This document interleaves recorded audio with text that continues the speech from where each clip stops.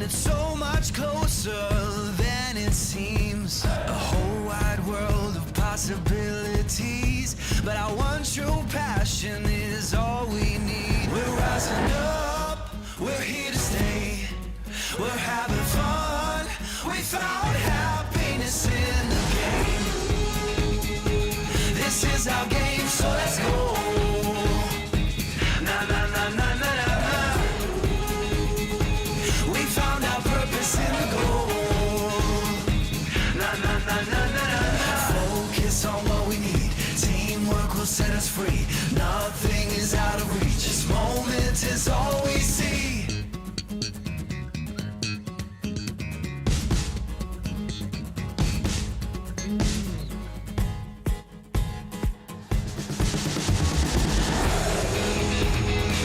This is our game, so let's go. Na na na na na na na.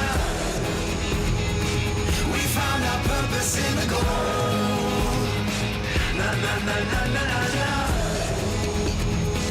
We found our purpose in the goal.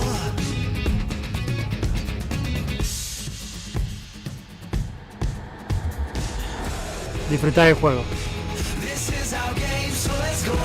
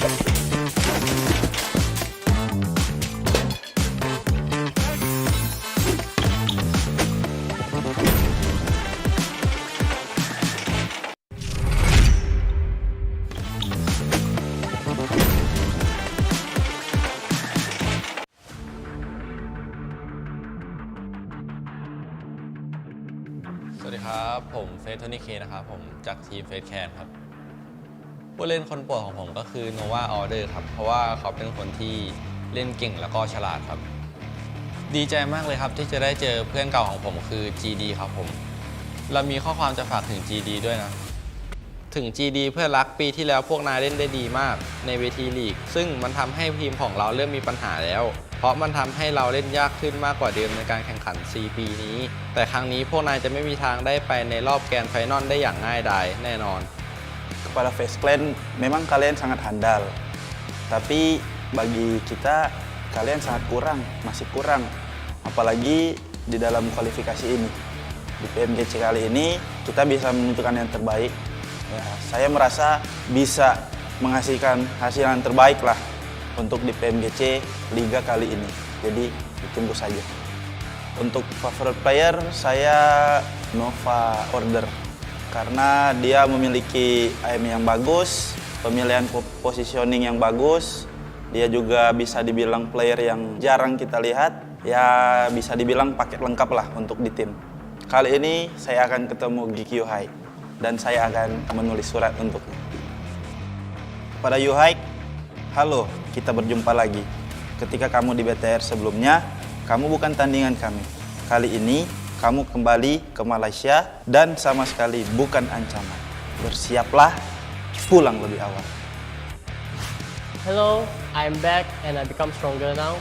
If you guys don't believe, you guys can come and find out. This time I will fight for Malaysia and I will bring the glory back to Malaysia.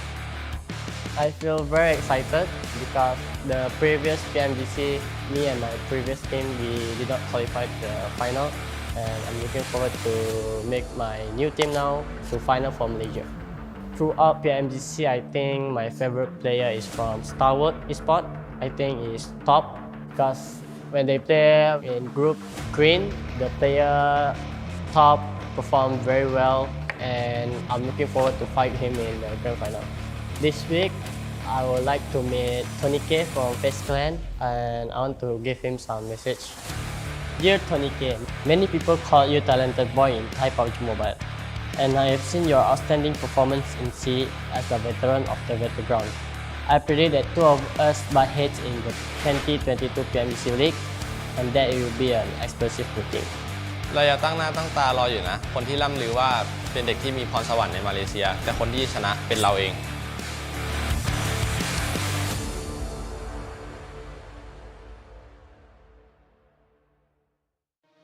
Welcome to the 2022 PUBG Mobile Global Championship. This year, we'll witness the world's best teams fight for their share of the $4 million prize pool across the PMGC League and final stages. The league stage will be held in Kuala Lumpur, Malaysia, with an all-new format consisting of 3 parts: groups, survival, and last chance. The group stage will kick off on November 10th all the way to the 27th. And we'll split our 48 teams into 3 groups. The top 3 from each group will advance directly to the finals, and the bottom 5 will be eliminated.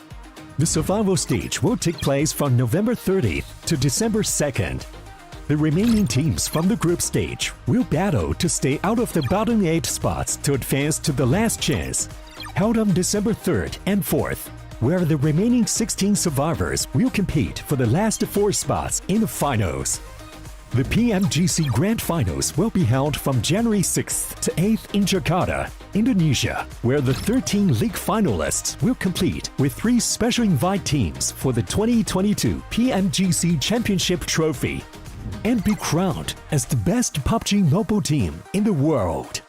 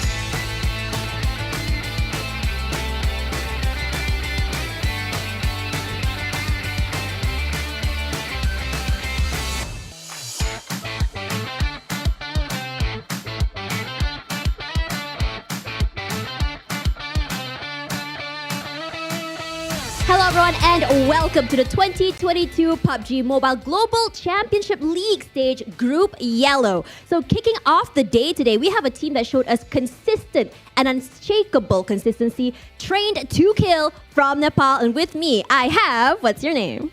Zin. Zin, T2K Zin. And this is very exciting for me because they are a team that despite not having any chicken dinners, they still made it to the top 3. So my first question for you today, how do you feel about participating in PMGC for the first time? Are you very nervous? And what's your mood before the start of day number 2? हामी त एकदम खुसी छौँ PMG select भएकोमा अब हिजो अब हल्का गेम बिग्रेको थियो र अब आज चाहिँ त्यो सुधार्ने मुडमा छौँ हामी Yeah. We are very excited to play the PMGC 2022. Yesterday we did the small mistake, and today we will improve ourselves. Wow, he sounds very, very, I would say, humble and really eager to prove himself. So my question number 2 for you is, how is T2K able to consistently collect points through every single match despite not getting any chicken dinners? हाम्रो चाहिँ एकदम सिली मिस्टेक्सहरू भइरहेछ त्यो सानसानो मिस्टेकले गर्दा चाहिँ अलिक problem आइरहेको थियो बट आजको दिन छ आजको दिनमा हामी मिस्टेक्सहरू गर्नेवाला छैनौँ Yes, from the first day we learned so many things, but we did the simple mistake and some silly mistakes, but today we will improve ourselves. Yeah, as I said before, this is very exciting for us because as we go into day number 2, the consistency and playing of the team will change. So now, what do you guys prioritize more? Do you guys prioritize placement points or eliminations? We prioritize placement points. अब अरू भन्नुपर्दा चाहिँ placement point चाहिँ अब किलसँगै हो भनौँ अब लास्टसम्म सुरुमा टिक्ने त्यसबाट चाहिँ किलको लागि जाने हो Yeah, our final destination will be the final match. Then even though we are trying for the elimination, and then our main priority is elimination and the final match to win. Right, this is very exciting as well because when you think about it, we do need to find that sweet spot between survivability as well as placement points. Now, for my final question for you, Zin, what do you think your team needs to improve to finish the day leading up to groups? दिन सकिन अगाडि चाहिँ अब के चाहिन्छ भने हाम्रो मिस्टेक्सहरू र हामीले अब कन्फिडेन्स चाहिँ लुज गर्नु हुँदैन त्यति भएपछि हामीलाई पुग्छ Before the end of the match, we will improve our team. Then we will not repeat the same mistake. Then we will confidently we will play and we will win this match. All right, thank you so much. So before we go, how do you say goodbye in Nepalese? Thank you guys. Gokhali's here. Thank you.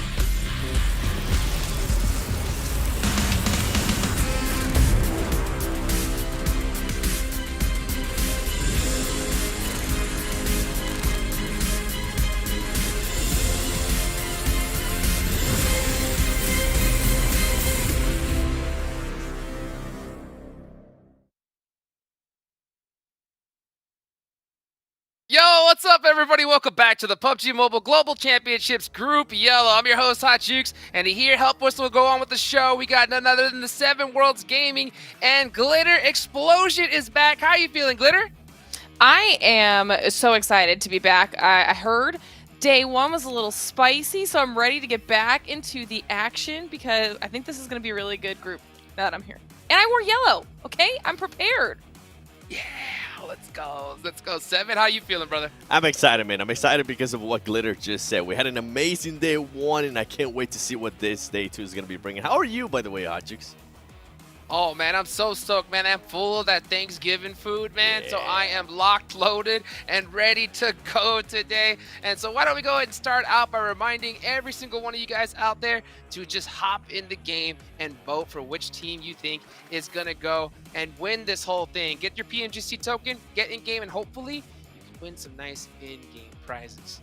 Of course, I also have to give a big thank you to our sponsors for this show. Sony, with their Sony Xperia 1.4 and Xperia Stream, they're actually created in collaboration with professional esports players. You can play PUBG Mobile at 90 Hz with Xperia Stream's total cooling system and multiple ports for intense gaming and streaming. Also, gotta give a big shout out to our hotel partner here for the PMGC, Pullman Kuala Lumpur Bangsar. Our world is your playground. Also, Prime Gaming. Prime Gaming, our platinum sponsor. Guys, go check out Prime Gaming. They got some great in-game items from PUBG Mobile, other Prime benefits, and you can get some really nice stuff. So go check out Prime Gaming today. And last but not least, of course, the Maserati is in PUBG Mobile. You guys can pick up this skin up until December 31st. So the end of the year, that is it. So guys, go get it today and ride its style. Vroom, vroom, vroom, vroom. Yeah, you know, speaking of putting that pedal to the metal, okay? Follow us, guys. Come on, do it. Click the buttons. And if you don't want to do it, then still do it, okay? Helps us all out here. Right, Seven?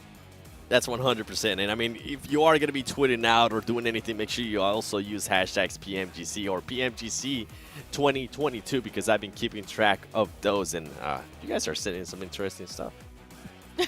So talk about it. Get that conversation going. Get that conversation to go. And there's so much to talk about here. Why don't we go ahead and show everybody who's possibly tuning in here for the first time the participating teams here. And these are the squads that got to play yesterday. This is day number 2. And we saw some teams pop off at the start and some teams we thought were going to pop off, Seven, that didn't quite really hit the mark that we expected. D Savior. Yeah, just, you know, putting that one out there too. Some teams popped off for sure. I mean, Geek Fam, that's one team that I'm going to be looking at. We'll go into that a little bit later. And then there's some less desired teams. But you know what? Let's talk about some of the players. You can see, damn rude. I mean, 3,500 damage. And this team, Glitter, was just so aggressive.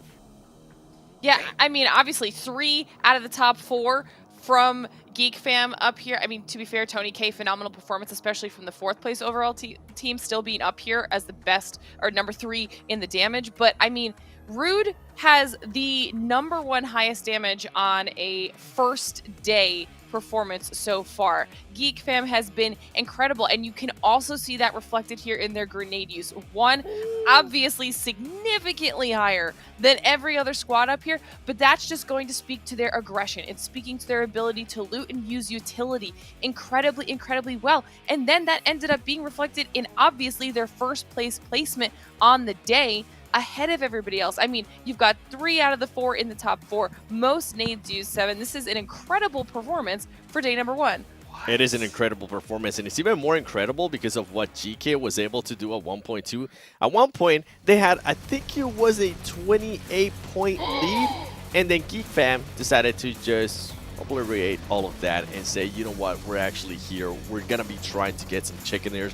We're going to be trying to get those high placement besides just the high eliminations that we're getting. And when I say high eliminations, I mean Geek Fam was going in. Right now, they have 51 eliminations, and when you compare it to GK Esports only sitting at 29.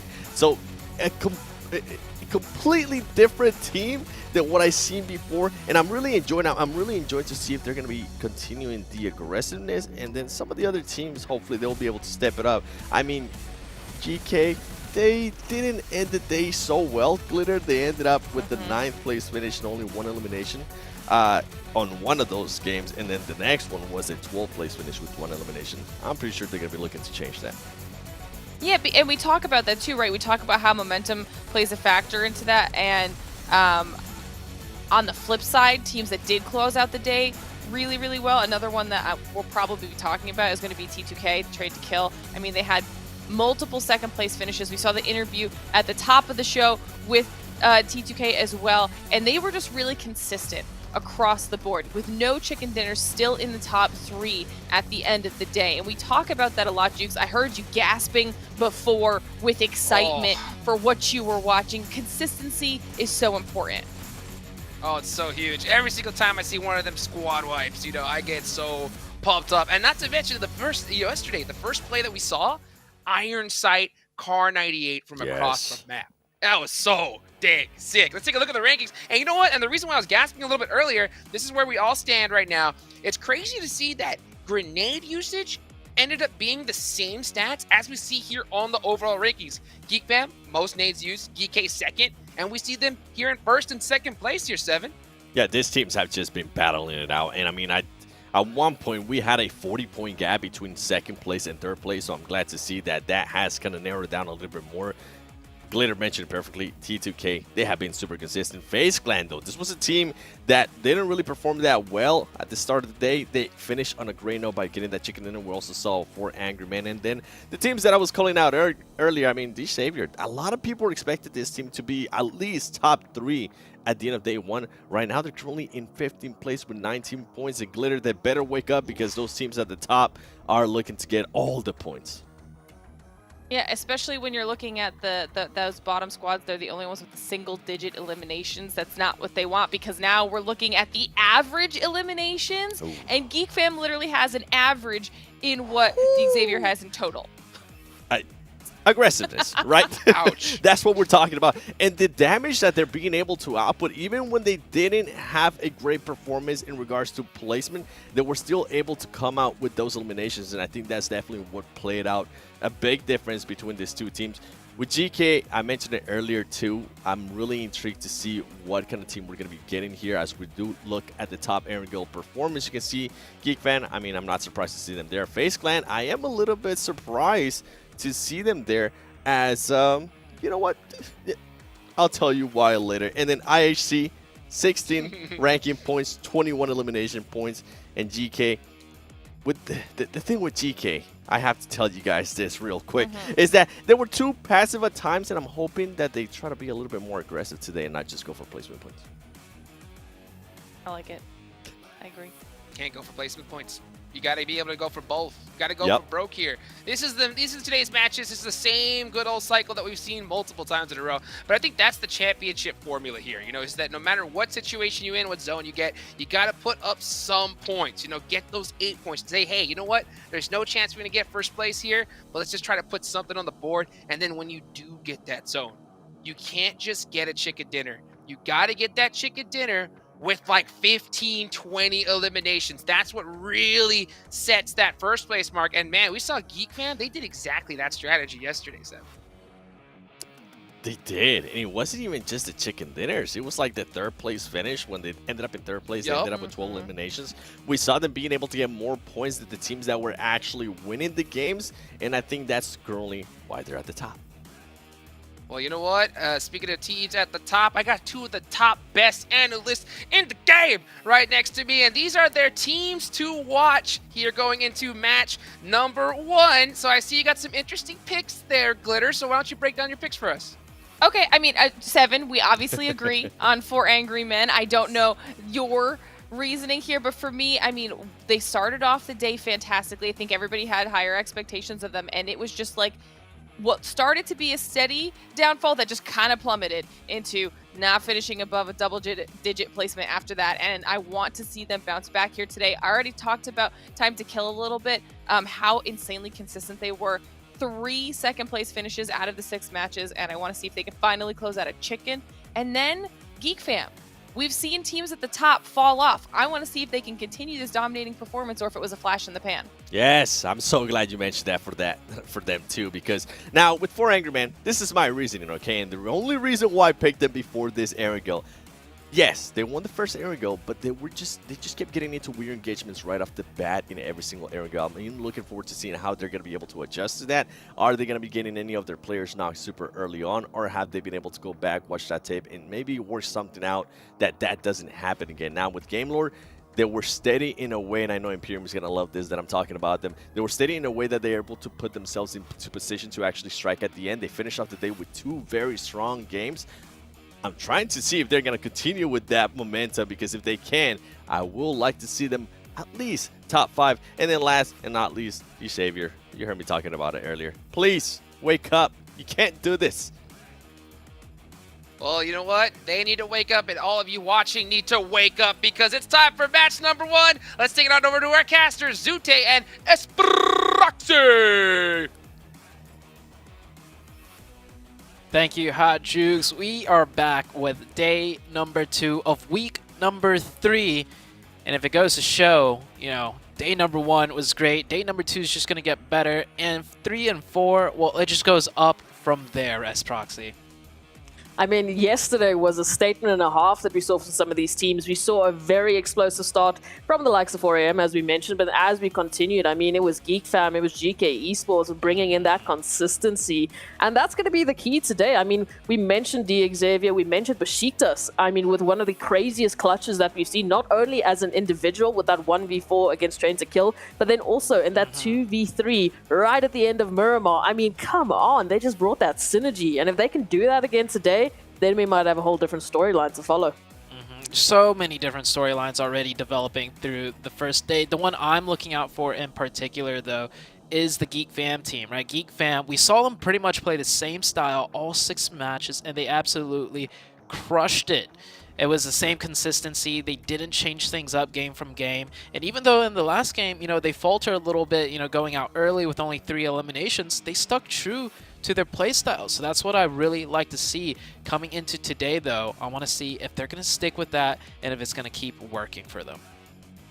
I mean, we mentioned a little bit off camera, we were talking about those damage numbers briefly, and I mean, as a team, Geek Fam brought in 11.2 thousand damage, whereas second best, we're talking about a 6.7 thousand damage. That is insane, but it makes sense when you think about the eliminations they were bringing in, when you think about how aggressive they were playing. Yeah, their placements don't really match that, but I mean, ultimately, we mentioned it before, even if Geek Fam goes down, at the very least, they take out a couple names with them back into the lobby, and that just thins out the competition. Doesn't really give anyone a shot when Geek Fam just rolls on up and says, well, your territory is ours now.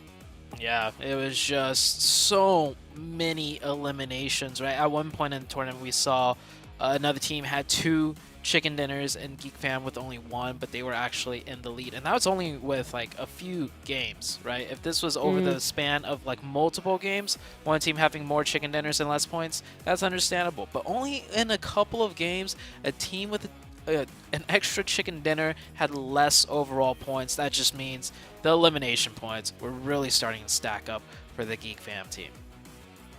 I'm loving it, but there's also just so many opportunities for some of the other teams to bring on in. I mean, Vivo Keyed, we started off with that Erangel match. They drove straight into the Valley of Doom against Furious Gaming, but then they started picking up some of the pacing. I mean, I just go back to that match on Erangel with that horrible zone, that horrible terrain, and yet they were still trying to stick it out. They were still trying to stay alive, moving on in. Furious Gaming literally falling off the ridgeline with Game Lords. I mean, these teams have had to go against some tough terrain, and we had some very interesting zones yesterday. But now the question is, are we going to see a little bit more of that today, or are some of the teams that are sitting towards that bottom of the leaderboard going to pick up the pacing starting today? You mentioned sticking alive or becoming alive, right? One team that really started to show up towards the later half of the first day was IHC. Right? When they subbed in Ziol, it was like complete 180 change. Like, I'm looking at the stats right now. Okay, round 1, right? They go out in 13th place, 0 elimination. Round 2, they do better, but not in the form that IHC probably wants, right? They got 3rd place with only 1 elimination. They were down to 1 player very early on, and he got lucky making it in. Right afterwards, 14th place with only 3 eliminations. And then I think it was game 4. Game 4, they made the change. Game 4, they brought in Ziol instantly. 2nd place finish, 9 eliminations. 10th place finish, not that good, but 5 eliminations. We saw them go down fighting. And then the very last match of the day, 6th place finish, not too bad, not too shabby. 12 eliminations. That is a stark difference. Now, I'm pretty sure they're going to start off today with Ziol. So currently IHC in 5th place overall. That's another team that could really stir up the pot and change things up. And I mean, IHC was a team that we were all rooting for. We were all waiting for that starting movement from them, especially with that beginning little bit of a phase between 4 Angry Men and themselves on Erangel with those Car 98 shots. I mean, IHC all the way, and then we just didn't see that. But today, it's a whole new day. They've shaked everything off from yesterday, and now they need to bring the action. Yeah, so many teams actually need to start bringing the action right now. D Xavier in particular, that's one team that the analyst desk mentioned that they're keeping an eye on. And for me, it's honestly between Geek Fam, right? I want to see if they're going to be able to pull off what they did on day 1 in similar fashion and style. And if IHC is going to continue that run back that they started to make towards the later half of yesterday. going to be the question here. But that zone, once again, it just seems like Erangel is the southern map of the day. We keep going towards this direction one way or another, at least this time, starting off from that eastern side. So some pretty good opportunities for the likes of, I'm thinking of Besiktas, if they wanted to go to that mansion or Jasnaya Poliana situation again. FaZe, if they wanted to head through to Milta Power, well, easy pick'ems for them. Then the question comes through, what have we been seeing on the military base island? We know IHC love that Novo position. 4 AM generally seem to have been joining them on the military base island, but now it looks like a straight drop for 4 Angry Men over towards military base. Yeah. Yesterday, 4 AM also got bridge camped, right? Leaving military base when the zone was very far up north. And they got bridge camped by Geek Fam, no less. Geek Fam, a team that likes playing, from the edge. Makes sense why Geek Fam didn't rotate in. We do have the first circle. It's going to be on the southeastern side. A bit of military base in the mix. And this is a little bit different of a drop. Now, these two teams, Falcons and Tem Entertainment, they've been sharing Jasnaya, but it's usually, we take the west side, you take the east side. However, this time around, looks like Tem Entertainment has stretched a little bit into the Falcons' territory. Not a full-blown engagement by any means, but seems like Tem Entertainment is starting to back up, maybe assert some quick dominance, apply some pressure, but they don't really want to engage into a fight either. It's interesting to see that, like, we're on day number 2. We've already had all of these teams going up ahead against each other, at least in 3 iterations of Erangel, yet we're still seeing, like, mini versions of hot drops. We're still seeing teams dropping on a very similar locations, getting those loots up and jumping into those earlier engagements, which it's unlikely that we would see that still, but yet here they are still proving a point. So Falcons and Tem Entertainment will be interesting to see if they do go head-to-head, if we will see that earlier engagement. We saw a few delayed engagements, if I could call it that, yesterday. Some of the teams taking a little bit longer to make their plays and either get out of the situation or get those final engagements. So hopefully today we see a little bit more of a quicker pace from these teams. Also, stop crashing into things when you're driving. Yesterday it was the military zone where we saw a car make it past the bridge, which is great, and then he crashed into the only tree in his way, and both players got eliminated. Right? So, yeah. Oh, more crashing. Hurts. Luckily for these guys, it's you, Zute. You're doing it to them on purpose.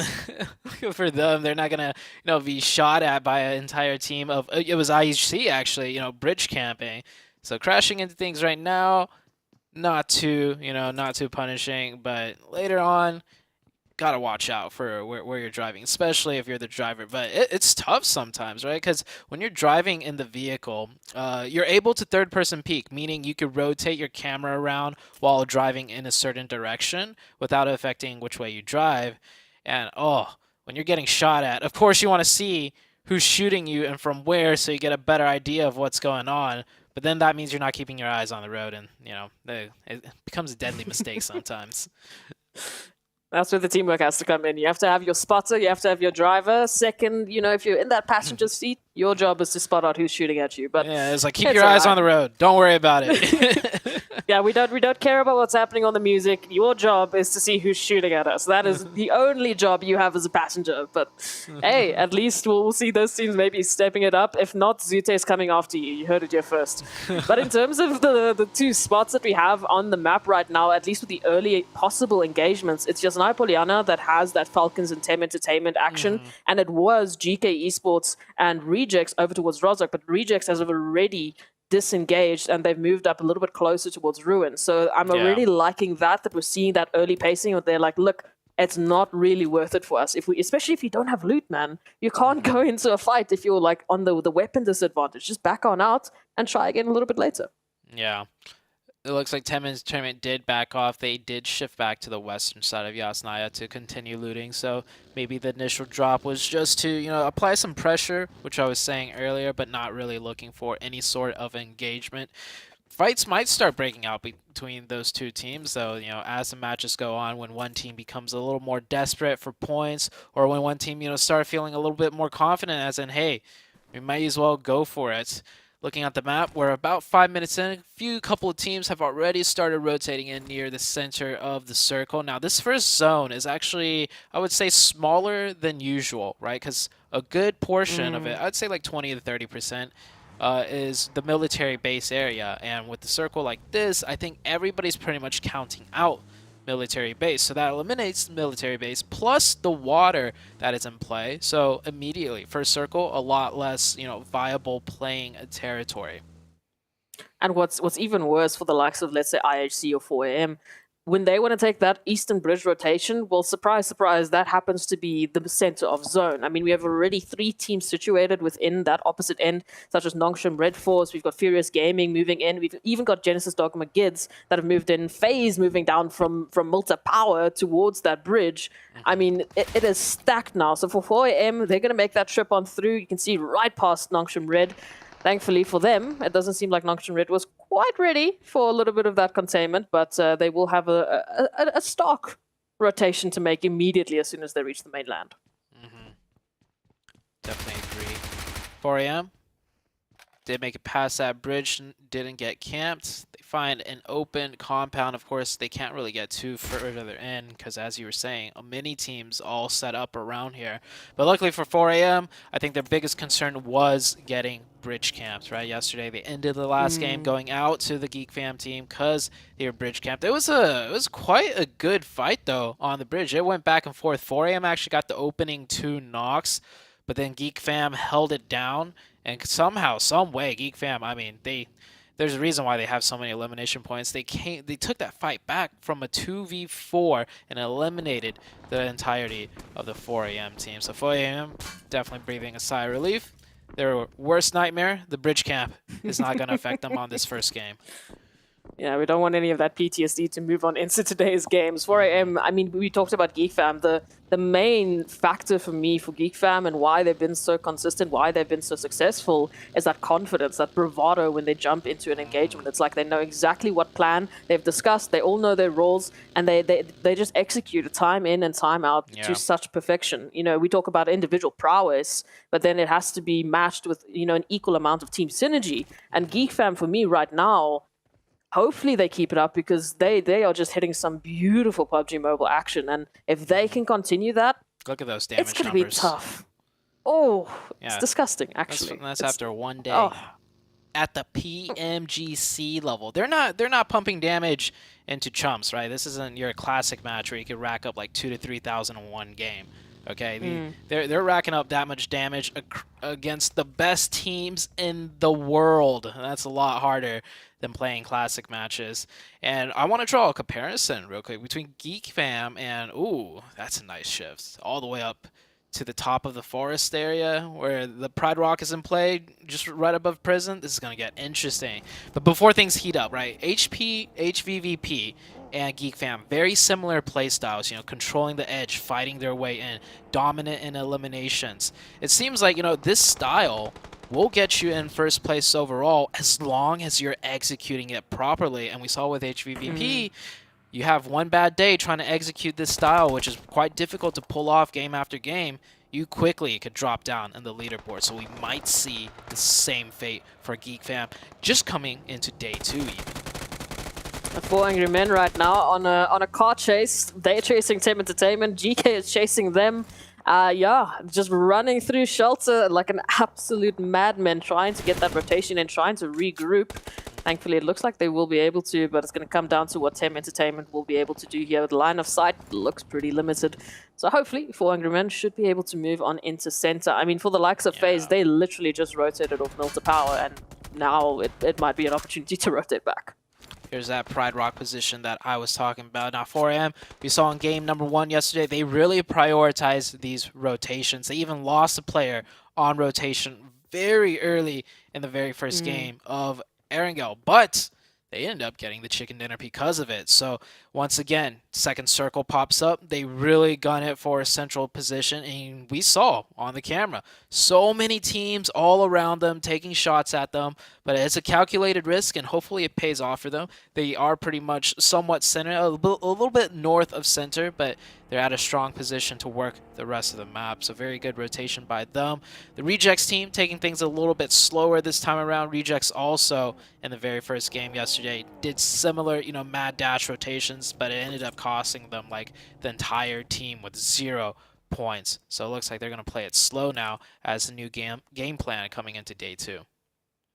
polarizing performances from these teams. And I like what you said in terms of, that comparison between GeekFam and HVVP. Also for HVVP, I mean, having a bad day on the literal last day, the literal last opportunity that you have to put up points. I mean, you couldn't have talked about like worse timing. Yeah. It does happen. It does happen though. You are in a PMGC stage, and to keep up that level, even for GeekFam, to keep up that level of aggression, that level of engagement, and having that higher success rate, it's unheard of. Over 4 days at a PMGC level.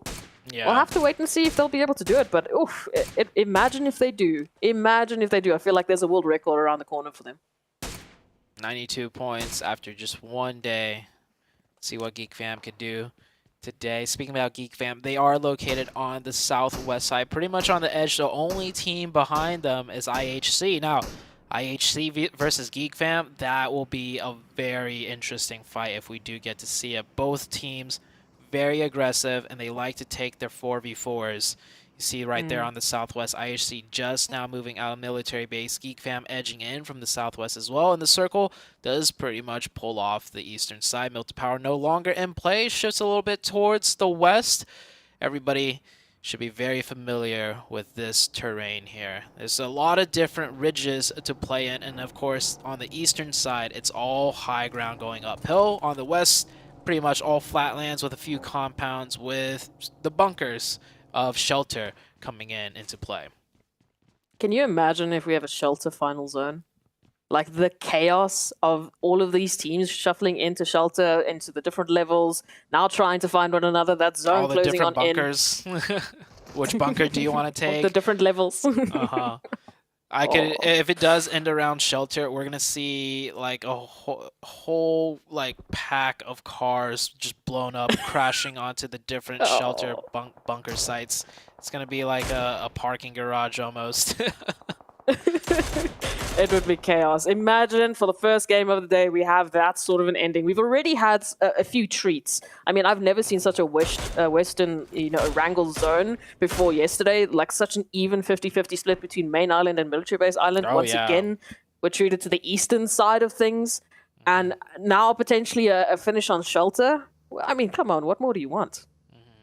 Also, 64 players still alive. We are almost 14 minutes in. Huge difference from day one. Day one, we saw like maybe 6-7 players go out by zone number 2 due to haphazard rotations, the nerves, the jitters. They didn't get their timings. Yeah, they didn't get their timings in right. They didn't, respect, the rotations out of other teams, thinking they could get away with things. Now this time around, we're 14 minutes in and not a single player has gone down. Teams are definitely playing way tighter and definitely, taking more precautions after day number 1. They see where they are in the leaderboards. They know what they need to do to keep up in the top, and they know what they need to do to try and rise up to the top. I mean, it's crazy to think that we haven't dropped a single player. We haven't dropped a single team. We haven't dropped a single player. And again, I think it comes back to those early engagements, avoiding them as much as possible, making sure that they're quick on the trigger when it comes to that possible disengagement. And teams so far, they've been following suit with that, which is lovely to see. And this is what we've been missing out of the chaos of yesterday. But yet, a Wrangel might still prove to be a little chaotic depending on this next shift where we will be centering up. And, shelter is still in play. Still an opportunity. It's the shelter zone that we were just talking about. So that pretty much, that south side still has a huge, the hills are still in play. A good chunk of it is still the high ground hills. And then you start heading down into the shelter area. We have 64 up. There's not going to be 64 up after this circle closes. Not at all. Rotations heading on in. GK making that appearance now, and it looks like they spotted out at least a lone member here of Genesis Dogma, and this is what we were talking about yesterday. We saw this happen yesterday with Genesis. They didn't have that opportunity to save their teammate. Once again, not in a position to do that. Daybot, unfortunately, getting caught out, and for Genesis, there's no road to recovery from this. I'm quite confused what Genesis Dogma was doing there. It might have been a split, and then this player got pushed, but from the way, GK are already set up, it looks like they sent one player down there with no support, and they are taken out. Now, Xavier getting into the mix of things with Nongsham Red and Geek Fam, of course, here to third party and take shots whenever they can. They have one elimination already. All of Xavier in one tower right here, and Nongsham Red just finally gets taken out, and it's actually due to the side of Geek Fam. Geek Fam, oh, you know it's coming. This team's so aggressive. They saw it in the elimination feed. Multiple players of Xavier has gone down, and yeah, they're going in for the finish now. Only Frankie up and alive, and we saw Frankie do some aggression. fantastic snipes, but here it comes, Geek Fam. They know what they've done. They've taken up two. They want that final team wipe, and it is almost instantaneous. They don't even get to finish a sentence, and then we immediately move on to FaZe, fighting for control of these hilltops up against Genesis, and oh, what a tough fight. Yeah, it's like a powder keg just went off. It's fighting all around. Literally, it was quiet only a moments before, and now it's just all-out mayhem. Everybody, a lot of teams deciding to fight for the high ground. Not many teams full sending it down to the shelter area, so prioritizing the high ground and working down. Of course, I don't think they expected this many teams, this much chaos up here. GD Gigs right now trying to throw some nades over. FaZe did lose. No, FaZe had a player knocked, but they're up as a full team. Geek Fam finishing up their fight, not even in the zone yet, right? They'll take fights wherever it comes. We talked about that winning condition for Geek Fam, and it's that they don't need zone. They want the outside of the zone. They want to constantly be fighting their way into zone, fighting their way through the blue. And now, well, now it's going to be up to the likes of Genesis Dogma Gids to see if they can replicate that, because they also find themselves right alongside Geek Fam trying to push on into zone and hopefully trying to do so without losing any further members. But again, up against GK Esports, we can already see GK taking a little bit of actions. Genesis makes that stand, and so far they do well. They pick up two, but oh, come on, Geek is here as well? Yeah, this is a familiar scene. We literally just saw this like moments before. Geek Fam, third party two teams. Once again, Geek Fam, third party two teams. But they might have a taste of their own medicine as another team moving in for their third party. It's VK. Or not VK, sorry, Vivo Keed. Vivo Keed coming in, but a second too late. They actually get pushed back. And now Geek Fam sitting in the edge of zone in a decent position. And I think they still managed to keep up to 5 eliminations. This is ridiculous. Vivo Keed now trying to capitalize off of that chaos, but Geek Fam might be just a little bit too quick. That vehicle rotation is going to come on in. We can see the push. We can see the attempt at applying that pressure from Diego, but HP are looking low. Snipes is down. They have lost a member in the meantime, so this is technically a 2-on-4 situation. Maybe a 2-on-3 if they can get the reses coming through. Oh, look at all of those nades raining in. That's going to do it for Geek Fam. Geek Fam go out, but 7 eliminations. That's not too bad. And I mean, they fought maybe 5-6 teams on their way in and finally getting third party themselves. Very good, smart push by Vivo Key, taking advantage of that opportunity. IHC here saw them start popping off yesterday towards the later stages. They have made their way down to the shelter area, keeping 4 alive, looking very strong, very healthy as a team, and gatekeeping out the Furious Gaming team. Furious Gaming, I don't think they're going to make it past IHC here. Again, IHC running with a different roster. We saw Zyol replace Godless yesterday. This time, both Godless and Zyol on the roster. And IHC looking pretty refreshed, looking pretty hyped. I mean, they're already picking up those 2 eliminations as Furious Gaming goes down. So this might be a different version of IHC, at least the version that we were expecting. We'll have to wait and see if they can bring through that performance as Vivo Keed now, after their wonderful success, need to make that rotation into center zone. And look at this outskirt, look at the vicinity. I mean, you've got GK Esports, you've got Tem Entertainment, you've got Besiktas and 4 Angry Men right up ahead of you. Where do you go from here? Pick your poison, right? Pick a team, take the fight. There's not much playable area left. There might be some pockets that, on the very edge that Vivo Key could survive in, which it actually is not too bad of a choice, right? You don't know where the circle's going to go, and if you take a position on the high ground and a fight might be elongated, and then the circle is going to shift in a way where you don't have much control. Speaking of control, Besiktas right here controlling the low ground, which is probably better than the high ground, because the high ground, everyone could see you from up there, and more than likely, you're going to have to come down. So you're just going to be constantly in the sightlines and firing range of so many different teams. 4AM do get that revive up to 4 eliminations, looking a bit better than their performance towards the late stages of yesterday. IHC, of course, just constantly controlling the edge, fighting their way in. Oh, the last member here of Satan being caught on art with Vivo keyed in their rotation. It was only a matter of time as they head through that southern rotation. And currently they do find themselves pretty well centered up, so they picked their poison beautifully. And now Falcons up here against IHC fighting for control of these edge points of shelter. IHC making quite an aggressive push. Oh man, Falcons are just pretty much stuck down there. That's never a good look. Whenever you're fighting for these shelter positions, you want to be the team that's pushing. You want to be the team that's aggressive. Of course, don't get third-partied. You got to make sure that they don't get shot in the back by the reject team, which is looking like what's going to be starting to happen. IHC, one member is knocked. They will be getting that revive. Falcons, however, trying to fight back with the grenades. That's a good one. They do get another nade. Now's the time for Falcons to push out and do something, because if they don't do something now, they're going to get a full reset, and Falcons are already down to 2. Look at how low IHC is. Falcons needs to make the push. They will apply some pressure with that Molotov. Hopefully it's good for them. Otherwise, they're going to let IHC come back. And, oh, yeah, that Molotov nearly eliminated the entire team, and Icy goes down. That's what I like to see out of the Falcons team. Some punch-back power, and Falcons defend beautifully against the 4-man team of IHC. It's been long awaited. Unfortunately, though, their journey does not end. We see Yusuf going down there to Vivo Keyed, who have a beautiful line of sight. And of course, with all the mayhem and the chaos that's just erupted, they know exactly where the action is. They know exactly where there are some potential eliminations around the corner. 4 angry men pushing on up here just on the outskirts of zone, now having to move into potentially either Vivo Keyed or Tem Entertainment, or take their chances with the Besiktas, who we know Besiktas are not strangers to any uphill battles. Falcon once again on the chopping block up here against Rejects, moving on in with that push.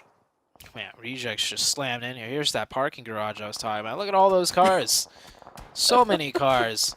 Falcon down to 1 player. Rejects now taking over this bunker position. Beautiful push by the Reject team. They just went for it. They realized what they had to do.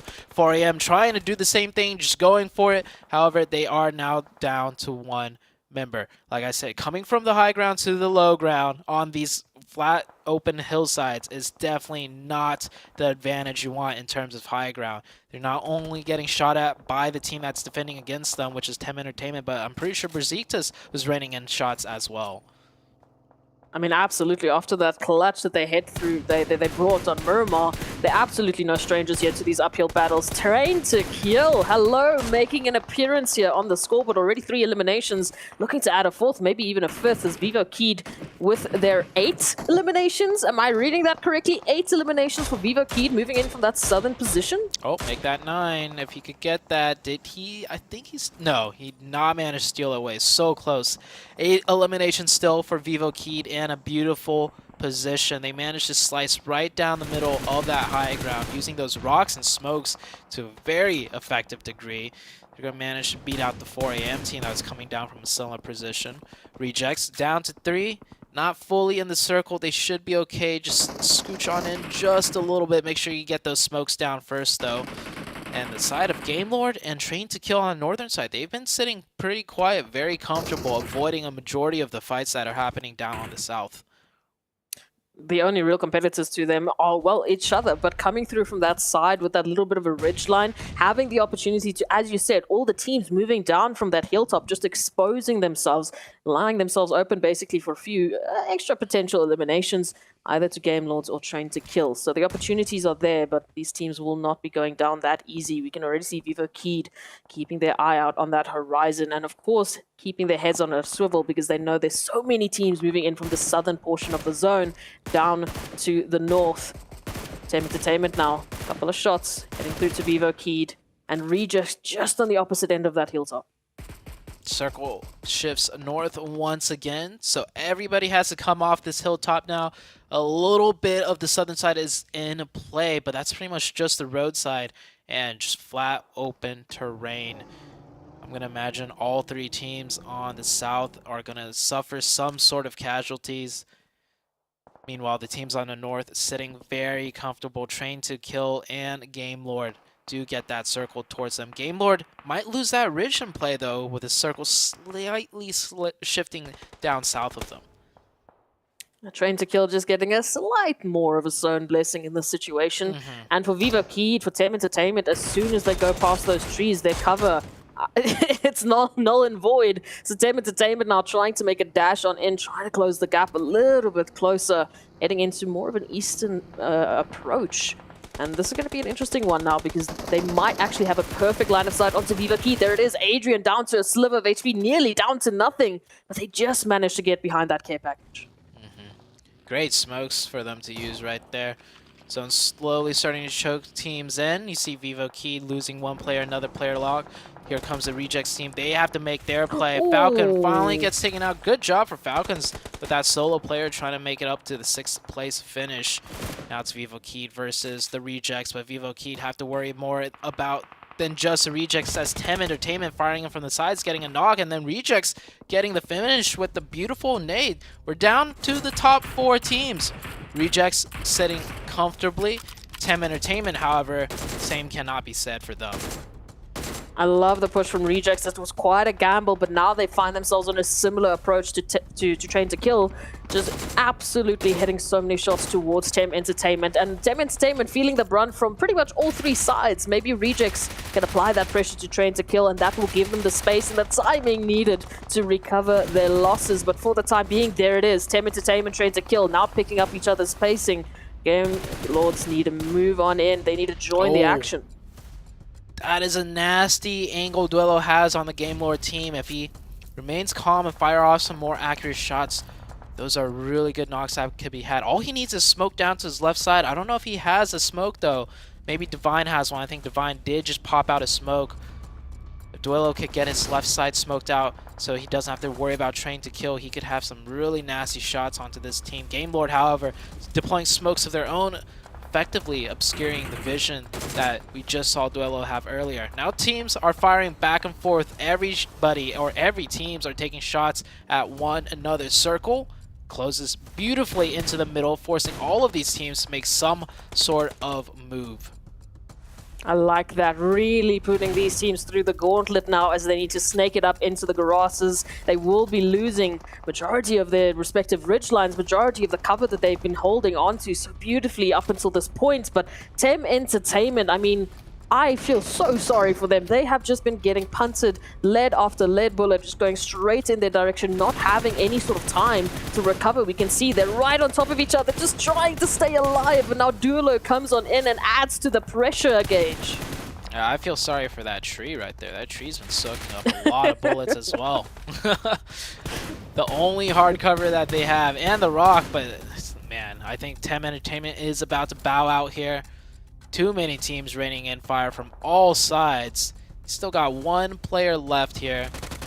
If he could weather this a little bit longer as Train to Kill. Train to Kill getting... Oh, when did the Train to Kill took out Game Lord?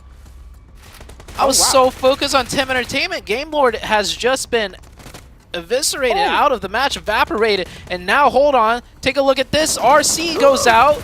And Tem Entertainment stays alive with 2. And they're going to bring it down to a 2v2.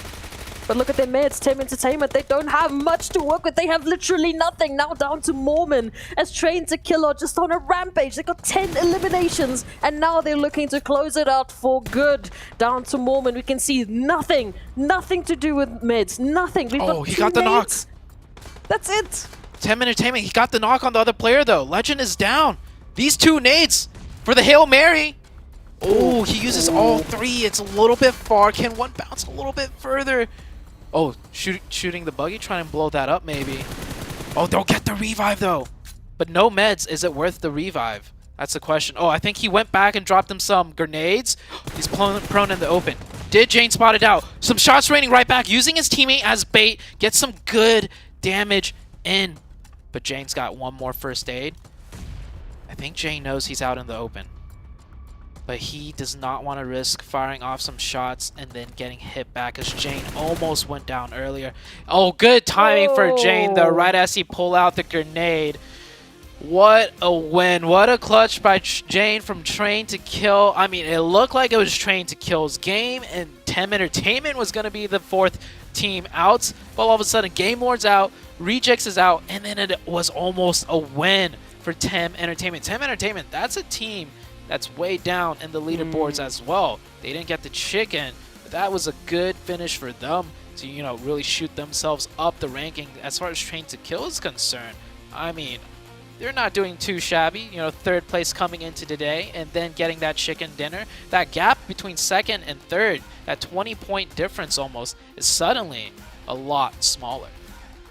Oh, absolutely. This is what we were waiting for yesterday. As we mentioned, as our analyst talked about it, we only had a 40 points gap between that second and third at some points. That closed on up right towards the end. We had Train to Kill picking up the pacing, which is something we've been waiting for. We knew that they brought in some interesting, you know, opportunities for themselves. It was just that final execution that they needed to bring through, and here it is. That winner chicken dinner. But what an absolutely beautiful showing from them in that final zone.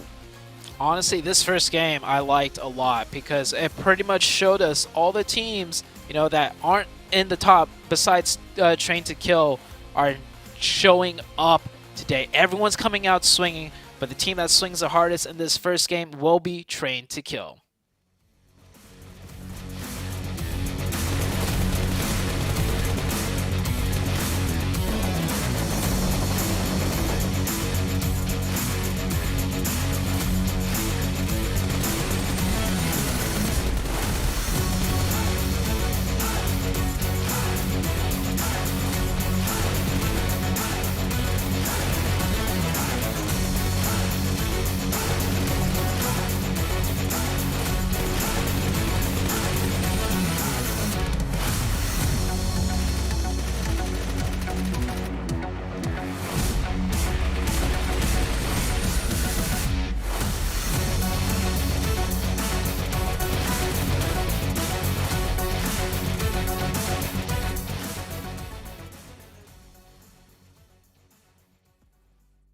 Train to Kill Esports bust out the first chicken dinner here of the day with 27 points on the board. TEM Entertainment, man, trying to snake their way and take that one away from them, but just couldn't get it done at the end of the day. They ended up with 18 points on the board. I'll tell you one thing, Seven.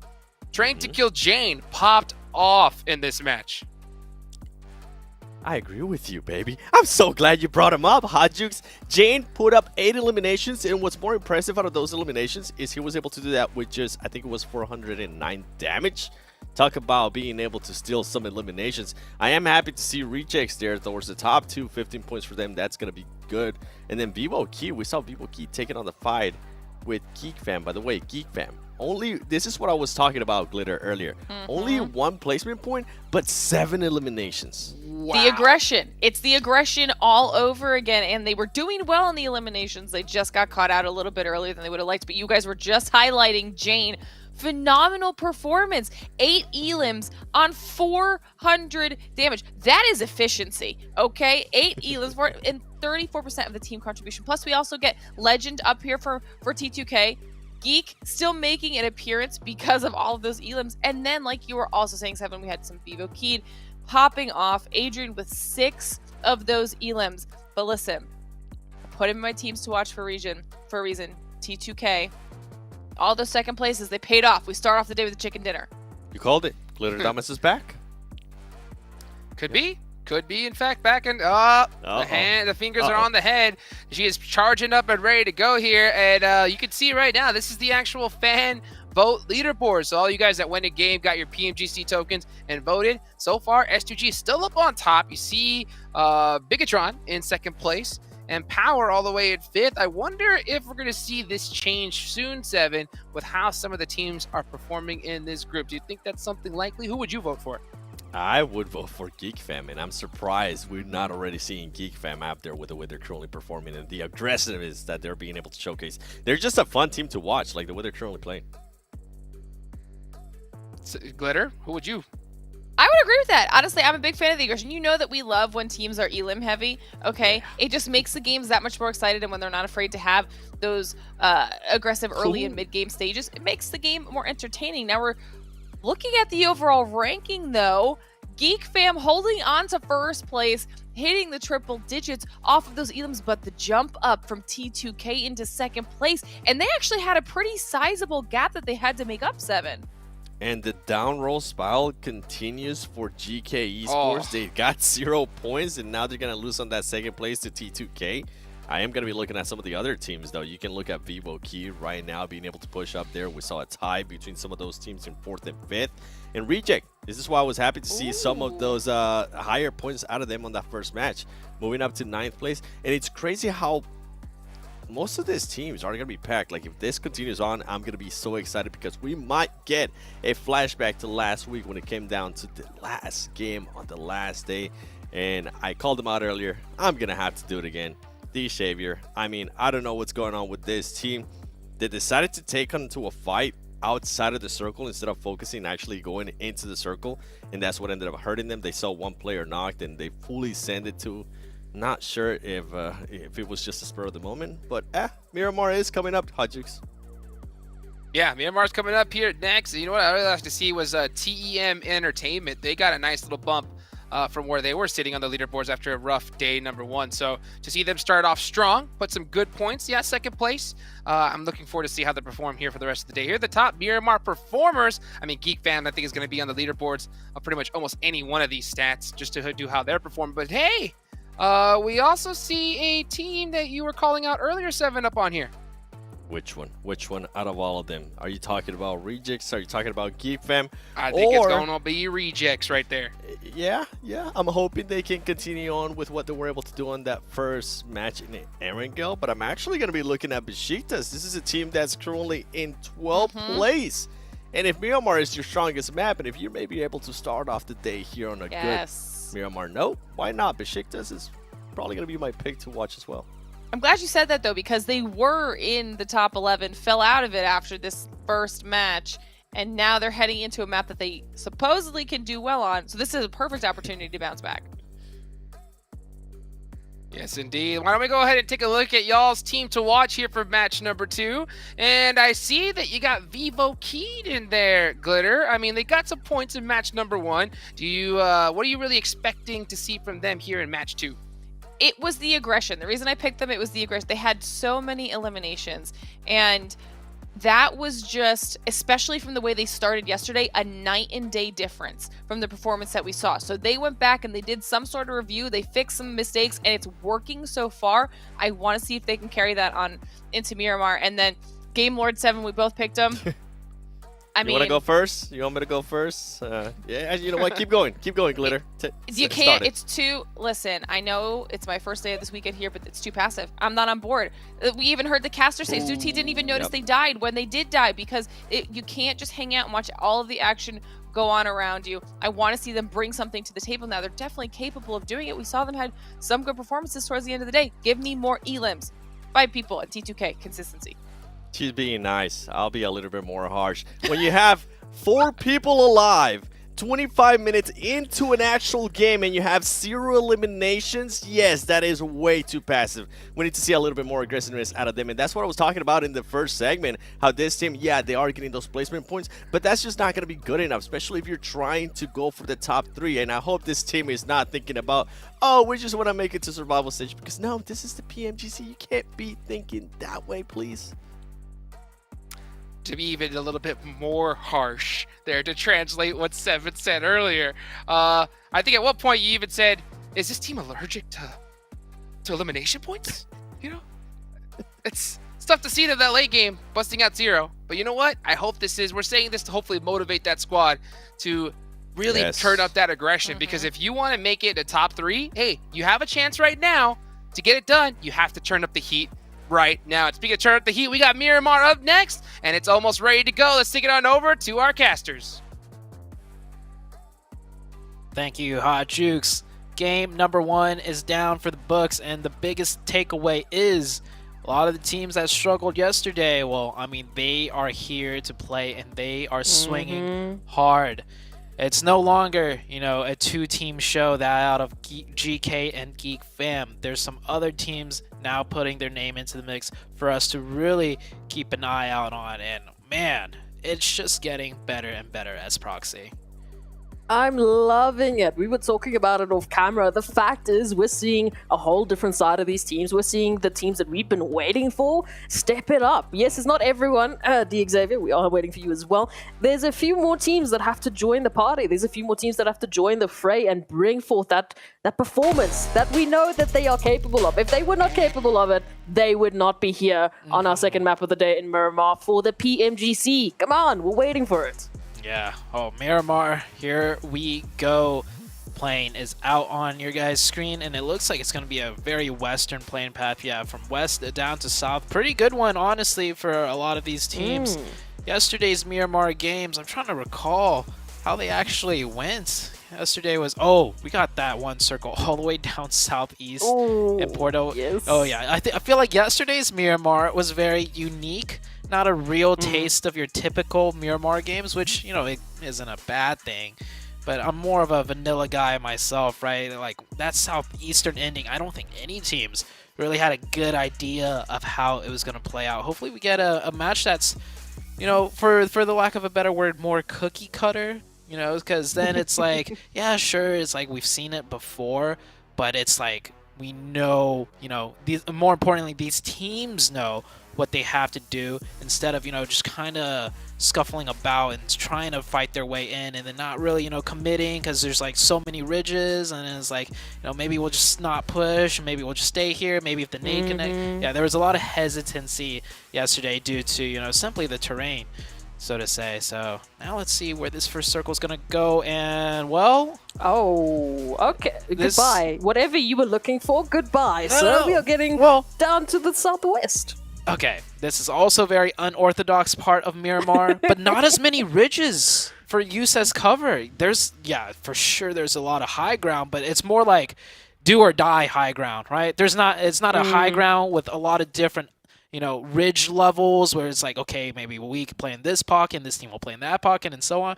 This is more of a, if you control the top, you control the top. If you try to get the top and you don't get at the top, you are out.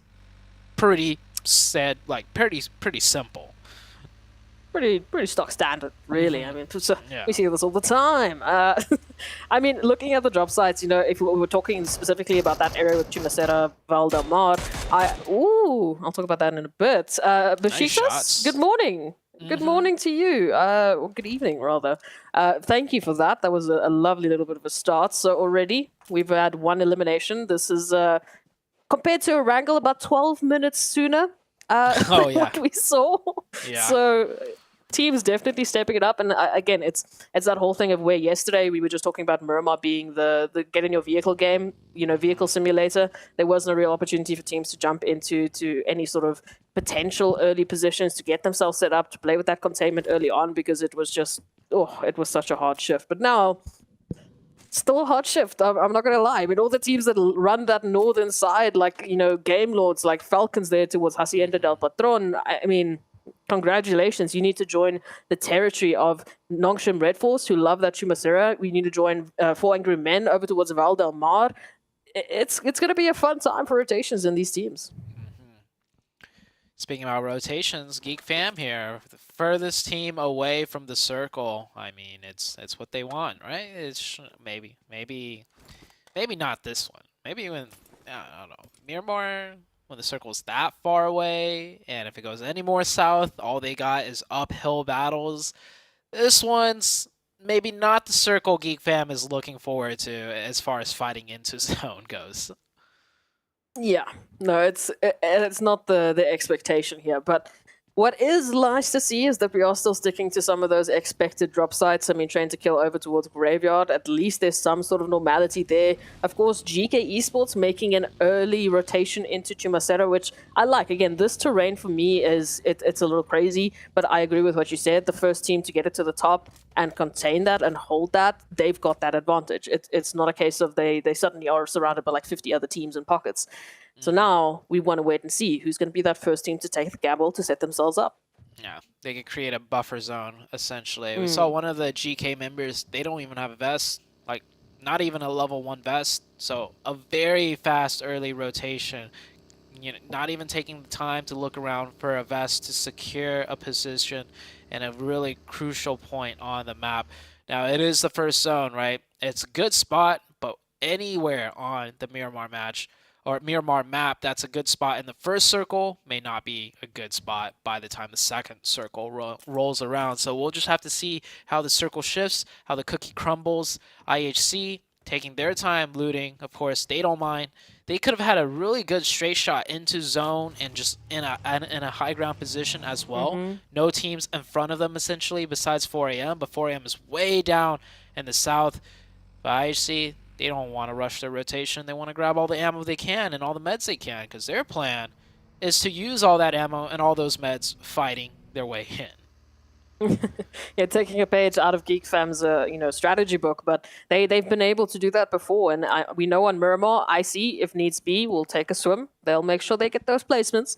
But what I want to see is, IHC right now, they're very comfortable. They're over towards Monte Nuevo, so they'll be taking a more southern approach. They're just on the cusp of getting themselves into the zone, and Furious Gaming, moving on in from that El Pozo region, might be able to miss them completely. So if that is the case, IHC completely left to their own devices. And we've seen what happens when you give any team that much space, that much time to formulate their plan and to basically choose their own engagement, choose when they get engaged.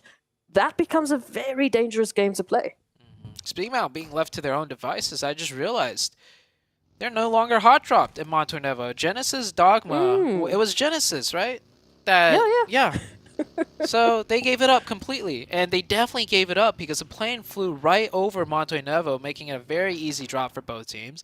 But instead, Genesis were forced to scrap loot on the southeast, and that actually costed them a player very early on to the side of Besiktas. So already effects of day number 1 spilling over into day number 2 in terms of drop spots.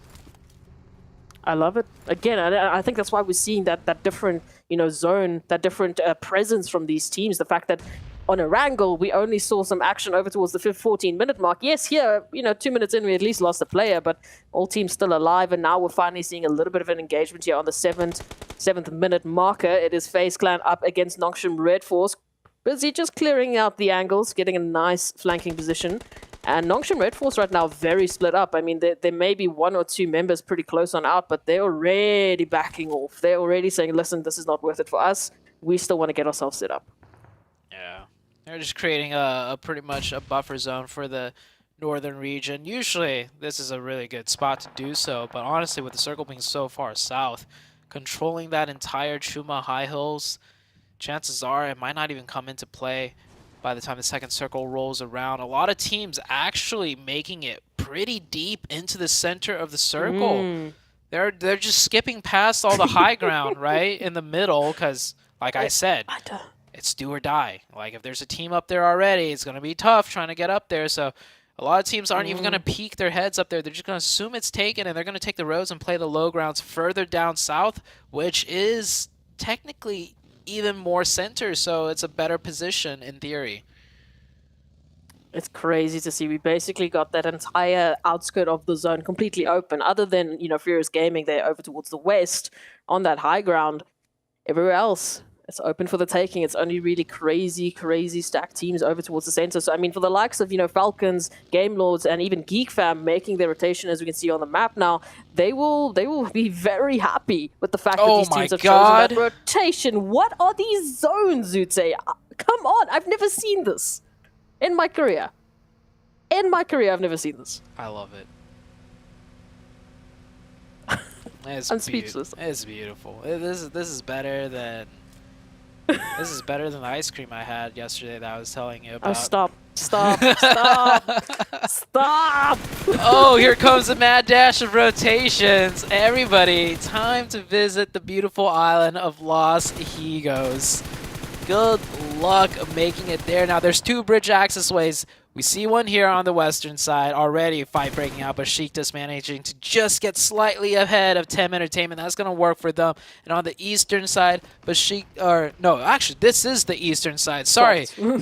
Wow, yeah, I mean, goes to show how often I see fights. It goes to show how often I see fights down here. I thought this looked like the western bridge to me. But my mistake. Eastern bridge breaking out a fight. Same with the western bridge. IHC versus Furious Gaming on the western side. And then I see a lot of teams going for a swim, just straight down the middle potentially. Some teams electing to just play on the northern island well, when I say island, I mean Myanmar. They're playing the northern part of Myanmar, the southern island, being camped out right there smack dab in the middle. A lot of teams looking like they're going to try and camp some swimmers.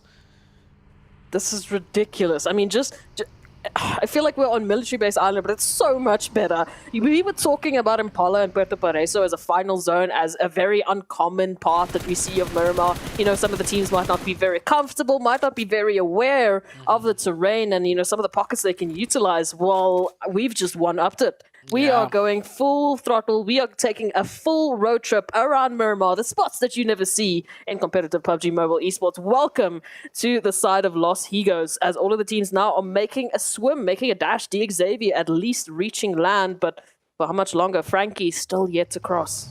Is it a road trip, though? Or is it more of a boat trip? Yeah. A lot of teams. I guess if you take the bridges. A lot of teams having to, you know, swim or maybe boat over. I don't think there's many boats to be had that even spawns in down here. So, taking a look at the map, let's see who's made it across so far. Furious Gaming, they've made it across. They lose only one member. IHC is going to get in comfortably after, you know, winning that fight on the Western Bridge. But Sheikta's camping the Eastern Bridge, completely denying access way. And then you get this mess, this chaos, just straight down the middle. A lot of teams swimming over, a lot of teams not swimming over, wanting to camp this area instead to pick up eliminations. But if it goes south, which it might go south, they're going to end up getting camped themselves on the other end. And we still got teams rotating in from the blue zone because poor old Geek Fam, look at that. Geek Fam are like, oh, God, we were not ready for this. And that circle goes further down south right onto Los Higos. What a crazy zone. I thought last week we had really insane cool zones. Man, this one takes the cake. Group Yellow, baby. Here we are. Geek Fam, they're going to have a little bit of PTSD for Northern Drop Sites, I think, for quite some time, as four angry men are now making their approach, and unfortunately running into Xavier. Game Lords have found at least one of Falcons, as Yusuf is just getting swarmed and completely alone. No opportunity really for that engagement, never alone. A little bit further off is going to try and close that gap as Demar looks for the res, cooking up a beautiful nade, but is going to be sending it in the direction of not where they need it to be. And that means the Falcons lose two. Falcons do get two down right here. Continuing on with the fight, though, I think they realize, hey, we're probably not going to make it into that circle. May as well take this fight and pick up some points. Geek Fam finally making it out of the blue zone. There we go, finally. They're out of the blue zone, and they are going to keep rotating, of course, because zone is still far away from them. Got to go down that stretch of road, and Falcon Snipers popping in some nice shots over to Game Lord, not connecting, however. Falcons down to 2, and it's like, at this point, it's like, do you just stay and fight for the points, or do you try and make it into the zone still? I think these teams are really struggling with deciding what to do in terms of those two options. What's even crazier is while we've been talking, the zone has centered up on Los Higos. So for the first time ever, I get to say on a Miramar map, majority of the zone right now is water. You got to take a swim, you got to take a boatation, you got to try and jump across a bridge if you get the opportunity to, but you can just see the absolute chaos that is being ensued because of this ridiculous zone shift. Our rejects, I mean, they were one of the first teams to make that swim across onto Los Higos, and now they might be reaping the benefits. Geek Fam, unfortunately, when we talk about those third-party opportunities, now literally in the water, getting shot at with what option? Man, so many players just swimming onto shore right now. I love how you could see some of the cars, some of the vehicles still just poking out of the water. There's so many cars just in the water as well, serving as some sort of hard cover, to be honest. in the water side, that could actually help some players out. But yeah, take a look at, I see a buggy, I see a smoking vehicle, I think that's a third vehicle. Mika trying to grab some air, and the second he gets some air, shots raining down on him. This is FaZe Clan here, trying to farm as many elimination points as they can. Same with the rejects. They swam early, and now they're reaping the rewards, being able to shoot back at everyone else. And yeah, this is indeed a straight up Los Higos finish on Miramar. Oh, it is beautiful. This is one of the first times I've been able to see this. And what chaos can we expect from this? So Besiktas moving on in from that eastern side. They've also been treated to some beautiful land, some beautiful real estate as Rejects pick up a few more eliminations. But again, the elimination counters are not that crazy. You see the numbers, they're not that insane just yet because there's still a whole slew of potential, still a lot to go around as Falcons move on in right next to Genesis Dogma Gids. Daybot will get that information. Doesn't seem like they're going to be jumping into the action just yet because they've got a few of their teammates in the water, at least with the backup there of their duo. Maybe they can get powerful and never alone out. 4 a.m. getting into fight. This is on the southern side of the part of Miramar. This is on the Los Higos Island. They will take down that player. D Xavier, both players swimming ashore, forced to get into quick engagement right there. D Xavier go down to 2 members. This is Geek Fam with 1, GK still with 2, Train to Kill with 3. I'm taking a look, trying to figure out which teams are still 4-man teams. There's a couple of them still, which is going to come into play huge, especially for the side of 4 a.m. They got to push their way in and fight their way in onto Los Higos.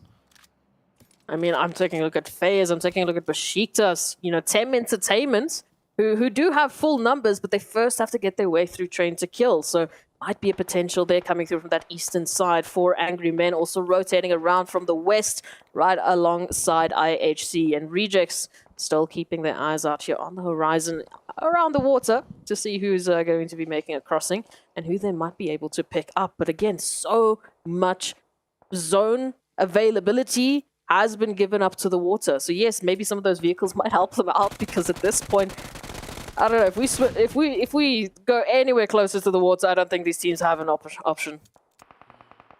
IHC successfully defending against that 4 a.m. push. Now it's down to 1v1. Svan should be... Oh, nope. Just as I say that, that is actually FaZe from the other side of the river getting that finish right there. Now Svan is the last member up for 4 a.m. This 4 a.m. team was just literally a 4-man team a second ago. Now they are no longer 4 angry men. They are just 1 angry man. Same with the IHC. IHC down to just 1 player on that island. Genesis hitting a few couple of shots. At least Alan has made it across, and they will be hopefully trying to make sure that their teammate can swim across quite safely. But we've got so many teams on this side. Reject still just being an absolute menace with that beautiful nade onto Victor. Does mean that Game Lord will now drop to only 1 potential player for that rotation. Vivo Key, they had such a good start on Erangel, but I don't think alongside them and every other team in this lobby, they were expecting this kind of a zone. How would you even prep for this kind of a zone? Well, one thing I learned is just go for the swim early. All right, like just go for it. Rejects right now sitting really comfortably in a strong position right there on the south side, also being able to farm a lot of points. We are 100% confirmed on the Los Higos ending now. Tim Entertainment, they managed to avoid the fight with Train to Kill, just circumventing that and wrapping down to the southern side. That's going to be good for them. There is a 2-man team of Furious Gaming right in the heart of Los Higos. Now FaZe had 4 up. They decided not to cross the river and instead has been setting up camp at that compound, taking shots at everybody for the last like 10 minutes pretty much. Now they got to move in, but they do have 4. This 1v1 between Svan and IHC. Both teams down to their last players. Both teams need to move just a little bit further to go in. It looks like Alex is going to try and avoid this fight and instead wrap into the zone, giving Svan a nice way in. Here we have FaZe now crossing over. Nosham Red here taking a lot of good shots from inside the vehicles into the swimmers of FaZe. FaZe lose 1. FaZe still has 3 up though, but they have to deal with the rejects and GK on the other side. Ragnar waiting for them. Yeah, I do not see an opportunity here now for FaZe Clan to make this happen. Tony K actually circling back over here towards Nongshim Red to see if they can find a different way through. Vivo Keith, one of our other only 4-man teams, also didn't decide to make that trip over into Los Higos and now will be paying the prices. Tony K rotates on back around to give Dooms a bit of a surprise, trying to take out that shot trying to take out that pressure from the vehicle, but now out in the water they all are. Sporter will be looking for FaZe, looking for that final shot onto Tony K. So hopefully get a conclusion to this. Oh, I like what Nosham Red Force is deciding to do there, honestly. They know with 2 it's very unlikely that they could, well, maybe one of them will make it to the other side of the shoreline. But may as well go for the points, right? Go for those elimination points. They sit in the vehicles instead to use it as a means to be able to shoot in the water. And they take out, well, not just them, but them with RC take out the FaZe team. RC still taking shots at so many swimmers, man. They must be, I was going to say they must be spent on ammo, but then I realized there's loot in Los Higos too. They probably looted some ammo up, which they are utilizing to full effect right now.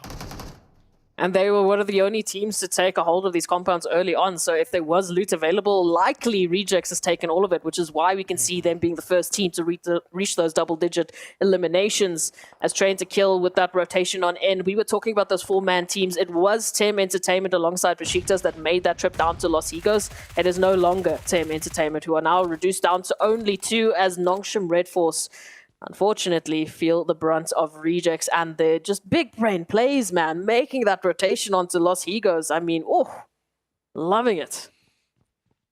This fight's about to heat up even more, though, because if the circle goes right into the buildings, the city, the heart of Los Higos, we might get to see an urban finish, and there is still 18 players left alive. And if you take a look at this beautiful scenic shots, yeah, fighting here won't be easy either. It's almost like a city ending. It's just a mini city for all of these teams that are left.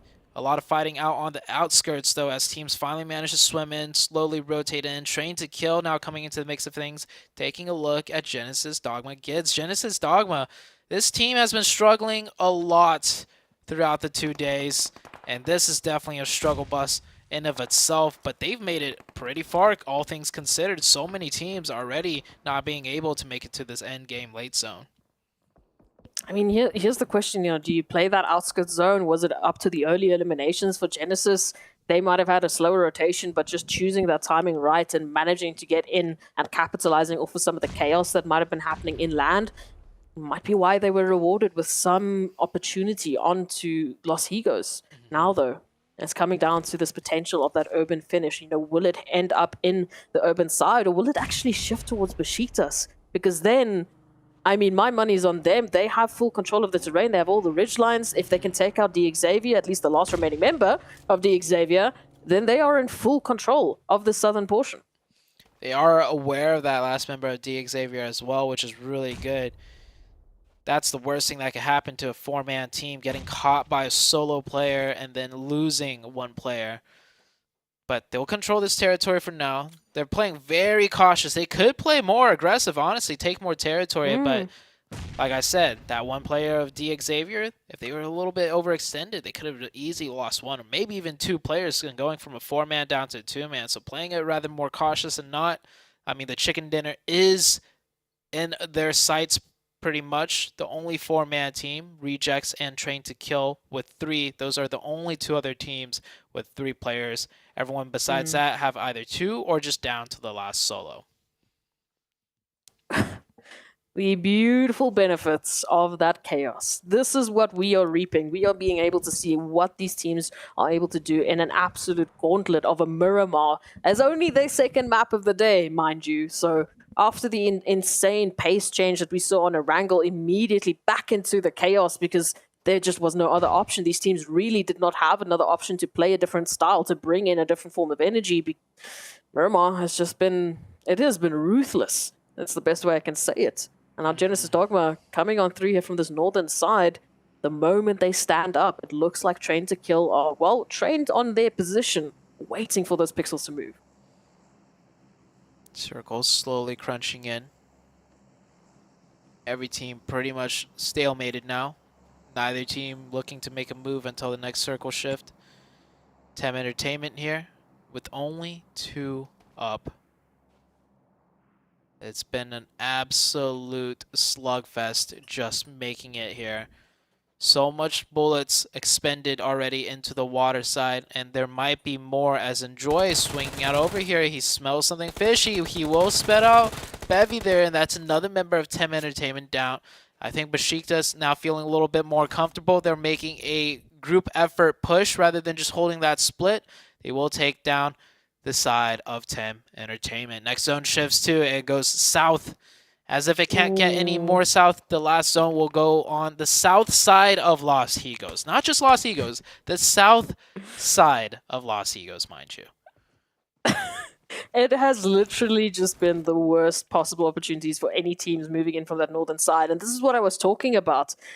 Besiktas holding in that southern side, they are in full control now, at least of a portion of it. But however, the Xavier, at least the one player, is still alive. So that could be a potential threat, could be a potential thorn in their side. Train to Kill now moving on in from that northern end, trying to find an opportunity here up against the likes of Besiktas, but they have to fight their way into the zone. Same for 4 a.m.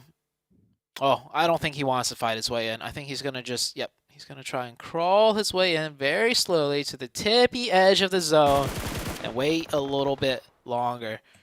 Lamborghini, he's kind of safe down here as long as Besiktas doesn't decide to push him, right? He's kind of isolated down here by himself. He can almost use Besiktas as a shield on his right-hand side, which is why he's taking shots. He wants to act big enough to keep him occupied so they don't think about pushing him.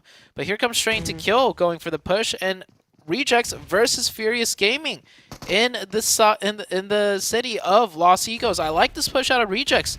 They're not playing too passive. They want to take full control and may as well do it now while the fight is somewhat isolated.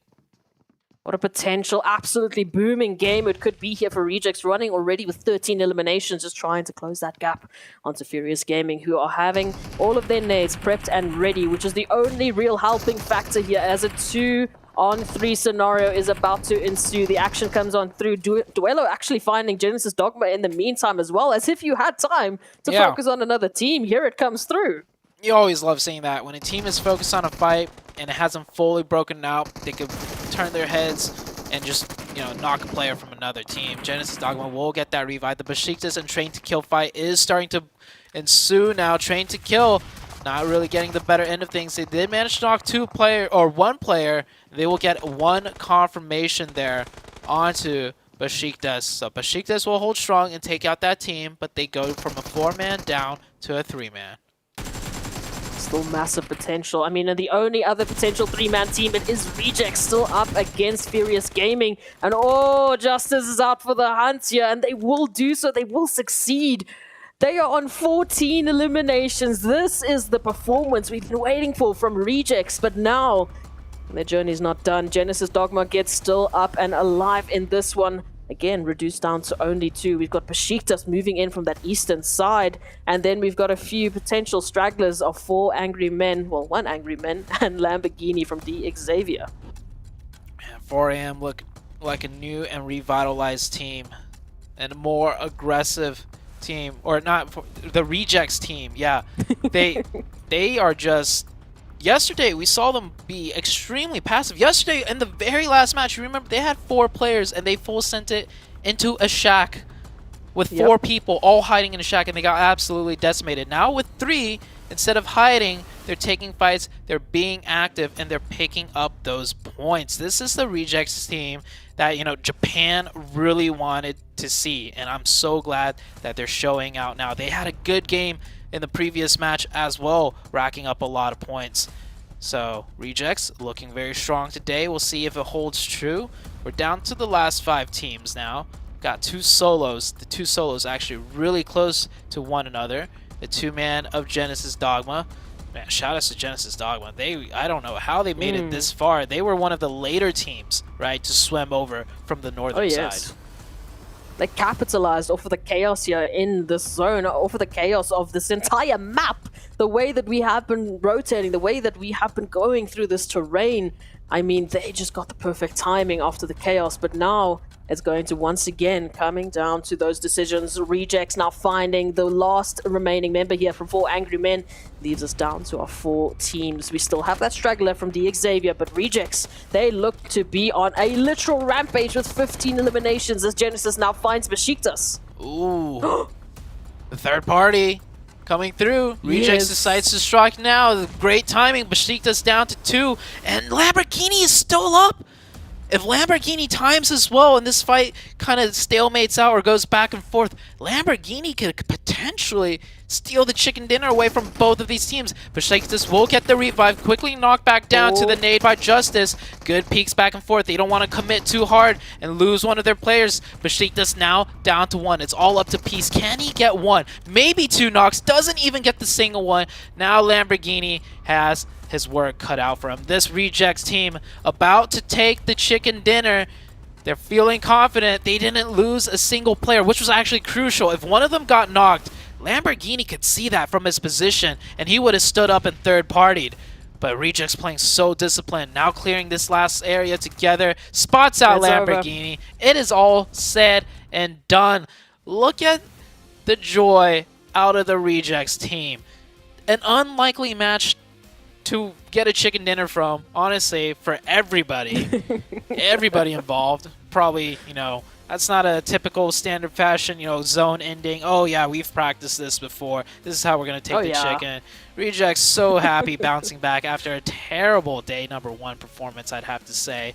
9 eliminations, 1,372 damage. If we had a statistic for bullets shot into the water, it would be off the charts for this game. And all of that just from one player. We have to remind ourselves that at one stage we were talking about Rejects having 15 eliminations before they took out the last 2 remaining teams. Xavier, though, coming through in second place. I'm happy to see that. I'm happy to see those placement points. But as we've been saying, you can't just solely rely on those placements. You need to hit it strong with those eliminations. I mean, look at this.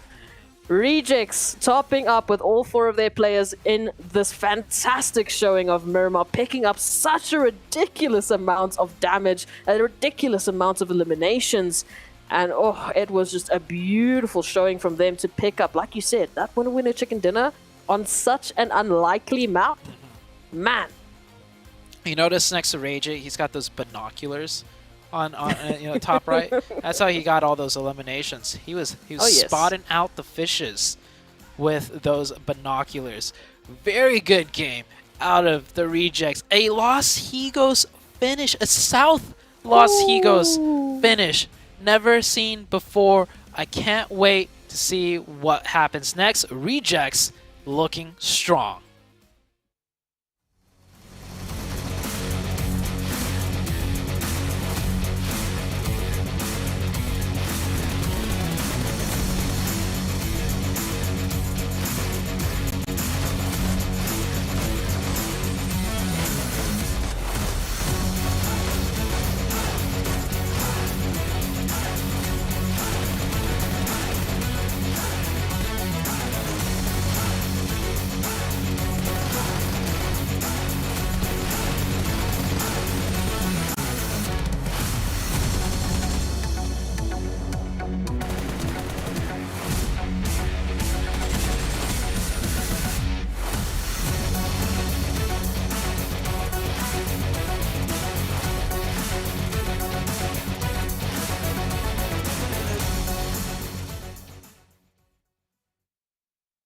We talked about him a little bit earlier, the Team Reject, and look at what they did in match number 2.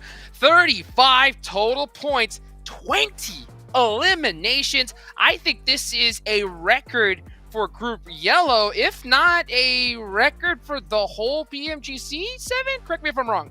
I think you are absolutely right in regards to Group Yellow. I will have to go back and watch some of the other teams because we did get some pretty high elims. Nonetheless, though, this team, they really didn't have to travel that much. By the way, in regards to the top 5, they were the team that least had to travel, and that's because they decided to rotate super early to Los Higos, and it ended up working out for them wonderfully. And then look at the stats from these players right here. I mean, Regico being able to put up 9 eliminations, 1,300 damage, and then Sun HP from Besiktas being able to put up 700 damage, but he's not going to appreciate that conversion as he was only able to put up just 1 elimination, Glitter. You know what? This is probably the most perfect comparison we could have gotten storylines wise. We talked about them because they started off right next to each other on the leaderboard at the top of the day. Then, a little bit of separation. Besiktas drops down. Reject go up, and now, I mean, insane performance that skyrockets them. But you have to give a little bit of credit to Besiktas too, because even when Reject sponges 20 elims, they still got 8. That's actually a lot, considering how many were taken away from the lobby. Yep. That's true, without a doubt. I mean, that is tough, especially considering when you see Reject just go and popping everybody to still steal 8 eliminations there when you really need them. Hey, I don't think you can really complain too much. But I mean, I guarantee you, we're going to see these leaderboards change big time. When you have a team take 20 eliminations and a chicken dinner, oh yeah, that's a big difference. And we're going to see that big difference right in a little bit, right after this break.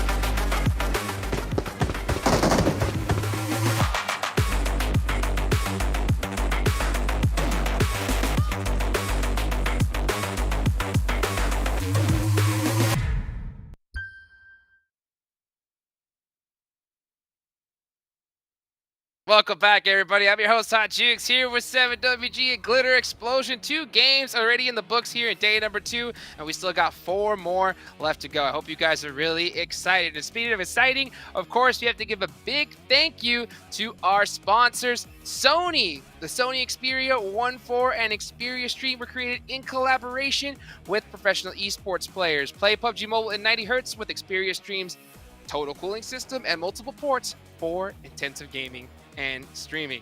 Also give a big shout out to our platinum sponsor, Prime Gaming. That's right, you guys can get some free in-game content with Prime Gaming. You guys can claim PUBG Mobile items as well as other Prime benefits. So go check out Prime Gaming today. All right, now that we got the sponsors, I think it's time to take a look at those overall rankings. We mentioned them a little bit earlier. We're gonna see a huge jump from Reject. Just how far did they go? 4th place, baby. Woo! Being able to jump 5 spots there for Rejects, I mean, that's what one amazing game can definitely do to you. And I'm also going to be looking at the top. I mean, GeekFam really hasn't had... to be fair, though, that Miramar didn't help them out because they had such a north landing that they weren't going to be able to do anything. Nonetheless, though, T2K being able to catch up to them, they're only 2 points away from being able to overtake or at least tie 1st place, Glitter. Ooh, and see, and then this is what we were also kind of alluding to. Besiktas back up in the top 11 now. Okay, jumping up to 9th place. Game Lord, Furious Gaming, Tem, all dropping down just a tad here. We see a little bit of movement down there at the bottom. Nothing crazy, but what I'm loving is that I think we're seeing a lot more aggression out of some of the teams that were just a tad bit quiet. I mean, to be fair, this last Miramar was what Rejects did well on, and then when they went into the Sandhawk match, they fell off just a little bit. There's a lot of teams we have to kind of keep our eyes on here, 7, for consistency's sake. Yeah, with the Xavier, I'm actually going to be seeing if they're going to go for that strat they went with yesterday, which was just placement points, something that we saw out of them just now in Miramar that worked wonders. Got them 15 points. And when we're looking at the drops, we got to talk about Bootcamp because you can see there was 2 teams there. It was FaZe Clan and it was Besiktas. FaZe Clan ended up winning that fight, but they did end up losing 2 players. I wonder if those teams are going to be readjusting. And you can also see a bit of a hot drop too towards the top northwest hot team. You can see Falcons, and I think that might be the Xavier. So we'll see if they actually decide to take a fight there, Glitter. Ooh. I mean, there's lots of possibilities, Painan. IHC and Reject down there. I mean, there could be, especially if you're coming off a crazy amount of elims like that, Jukes, I'd be a little bit worried. Oh, big time. I mean, that Dig Javier Falcons, position is going to be tough if they hot drop each other in hot tid because, number one, they are really depending on that zone going to that island. And not to mention, they're both on the bottom of the leaderboard, so let them fight it out early. It's just not a win-win situation either way. But moving on, let's take a look at y'all's team to watch here for this next match, the Jungle. My most favorite match of the day. Favorite one to watch, least favorite to play competitively. Seven, I see you got some GK on there. Besiktas and Geek Fam, why'd you pick them? GK, I mean, this is that last map was the 4th map that they just haven't really been able to perform well. Like a team that was so consistent at the beginning of yesterday has now completely disappeared. And we know what usually happens to those teams if they're unable to stop this spiral, and that's why I'm picking them here, because yesterday they were able to win that Sandhawk. If somehow they can at least end up with the top 3 and spark up their day, being able to be a wake-up call for them, this will be a great way to just break that bad scratch that they're truly on. Besiktas, you heard me talk about the hot drop earlier. And then with Geek Fam, I'm pretty sure they're going to be feeling the pressure a little bit, Glitter, of some of those teams currently trying to hunt them down in first place. Yeah, and we kind of alluded to that a little bit too. Like, to be fair, they didn't have the most favorable drop when it comes to where the zone was on the last map. But we did want to keep our eyes on them to see if they were going to be consistently dominant like they were yesterday. And they have slowed down just a tad.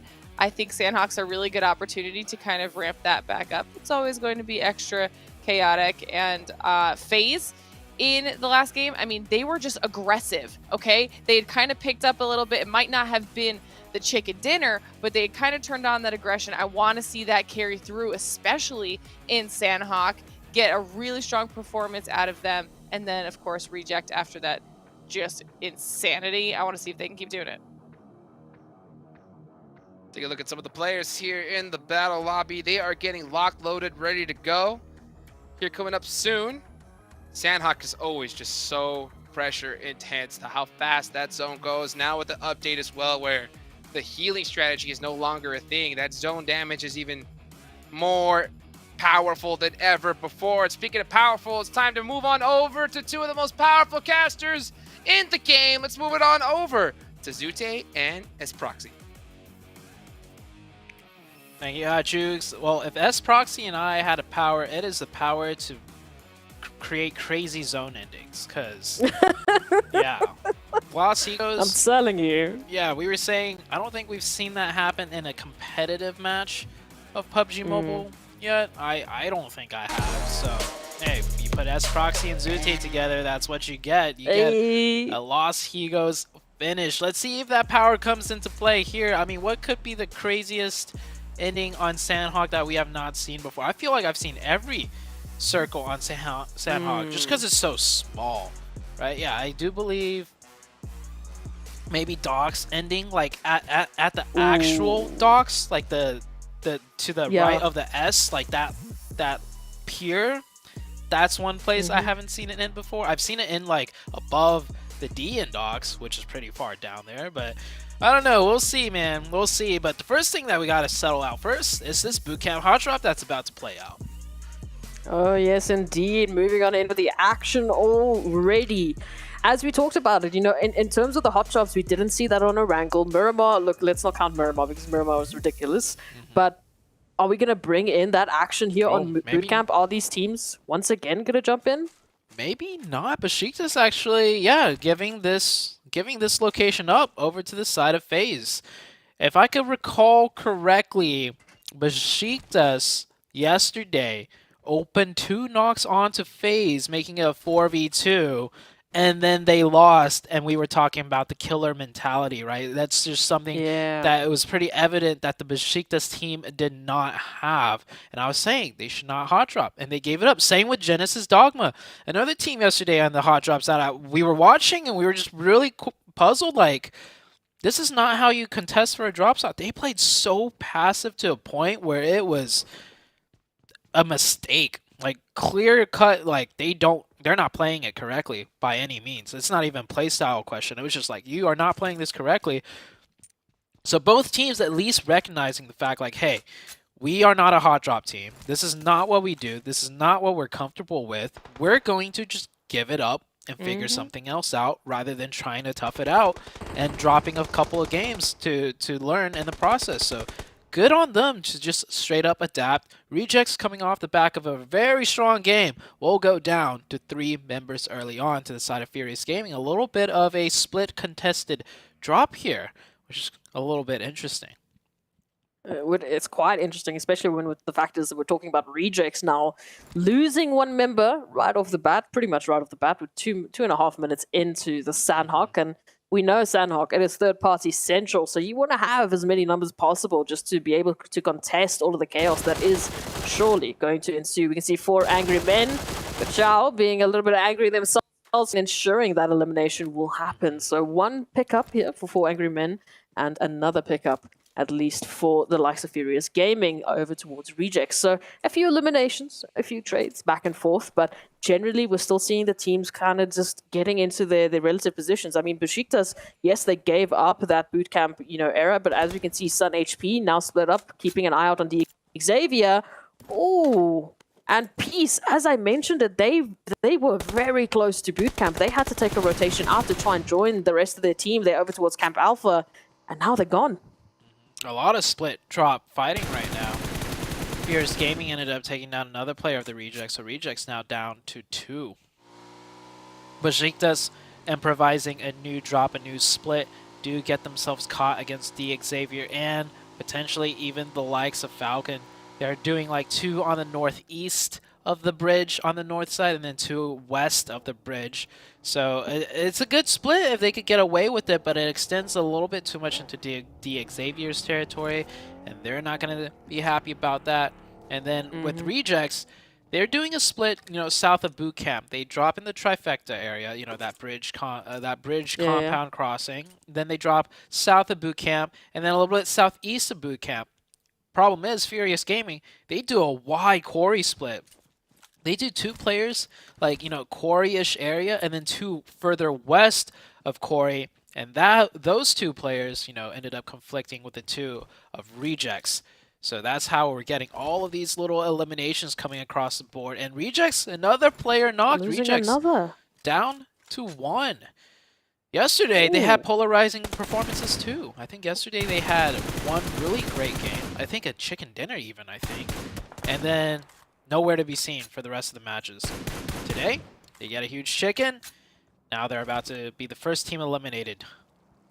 I'm getting some deja vu. We're getting crazy zones. We're getting Regis with some polarizing performances. It's all coming down to the same pattern here. And now, I mean, Justice, well, rotate. Leave the situation, go hide in the grasses. I mean, there's really no option. And unfortunately, we talk about the time in and time out. We've had a lot of teams going for those fantastic placement points, and that's great. Don't get me wrong, that is fantastic, the fact that they're getting up into those higher placements, but you need those foundational points. You need those eliminations to back that up. I mean, at a stage like PMGC, one or the other is not going to cut it. We need both. We need full throttle running up that overall leaderboard. So it hurts to see this happen for Rejects, but it is Sandhawk. We know there's a little bit of craziness. Rejects had that interesting engagement with Furious Gaming, and then just from there on, unfortunately, running into team after team. So we're not really seeing a single team stepping up in terms of the elimination points. It's been relatively, well spread across at least the eliminations from Rejects. So wait and see who's going to be that first team to step on up. Some rotations now needing to come through, as well as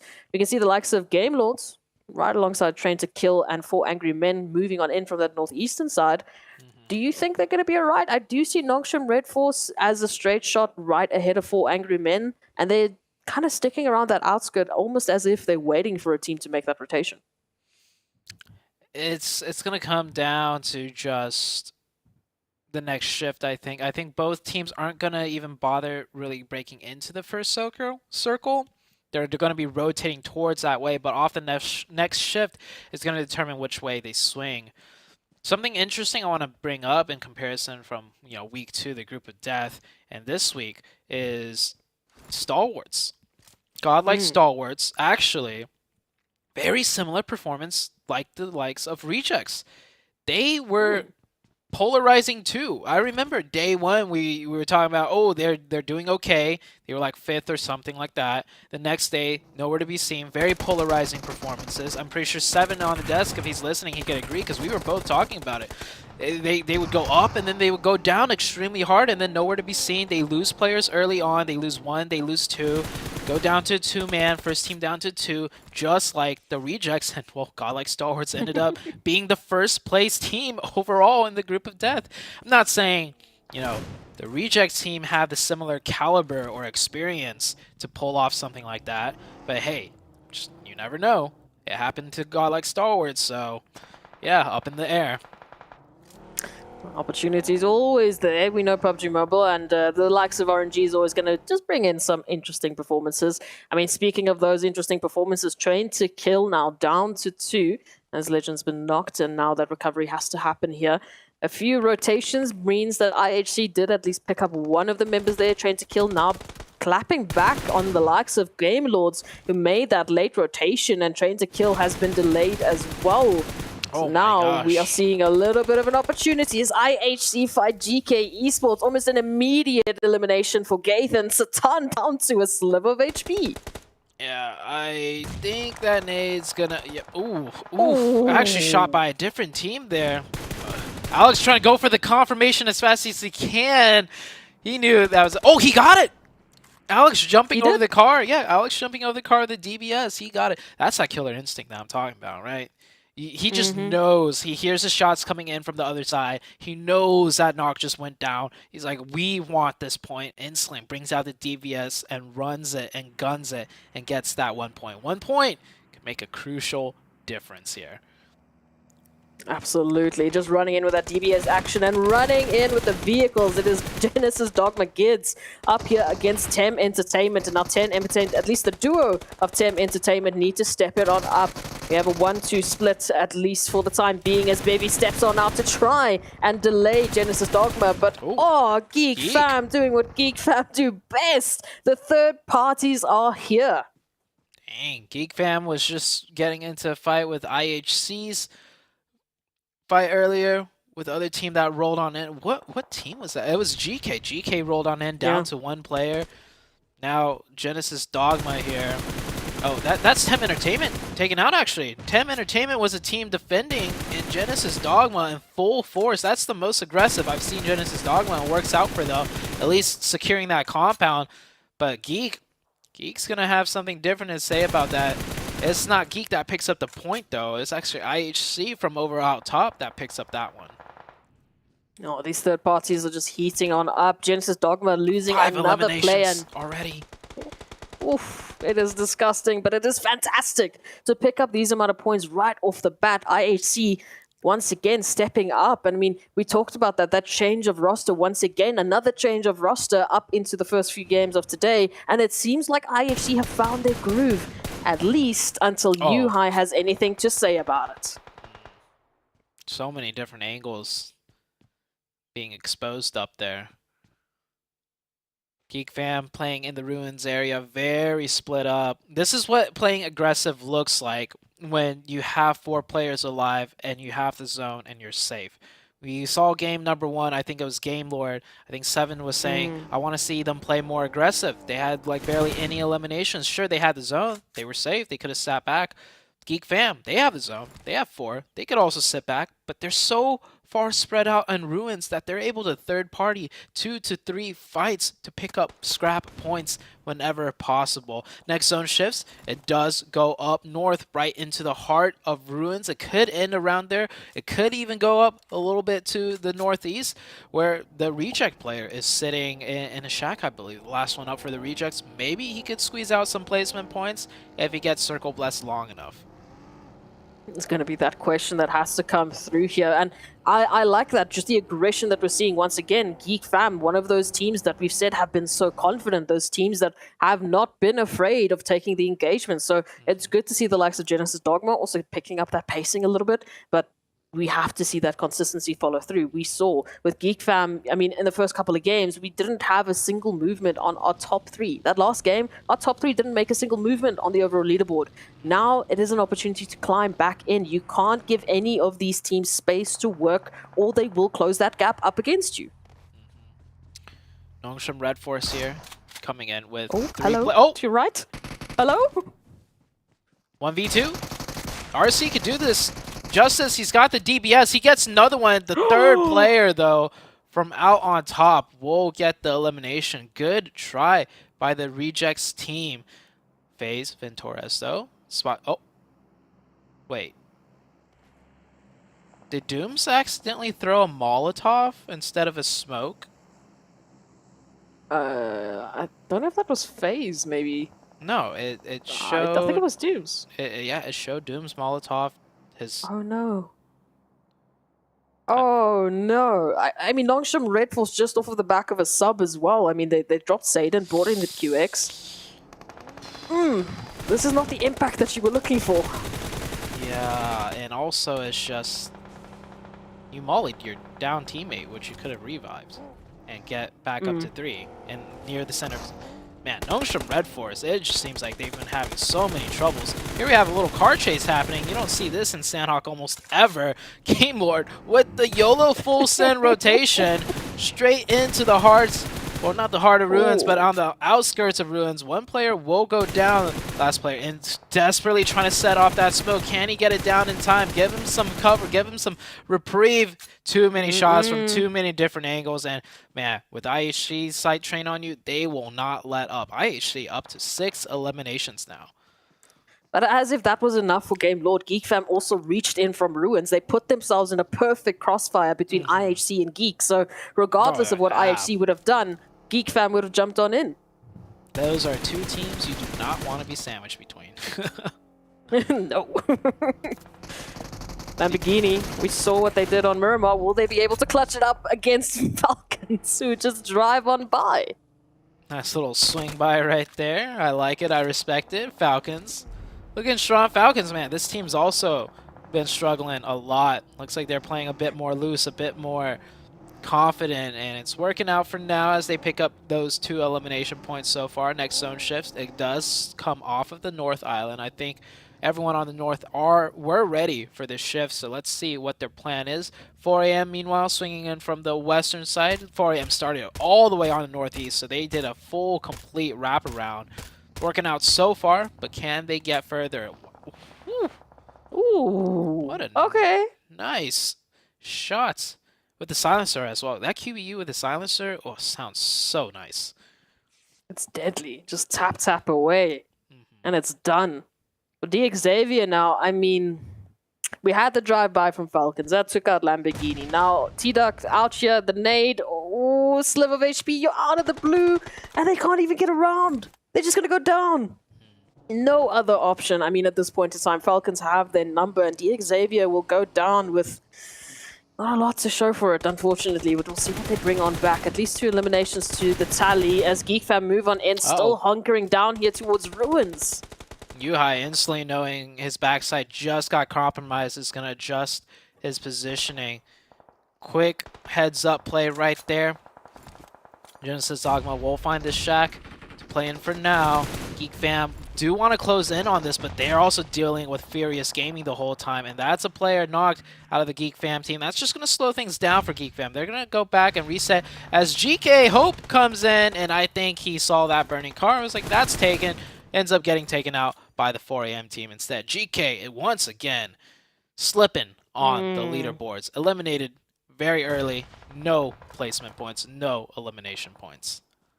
At the very least for our top 3, you know, GK going out, but we still have Train to Kill, we still have Geek Fam, and we have Furious Gaming, who decided that, you know, pole position is looking real nice right now. Let's just see if we can take out Geek Fam as Genesis Dogma chime in as well. Geek now stuck in between a rock and a literal hard place, as all of the teams in the vicinity are moving in for those potential third parties, just spreading out the damage. Rude down and knocks. Geek Fam snipes, trying to rotate out for that res. Look at this, right behind that tree. And we've seen what these trees have been able to do today, Zute. It's not some good cover to work with.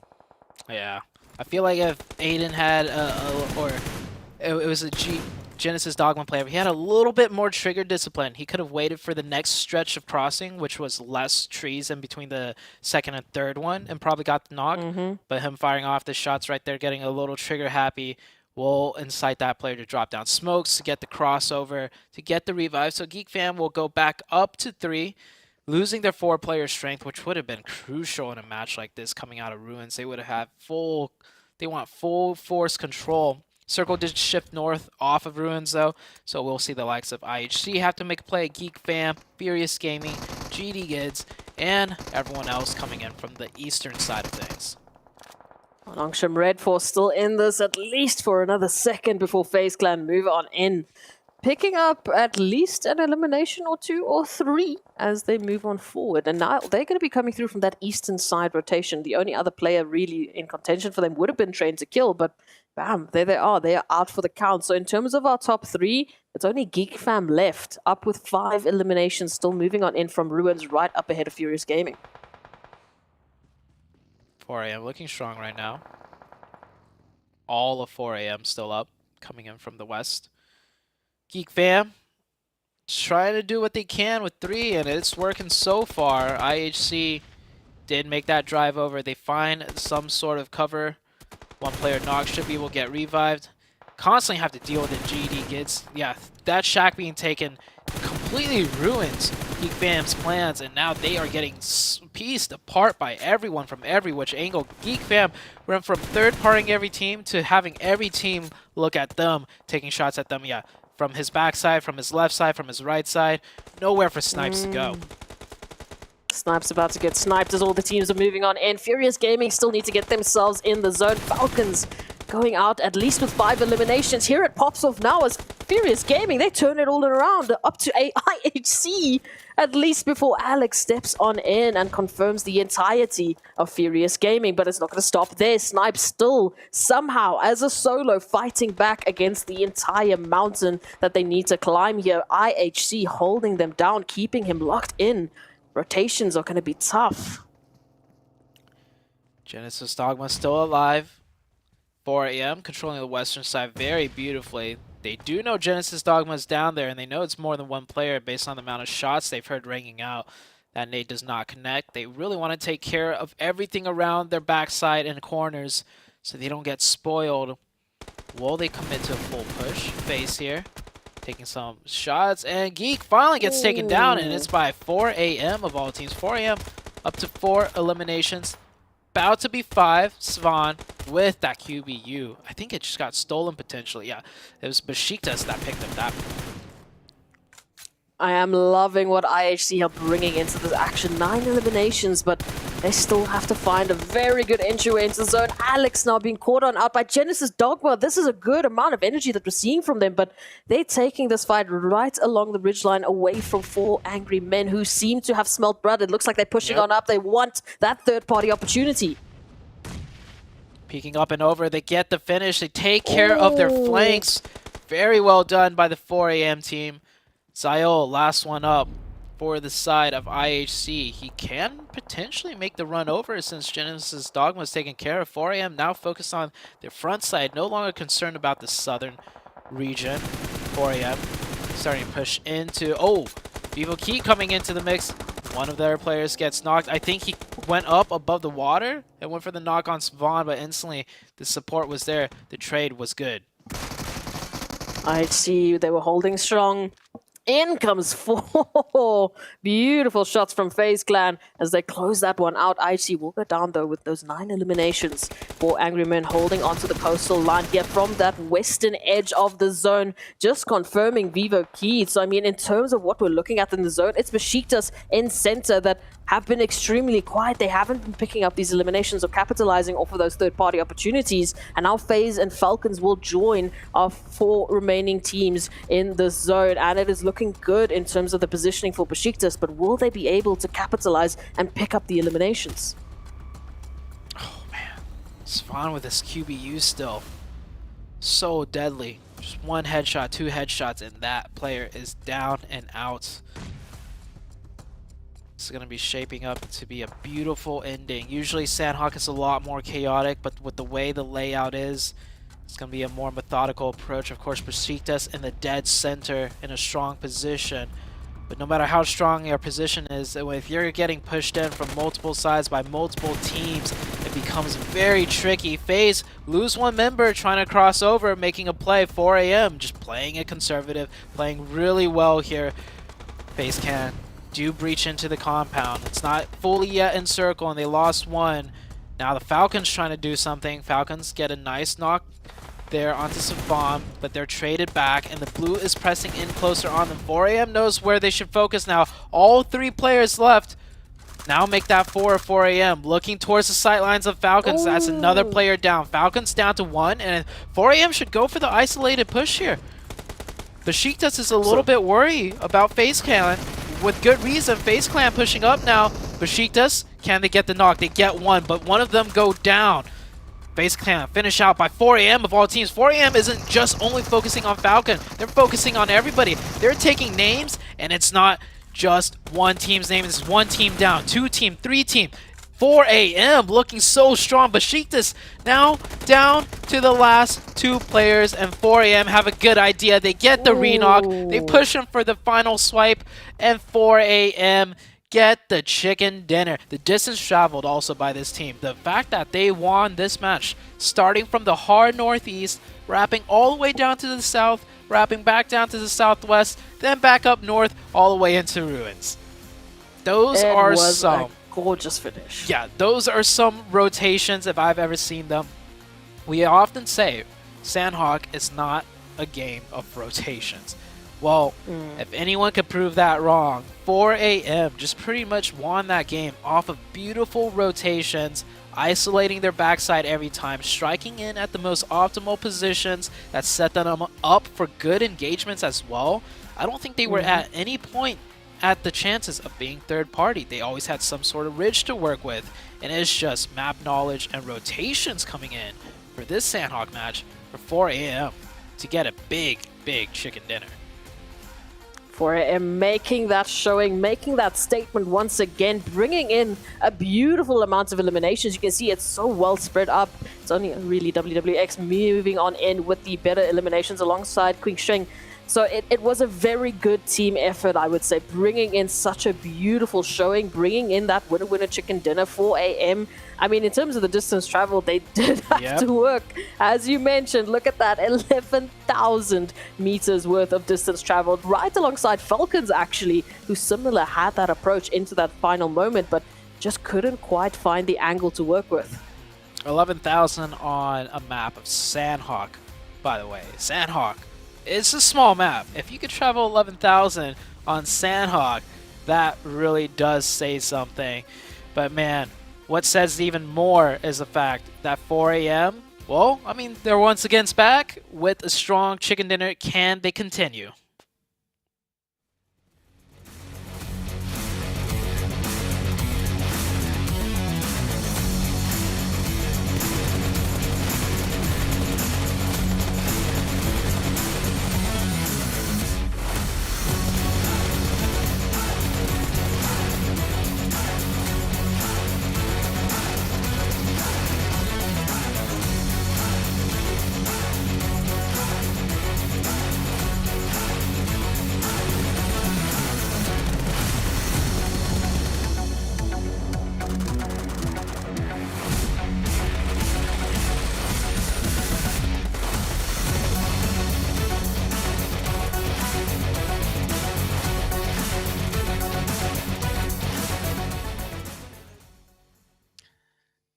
And the 4 angry men just got angrier. 30 total points after being a little bit quiet here for a little bit here in Group Yellow. Finally getting another chicken dinner once again. And then Team Falcons finally showing up and getting 16 points on the board here, 7. What impressed me the most about 4 Angry Men was the rotation. They were able to wrap around from the south and bring it all the way to the west. They were willing to take some damage from the blue zone, but it ended up working out for them because they were able to put themselves in such a great position next to that bridge on the west. I love to see those plays and love the bounce back too. I mean, this team, Glitter, they really didn't perform that well yesterday in the Sandhawk. They ended up, I think, with a 12th place finish and 0 eliminations. Yeah, and that was one of the reasons, not this specific map per se, but this was one of the reasons we called them out at the top of the show, okay? Now, we get to look at the top performers here, and it's going to be half of 4 a.m. as first and second place. IHC making a performance, and Geek, we called Geek out, wanted to see them have a little bit of a resurgence, and they're bringing it back, but I mean, okay. Across the board, we've got 5 elims and 5 elims on Ching Chen and WWX combined. Over 1k damage, though, but almost equal team contribution. And we wanted this. We were waiting for this. We knew they were capable of it. And like you said, Sandhawk was a map where they struggled. This is good. Figuring out Sandhawk now with the new zone and everything, this could be a huge, huge gain for them. I just love that rotation. Absolutely. I can't get over it. Dude, me neither. I mean, when you're able to make a play like that, you know it's got to hype the squad up, especially after your team hasn't been performing the way that they've been expected, you know? So to be able to pull something like that out right when it's needed, that's that clutch factor. And you know what? One team that we talked about a little bit earlier, Seven, was Rejects, right? They had a good pop-off performance here. So I think it's time we talk to one of the players, and let's go ahead and move on over to an interview with the excellent Tash Bunny. Hello everyone and welcome back to the 2022 PUBG Mobile Global Championship League Stage Yellow Group. And we're halfway through the night already, but before we continue, let's have a chat with the team who opened the day with a chicken dinner, Reject from Japan. And with me, I have Reiji Oko. Okay, you got a little bit embarrassed there. Hi Reiji, how are you? Hi, hello. I'm fine. Oh, genki desu ka? That's how you say how are you, right? Yes. Okay. Okay, so I have a question for you. My first question for you is, how do you think your team's form today? Are you confident on getting the top 3 in the total ranking? はい、今日の出来具合を見た感じで、トップ3に入れるかのちょっと感想いただきたいです。入れます。I think I can get into top 3. Okay, he thinks he can get into top 3. So what do you think is the hardest thing that you have to do in order to get into top 3? Okay. 第3位トップ3位に入るようにするには何が一番大変だと思いますか？生き残ってポイントを取ることです。For he said that to survive and to earn the point will be the very difficult part for him. All right, surviving and getting points. Of course, you have to talk about that sweet spot. But for now, my last question for you is, you won the winner chicken dinner on the second match for today, but you were quickly eliminated on the third match. So does this unstable result affect your mood, and how will you guys adjust next? はい、2回目の試合では、結構いいスコアを取ったと思うんですけども、3回目の試合ですぐに負けてしまったと思うんですけど、その中でSorry, what was the question? Sorry, so it's you got this winner chicken dinner on the second match for today, but you were quickly eliminated on the third match. So does this unstable result affect your mood, and how are you guys will be adjusting? そうですね。2回目の試合では結構トップの方に入ったと思うんですけど、3回目ではすぐに負けてしまったと思うんですけど、それはどのように今の結果を影響するかっていうのと、どのようにしてそれを回復するかをお聞きしたいです。まあ運が悪かっただけなのであんまり気にしてないです。Okay, so he said it was a bad luck. It was just a bad luck, so he don't actually care. Yeah. Oh, bad luck and he doesn't care. At least he's gonna go GG, go next. I'm very excited about that. Now we're gonna be going into the 4th match of the night. How do you say goodbye in Japanese? Goodbye を日本語でなんて言いますか？ Sayonara, everyone, and we'll see you guys back on the desk.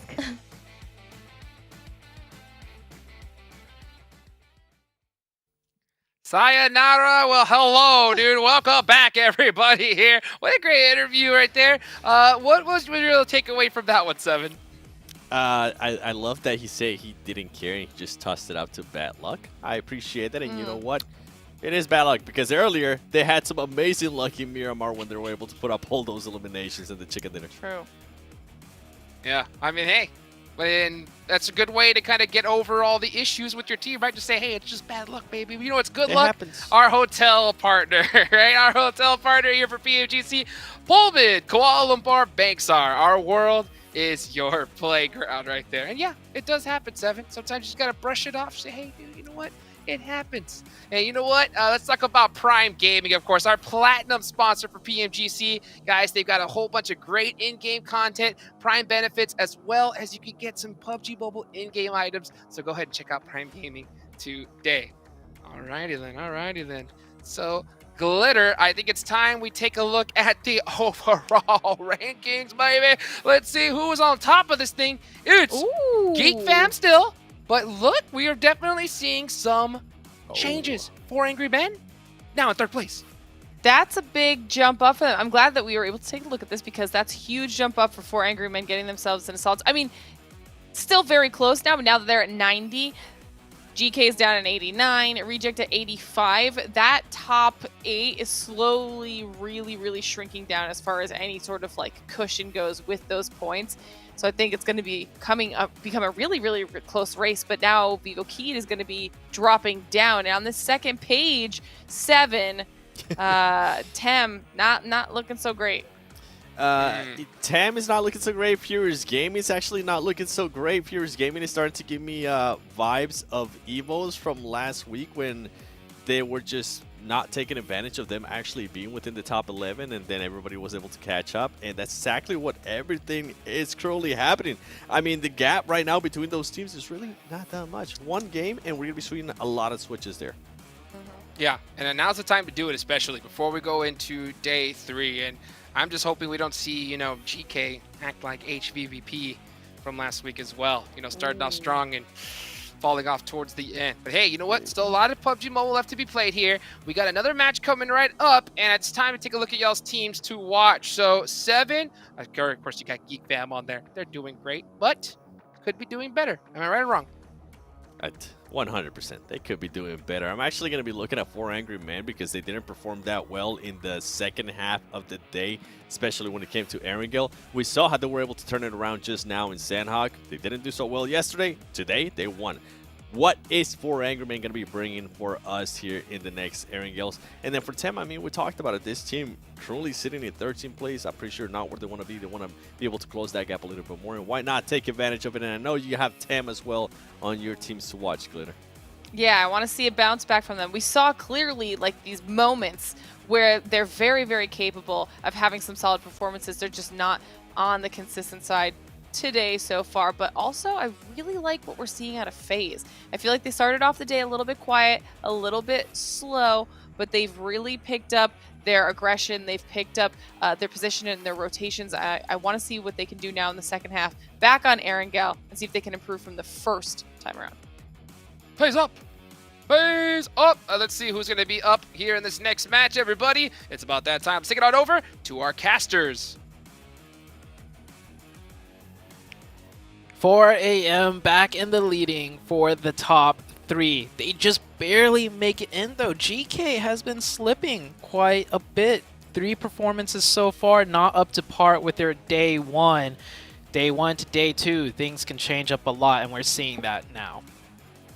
We talked about it. Don't give these teams an inch. They will take you for a mile. 4 AM now finally catching up, closing that gap, getting closer and closer to the top spots. And they don't seem to be stopping anytime soon. But like our analyst mentioned, that second half of yesterday didn't quite look like the performance we were expecting. And there's a little bit of a danger for that to happen once again. But I am loving the fact that we are seeing a few more names jumping up to the fray. We're talking about more teams in contention for those top spots. Players definitely warmed up by now. 3 matches in. I love the shots of the player cams because we could see a similar mood setting across all of them, regardless of where they are in the leaderboards. Everyone's really focused right now. Everyone's really serious. I remember like day 1 before the matches started, the player cams, players were like laughing, having a good time, enjoying themselves, relaxing. But now it's like, it's serious mode. Like, they've been practicing and training all year for this moment. And this is not your standard grind either. You know, all the players here, most likely, you know, play the game for fun too. So even after practice and after training, after scrims, they're probably playing the game just for fun too. So they've been playing this game 24/7 almost, leading up to this moment, and this is where they get to display it for the entire world to watch. As we come into game number 4, back onto Erangel. This playing path a little bit skewed to the north. We might see something interesting happen as far as teams, dropping to the southwest goes. Might have some rotation skirmishes, when they fight for those vehicles. But besides that, we should be heading into a regular game. I mean, I feel like Erangel typically doesn't really promote hot drops, even with playing paths being a little bit skewed. Yeah, there's a few potentials out there, but again, just based off the first wrangle that we had, that pacing that these teams brought in, they weren't looking for those hot drops. If there was by chance a potential for the hot drop, which what we saw there over towards the Snaipoliana, the teams would pull back. They didn't want to immediately jump into that engagement. They wanted to give themselves so much time to work with and bring their strategies to their best potential. I mean, what did we have? Like 14 minutes before we finally saw that first elimination, before we finally saw some action. And now with that centered zone, we are giving these teams the best possible opportunity to bring forth their best performances, to bring forth what they are planning to showcase and how they might make those final jumps up into the top slots of the overall standings. No crazy circles this time around, at least in terms of the first circle. Might see some crazy shifts, but besides that, it's going to be a pretty standard game of Erangel. Nothing like the Miramar one we had. Boy. No. By the way, if you guys are just tuning in or you missed the Miramar match, it was game number 2, right? You guys might want to just rewind back real quick. Game number 2, just take a look at where that circle ended. I'll give you a hint if you're too lazy. Los Higos, south of Los Higos. As we do get a knock between Vivo Keed and IHC. IHC actually picking up in a first blood. So this isn't a full out hot drop, but both teams try to stretch as far as they can from the plane path to South George Pole. And one player of Vivo Keed did not make it to the other side of the road. And Zayol actually taking quite a bit of damage. Look at his helmet and vest. Came down to a very close isolated 1v1. So Zayol just getting the better of that, which I don't know. I see that as 2 different ways. He had teammates around him, could have isolated and did a 2v1. Instead, he did a 1v1 and almost lost just based on the armor damage. So a little bit risky, but hey, it's IHC. If they're feeling confident, if they're feeling it, I mean, go for it. As Divine, getting caught out. There's those rotation skirmishes I was talking about. Game Lord setting up a nice little trap onto Divine there. I mean, similar to what we saw on Sandhawk, however, like these players are getting isolated. These players are alone. I mean, taking Divine, that late rotation on up, obviously trying to, recoup with the rest of their squad, but as a result, getting caught out and alone and really no opportunity for Rejects to do anything about it. So hopefully they'll regroup, keep that tight, keep that tight-knit, pattern that we saw on Erangel, the first Erangel of the day, so that we can bring forth the longevity of these teams. I mean, Glitter mentioned it. We were talking about Tame Entertainment. They've shown those brilliant moments today. They've shown those glimmers of hope, but we need more, and arguably we want more from all of these teams. We want to see them climbing to the top of heights that they've never managed to reach before. Definitely agree. We're 3 games in, and one of my questions was Geek Fam's consistency, right? Playing from the edge and fighting their way in. That Miramar game, I'll toss out the window. Like, that one... It doesn't count. It's not a map. Yeah, we'll give them a hard pass. That Sandhawk, they did pretty well. They stuck true to fighting their way in. Just ended up getting crossfired by too many teams. It happens sometimes. They picked up quite a few eliminations in Game 1. Yeah. They third-partied 2 teams, like 2 to 3 times, and finally got third-party themselves. Sometimes it happens. I think Geek Fam, as far as playstyle consistency goes, they're sticking true to that style. And hey, they've managed to hold first place. Less could be said of GK, which not as consistent as Geek Fam. So I think Geek Fam, they just need one of those zone shifts where, I mean, it goes off of them, but it's in a nicer way for them to manage isolated 4v4s or just third parties where they don't get third party themselves. And I think we'll see Geek Fam spring back up in a bigger lead, maybe with this game, maybe with the next game, but they're looking good so far. They just need that one decent game to really, give them a little bit of a bolster.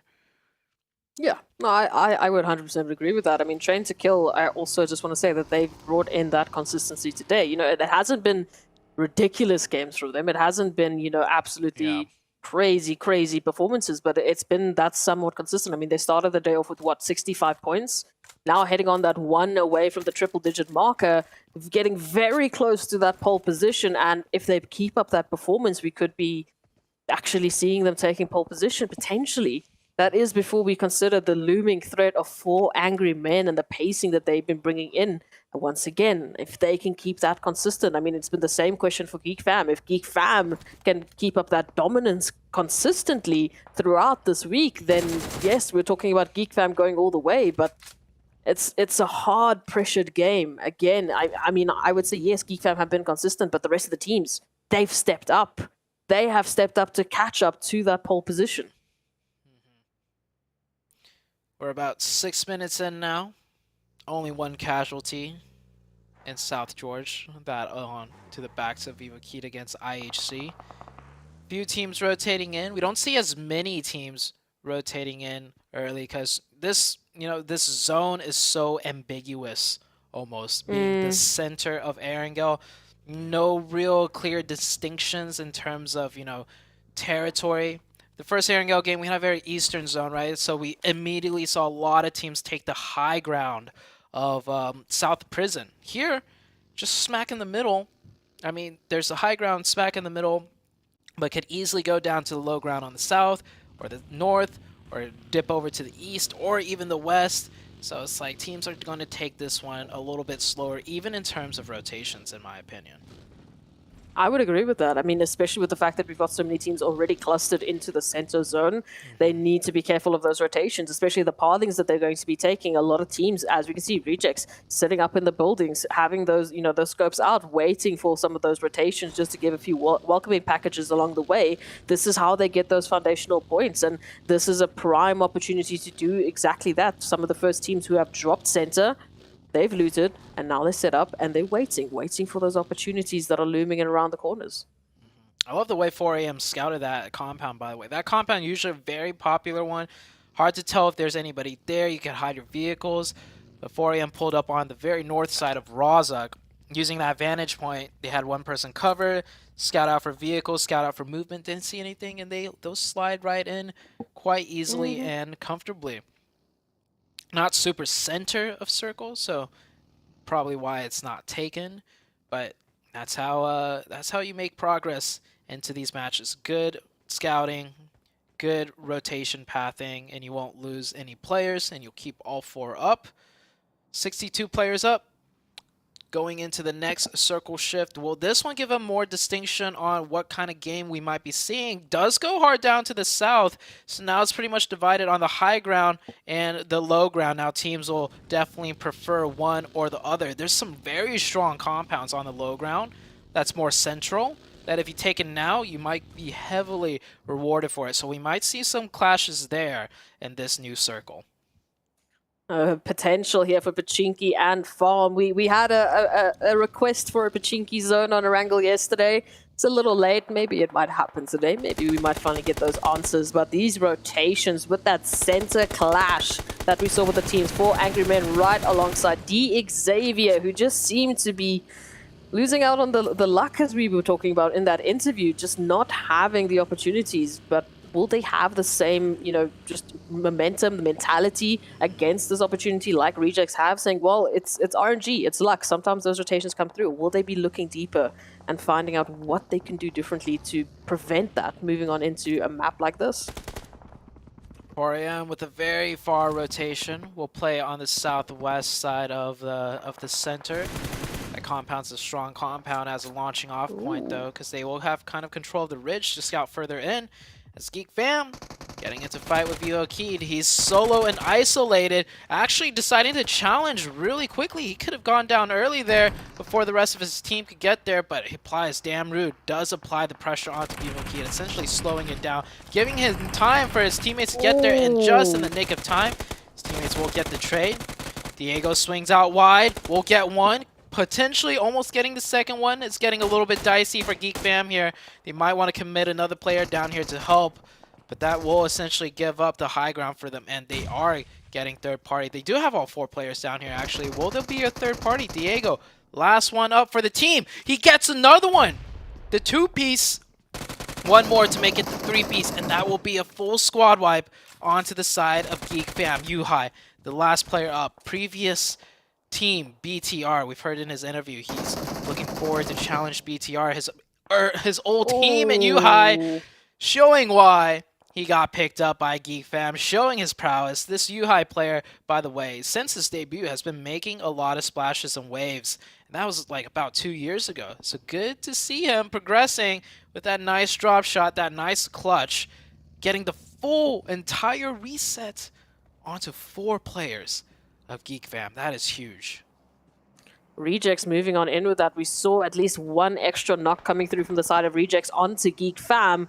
And now IHC keeping their eyes peeled on exactly that position. Hopefully closing the gap. We can see Falcons and Train to Kill in the meantime finding one another.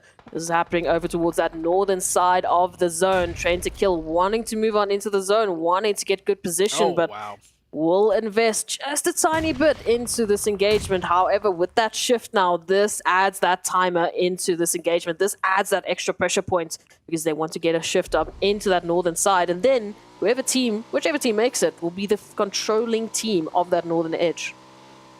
No teams playing the Potato Hill area. That is crazy. I think teams were having PTSD of the southern ships on Miramar. So when they saw that southern circle, everyone was like, okay, we're playing on the south side of this central circle. We're not messing around anymore. Yeah, but that's a hard shift back up north. So a lot of open territory. Which team's going to be able to scout it out effectively to know the strongest position on that Potato Hill? Pretty much wide open. Might be Furious Gaming, as you can see Trigger making that rotation. In the meanwhile, D Xavier picking up a good amount of damage, now picking up those 2 eliminations, so a little bit more energy coming through from them, and this can be huge. We've been waiting to see something coming through from D Xavier. As a former team making it to the PMG Grand Finals, we expect that performance. We expect this from 4 Angry Men, finding Ventura's Tony K down to half, as 4AM will just not let up the pressure. It is the Valley of Doom and Death if anyone should find themselves here. FaZe forced to rotate into the trenches, being neighbors to also a banged up Rejects team. Rejects team down to 2. Last game, he called it bad luck. I could say it's a little bit of bad luck and more so ill preparation. This time around, down to 2 players again. Can't always call it bad luck.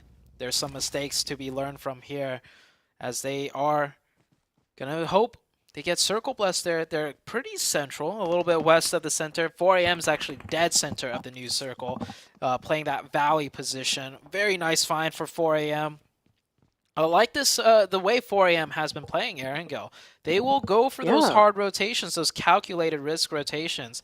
Previously, I've always recalled 4AM like 2-3 years ago. Their style was always, play it slow, edge in, fight their way in. But this new style of being able to flex that, go for rotations or fight their way in when they have to, has been proving to work out for them pretty well.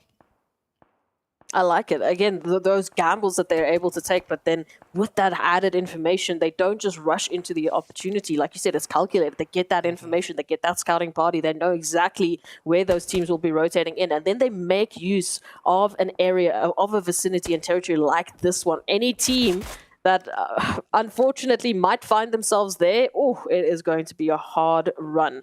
Furious Gaming now moving on in from that Potato Hill will be having a beautiful line of sight down towards 4AM, just looking for a couple of shots, looking for those potential connections.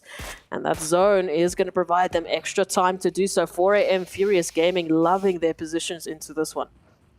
Yeah, I really like the way this circle is in general. It's a very small circle, but there's so much dynamics going on here. You have the high ground of Potato Hill, this deep gully dip by 4AM that's dead center, the farm fields to the west, and the few scattered compounds that are left in zone here that all have a strong position to have teams work their way in to any subsequent circle shift. So a lot of teams with a good chance to pick up points and potentially even still close out a chicken dinner. It all comes down to execution at this point for each irrespective team in their positions.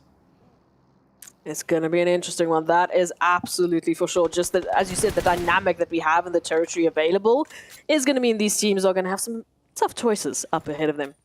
Geek Fam giving a bit of a welcoming gift here to Game Lords as they immediately take that rotation hard to the west. Again, this is a rotation they need to make into zone. Both of these teams fighting on the outskirts as slowly but surely we will see that pressure forcing them into the chaos. But Geek just applying the pressure. Oh, Tim Entertainment, they found Genesis Dogma. And look at the numbers that they're working with. It's a 4v4, which could easily break into a third party, especially whenever Geek Fam is involved. But Geek Fam, they're going to go for a rotation instead to look for what to play in. And oh no, the bunker trenches. Or not the bunker trenches, just the oh, Reiji. A little bit of bad luck there, potentially. Not getting that underhand tossed over the top. And oh, Reiji with a nice shot with the UMP peeking out over the top. Gets one knock. Forced to fall back because there's a lot of teams everywhere with sight lines that could third party this. Yeah, he's going to use the util instead. Good job. It's actually FaZe using the util. Reiji will eat the nade instead. The rest of Geek Fam going to start funneling in here. Rejects down to 1. Throws down the smoke. Should be able to get that revive. But meanwhile, look at that battle ensue on the high ground. The hilltops between Tim Entertainment, Genesis Dogma, and Game Lord. That is 3 teams fighting. Tem Entertainment is out. Now it's down to the 2 teams. I'm surprised Geek Fam wasn't the one staying up there deciding third party everything. They made the choice to go downhill into the trenches, and they still have 3 up and still making progress. Another good nade onto Reiji. That was all thanks to Game Lord. We're seeing that Hunter instinct coming through now, that aggression that we've been lacking, and Geek Fam somehow turning the tide onto Rejects. That is them completely eliminated. Back into the storyline here with Game Lord. They did so well up against Tem Entertainment, but there was that looming threat of Genesis Dogma. Victor finding that nade onto Booms is going to allow them that extra space as they try. And they try to make that flanking opportunity, but Genesis are holding on to every vicinity, every angle, every line of sight they have on lockdown. Now it is Victor up against trying to straggle back, trying to give that buffer zone. They need that time to recoup. Yeah, Game Lord looking like they were the aggressors, all of a sudden now being aggressed on, down to 1 member. He's going to have to go somewhere, find some place to play from. As GK, this team has been awfully quiet today. Looking good on the initial defense against Besiktas. Besiktas pushing in with the 4-man team, instantly cut down to 2. Now getting shot in the back by, I think that was still the GK team getting an angle there. Now Besiktas down to 1. This should be easy cleanup, easy finish. GK showing us why they were first place yesterday. Clinical defense right there, picking up the 4 Besiktas without having a single player even knocked. I love that you mentioned that. Exactly that. They didn't drop a single player. Even the HP bars in general, it looks like they just brushed off a couple of those bullets like it was nothing. And that's great because they have a heavy road ahead of them. That zone has shifted towards that western side, just slightly anchoring towards the north, which means that rotation will need to come through. Nongshim Red Force is towards the east, and right up ahead of them, we can see the likes of 4 Angry Men and the Valley of Doom and Death that they have been planning. But now, a little bit of a distraction here. We've got a few rotations in. We've got GK Esports moving in. We've got Nongshim Red Force as well. So 4 Angry Men will have quite a lot ahead of them quite soon. 4 AM with the prone. Nice spray down. Meanwhile, on the northeast side, they have the Falcons and Train to Kill trying to get the high ground. Furious Gaming sitting comfortably able to just keep both teams back.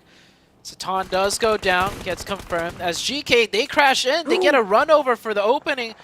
But GK, not enough members left alive to fully commit to this. We'll let 4 AM get the reset unless if Genesis Dogma decides to get a nasty third-party timing in here. Looks like they're thinking about it. They're getting closer. They're not quick to pull the trigger, though, and not quick enough as Ching Chen, providing the sightlines, providing the cover from this exact potential push, will shut it down. I don't know how, I don't know why, I don't know where, but somehow, some way, 4 Angry Men have turned this one around for the time being. Genesis now trying to make that flanking opportunity right alongside Train to Kill. We can see all of the surrounding teams now filtering in, filtering all of that damage center. as King Shen might be in some danger here. Genesis Dogma trying everything to try turn this battle around and get a good position in zone. Meanwhile, Falcons in that rotation up against Furious Gaming. It seems to be all down to Milos right now, holding the ridgeline, waiting and trying to stay alive for the likes of Furious Gaming before the rotations move on in. I love the aggression out of the Falcons. This is a team that has the experience. I don't think they've had the confidence so far yesterday and today, but you see it here. They're coming out in spades right now, taking this prime position away from Furious Gaming with a very, very coordinated push effort from the entire team. They do get backstabbed a little bit by Nongshim Red Force, so just as I was complimenting them, things are starting to fall apart. They can still bring it back, though, with 2 players up. Oh, now just down to 1 player. Ooh. Falcons. Powerful. Last one up. Nongshim Red Force. Well, good for them. Looks like they have the confidence to start fighting, and third-party teams as well. Down to 3, but they have a prime location on this high ground. Again, it's just like we're having the teams that have been so quiet suddenly step up all in tandem, all in a beautiful choir as they're moving on into this crescendo that is going to be this next zone. Now waiting, GK Esports just prepping a beautiful nade, trying to find that connection onto 4 Angry Men, give them that space. In the similar fashion, Nongshim Red Force, they move on in with those utilities that they've been saving. They've been quiet. They want to take out the Falcons, who are reigning through with those 5 eliminations, and they are just 1 connection away. It's powerful mixed dash, but this dash is right in front of Furious Gaming. They have an opportunity to chime on in. Oh, Falcon. They never dealt with the last Falcon player there alone. Will go down. Nongshim Red Force should be able to get that revive as well. GK, another player goes down. Ragnar, last one up. They spot the vehicle, so they do have a good idea where the last player could be. And 4 AM, well, they're always going to clear out their flanks, clear out their sides. And the 4 people trained on that sight line, that is GK eliminated. 4 AM, potential maybe for back-to-back chicken dinners as Geek Fam here. Now, their time to strike, and oh man, they're just so good at fighting. How? They came in here as the 3rd team to show up, weathering the defense of both. It was what? It was Rejects and Rejects, FaZe. yeah. The Xavier even took a couple of pot shots at them as they made the rotation in. Everyone had an opportunity to take out the likes of Geek Fam, yet they're still in the conversation. Nongshim Red Force, just as we were talking about them as well, they find themselves on the wrong side of 4 Angry Men. Ooh, Ching Chen. That would have been huge for Nongshim Red Force if they managed to confirm that. Any knock and confirmation on 4 AM would be crucial because they're so resilient. IHC finally making their play. They were playing out of Pachinki the whole time, just biding their time, waiting to see where the zone would shift to. And now they strike, and when they strike hard. They strike hard onto the 2-2 split of D Xavier, and that's going to punish them. D Xavier, they're going to just give it up. They're not going to try and push right back off of the knocks that their teammates had, and they're going to allow for IHC to get a full reset. It has been the story of the game makers, not just the game players. You can stay passive all you want, but at some point or another, these teams are going to be finding you. We need that aggression. We need these teams picking their engagements. You can see 4 AM, they started that engagement with Nongshim Red Force. And why did they start it? Because they knew they had an opportunity to finish it. Now they pick up those engagements. Now they pick up those eliminations. And now they can pull it back. They can reset before they move on into anything else. Before they move on into Geek Fam, D Xavier, IHC, they have options, and it's because they have made their options. I love that you put it that way. They have made their options, not gifted to them. They fought for it, which allows for them to open up the playbook, so to say.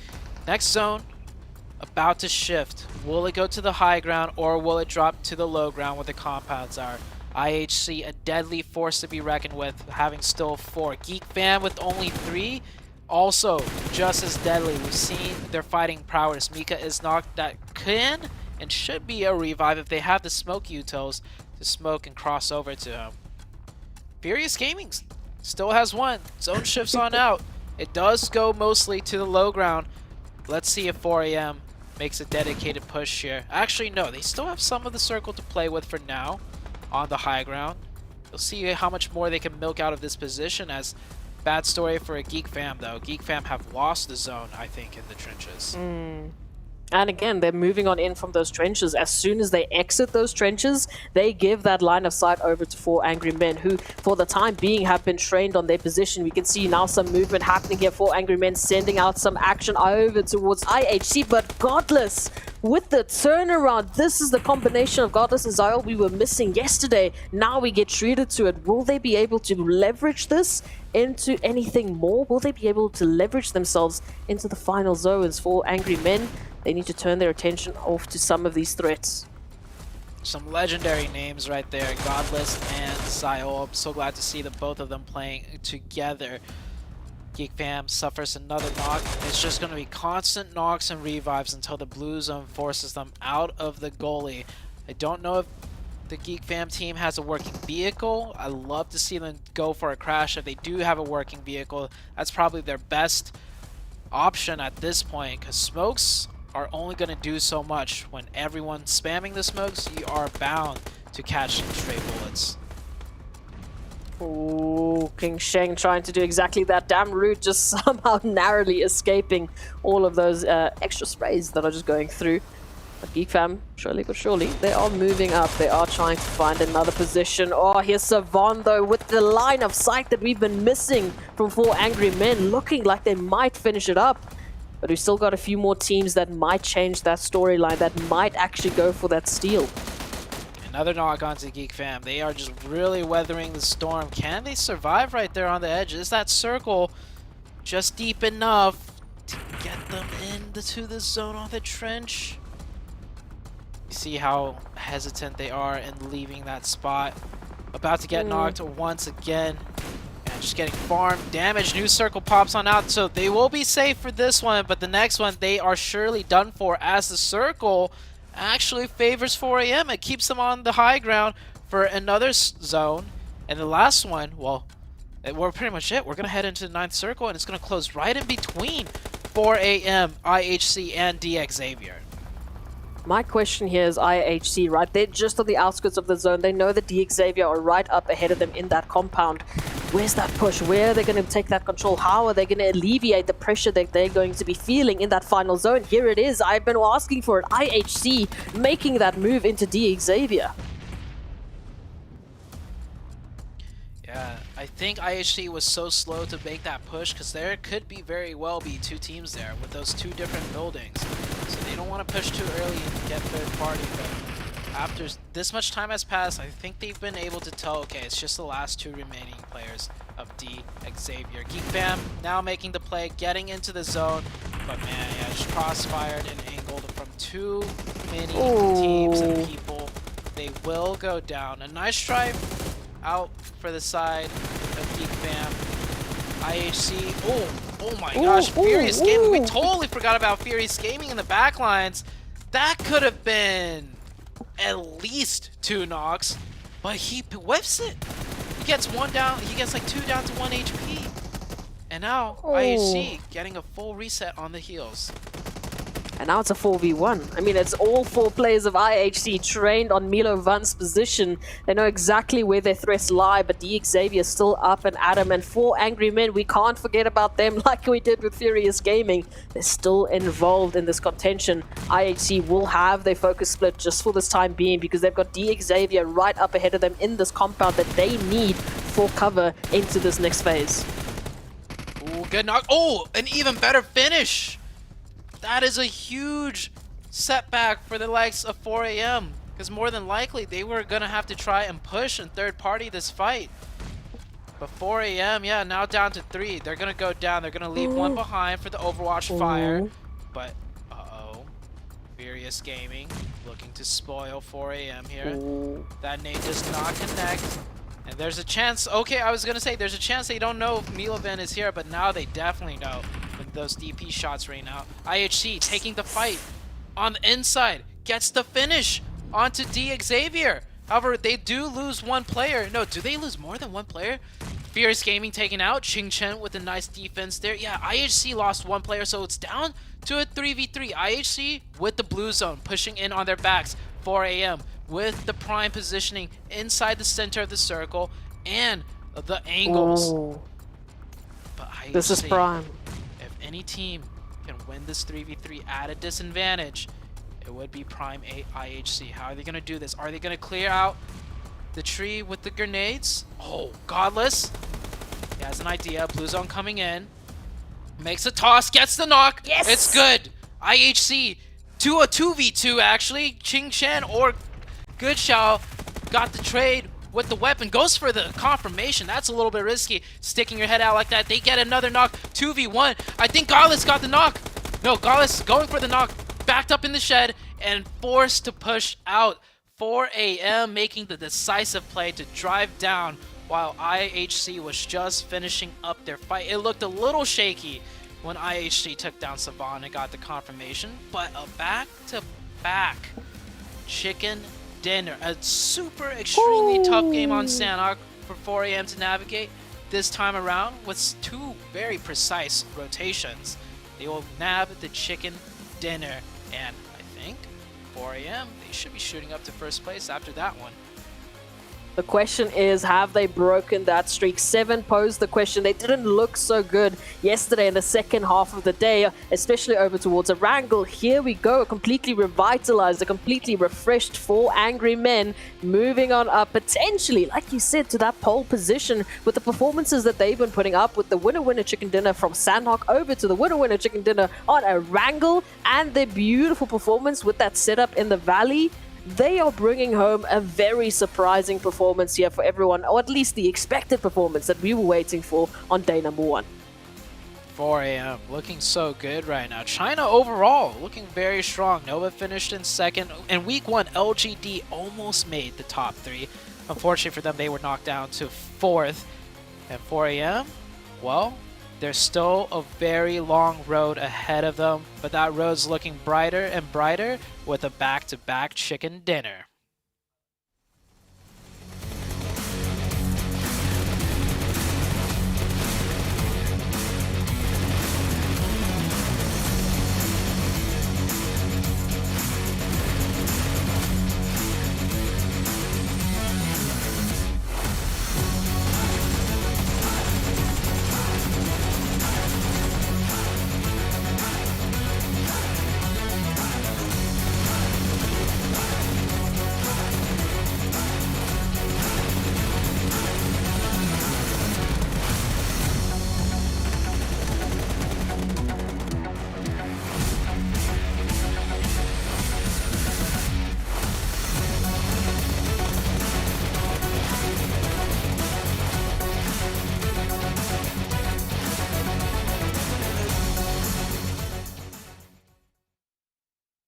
And just like that, 4 angry men bust out another chicken dinner here today in day number 2. You know, this squad has got to be feeling themselves, not to mention, you know, IHC Esports, 10 eliminations. They put up some good points on the board, and we're finally seeing Geek Fam have a little bit of a comeback here, 7. The rotations, the split that 4 Angry Men has done in the previous match and now in this match that just happened have been amazing. I mean, the split that they were able to do at one point towards the end, being able to just secure more area and then making a push for it, getting those different angles. And I'm actually surprised that Furious Gaming player weren't able to do anything in regards to those 4 Angry Men players being right in front of him, Glitter, because he could have easily at least knocked one down. Listen, we heard the caster saying it. This was the performance out of 4 Angry Men that we were looking for from yesterday. And we wanted to see if they'd be able to bounce back because they had a slow second half of the day. They bounced back big time. I mean, 7 to 5 elims. But IHC, we were talking about this while we were watching the game too, Jukes. IHC out of nowhere just started tearing it up. And when you have teams at the top like 4 Angry Men that are getting all of those elims to be able to do the performance that IHC did is yet again impressive. It's so impressive, especially right now at this stage, the perfect time in order to do it, because now that we're at day 2, right, you gotta bounce back strong because they only got a few games left here in this group, and we'll find a little bit more about this information when we come back right after a quick break.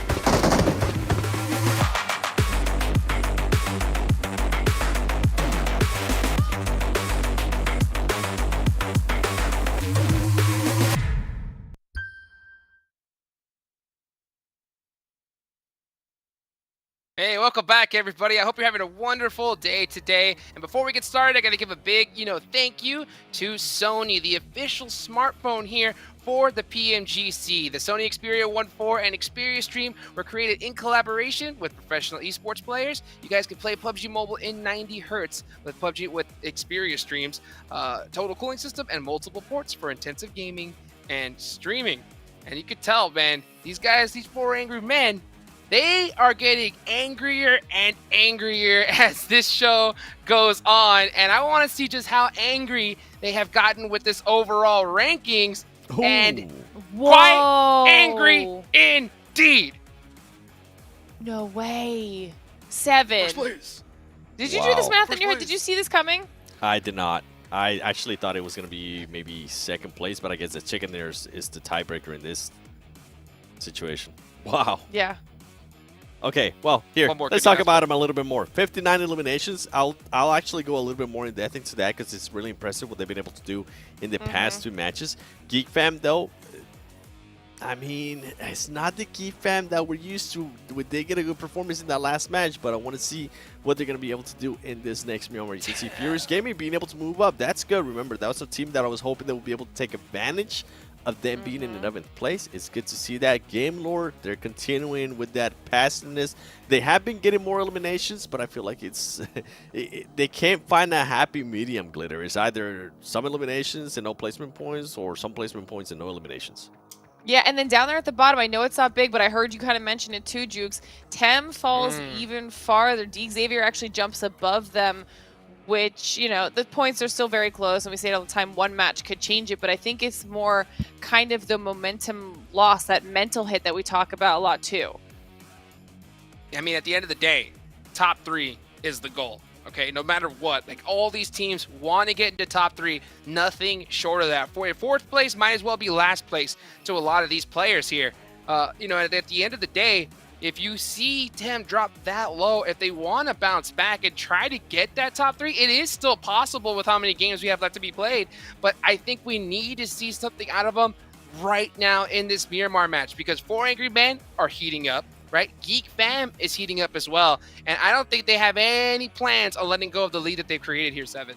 It is possible, but I'm so glad you mentioned 4 angry men too, because I want to actually talk about them a little bit more, especially in regards to eliminations. In 8 matches, that team was able to get 28 eliminations. In this past 2 matches that they have won, they have already gotten 31 eliminations. So if those teams towards the bottom do want to make a push, I mean, it's going to have to be now, especially with the performances that 4 Angry Men is being able to put up. Now we're going to be going into Miramar. I tend to expect a great match out of Besiktas. You can see their south landing spot right there. And also, I'm going to be looking forward to the Xavier. We finally saw a little bit of a wake-up call out of them, and they were able to move up to 14th place, making that gap even closer, Glitter. And GK, same story continues. They're just nowhere to be found after yesterday. Yeah, it's super unfortunate. I mean, 4 Angry Men, at this point, I want to see if they can continue. Go for the turkey of the chicken dinners. Yes. Can they get the back-to-back-to-back? Because right now, they look a little bit unstoppable. But to be fair, they just tied Geek Fam for first, and Geek Fam was one of our top Miramar performers. So Geek Fam is one of my teams to watch for this next match. And then IHC, they're starting to look a little bit more solid. They're kind of stepping up, getting a little bit more comfortably aggressive. And I don't want that to go away. I need that to stay here. Yeah, stay right here where you're at. And you know what? I love this part of the tournament because once you hit day 2, those first day jitters by now are gone, right? Like that whole initial just stress of, oh my gosh, we're here, we're live, the land, that they should have gotten used to that by now. So now we're going to start seeing the true potential from some of these teams. And I think IHC is one of those squads that, had that initial nervousness, are starting to finally start putting in performance, but you can't let go of that pedal. You got to put the gas heavy on. And speaking of cooking with gas, let's go ahead and get this next match started. Let's take it on over to Zute and Esproxy. Yeah, we're back to Miramar, cooking on gas. Well, if anything goes to show, Miramar, that last Miramar we had today, Los Eagles finish. I don't think we're going to see anything as crazy this time around, but last week, I mean, I saw a circle in way far up in the north, a circle that ended way far down in the south. Now today, who knows what this Miramar game is going to bring, but I'll tell you what these players are going to bring. They're going to bring their absolute best. They're going to be trying their absolute hardest as we're almost, getting to the halfway point of this week number 3. We just passed the halfway points of the day into potentially the halfway points, of course, at the end of the day of the whole week. So these teams, if you want to talk about that pivotal moment, that point that these teams know that it's do or die, it's you need to bring that performance now or it's going to be never. I feel like we've already passed it, but I'm going to say it's at the end of the day. If we don't get to that halfway point and you're not feeling comfortable for the last 2 days, we saw what happened with HVVP in last week when they were pole position holders for 3 days in a row. Yet still in that last day, we had miracles happen. We had teams stepping up. We are having teams step up today. And they are bringing through a force that if you don't calm it down, if you don't bring your A game on right now, you're going to fall behind. Yeah, speaking about bringing on your A game on right now, right? The teams are feeling that pressure. We just saw a couple of seconds ago, Xavier, they made a sub. Xavier, one of the teams that we talked about at the beginning before any matches started, a team to kind of look out for based on their previous performances. They subbed out T-Duck for Vichoi. So Xavier, they're feeling that pressure. They need to make a change, and it's not just Xavier. We've already seen a few teams do some sub-outs, sub-ins, and I think it was better to do it early. One team, the very first team almost, I think, if I'm not mistaken, to do a sub was IHC, and that's been working out so well for them that they recognize the problem early on, and they try to fix it with a sub. These other teams following suit might be a little bit too late, but hey, we're not at the halfway point just yet. There's still hope, there's still time for these teams to work out their kinks, whether it be with the current roster that needs to synergize better or maybe bring in a new player. IHC, I mean, Ziol, I feel like is holding the title of Super Sub right now. Remember, as soon as they jumped into that game, first up, the first elimination we had on that map, also, who did it go to? Ziol, bringing in that energy, almost making a statement as soon as their feet hit the ground, that IHC, the storyline, it's going to change. The chapter has opened, and now the same thing has to be said. We've had 2 subs in today. It was Nongshan Red Force and now Xavier. We need that performance to match. We need that energy to move on back in. Playing path quite heavily favoring the western side. A lot of teams splitting out to the east. Not too bad though. It's better to probably stretch to the east than stretch to the north from a southern playing path, because a lot of road access ways all run from east to west, and which means a lot more car vehicle spawns for teams to work with to try and stretch further to the east, unlike, the opposite way around. We saw the circle pop up. The circle will be actually favoring more of the eastern side. Los Leones dead center of that new zone pretty much. Taking a look at the mini-map. No hard hot drop contestants, but once again, with the playing path being so far west, we might see some scattered split drop fights or rotational fights. Yeah, moving on in from that western side, I wouldn't be surprised if that's going to happen. Again, we had that ridiculous murmur on the first point of the day. Actually, it follows through as to what happened yesterday. Yesterday's first murmur was ridiculous. It was ridiculous. The second murmur was a little bit, it was skewed. It was definitely still providing these teams with a lot of rotation options, but it was a little bit more normal. It provided the teams a little bit more spacing. And in those maps, what it came down to were the first teams to, again, same as Los Higos, making position, making that call, making that opportunity and that early rotation to put yourself into the best possible footing. Again, not a lot of information this early on into a zone, but I would like to see a few more teams taking a hold of that eastern side. I mean, we had the flight path. We know what the zone is going to be pulling. They have that information. Let's make use of that eastern side. We're riding with Snipes here, driving in FPP mode. I almost feel like it's better to drive in FPP mode because then you're forced to keep your eyes on the road, right? Whereas in third person, you can there's trees. Yeah, you can not keep your eyes on the road. You are coming up for these players and their driving skills, Zute. You are the guardian of the drive today. You're like, listen, if you're crashing, Get out. Next driver, like either go FPP or like stop. Just use your passenger to your advantage here. But again, just for a reminder, if any players watch this back, if you drive bad, Zute is coming for you. Oh, I've had my fair share of mishaps with driving, especially on the competitive stages. It's honestly the worst feeling there is. But it happens. It happens to the best of them. And I don't think I've seen a single tournament yet where there hasn't been any driving mistakes caught on camera. So it's a part of the game. Even if you're The the observers best. are watching. Yeah, the observers are watching. And even if you play this game 24/7, those trees, they literally do sometimes spawn out of nowhere, I gotta say.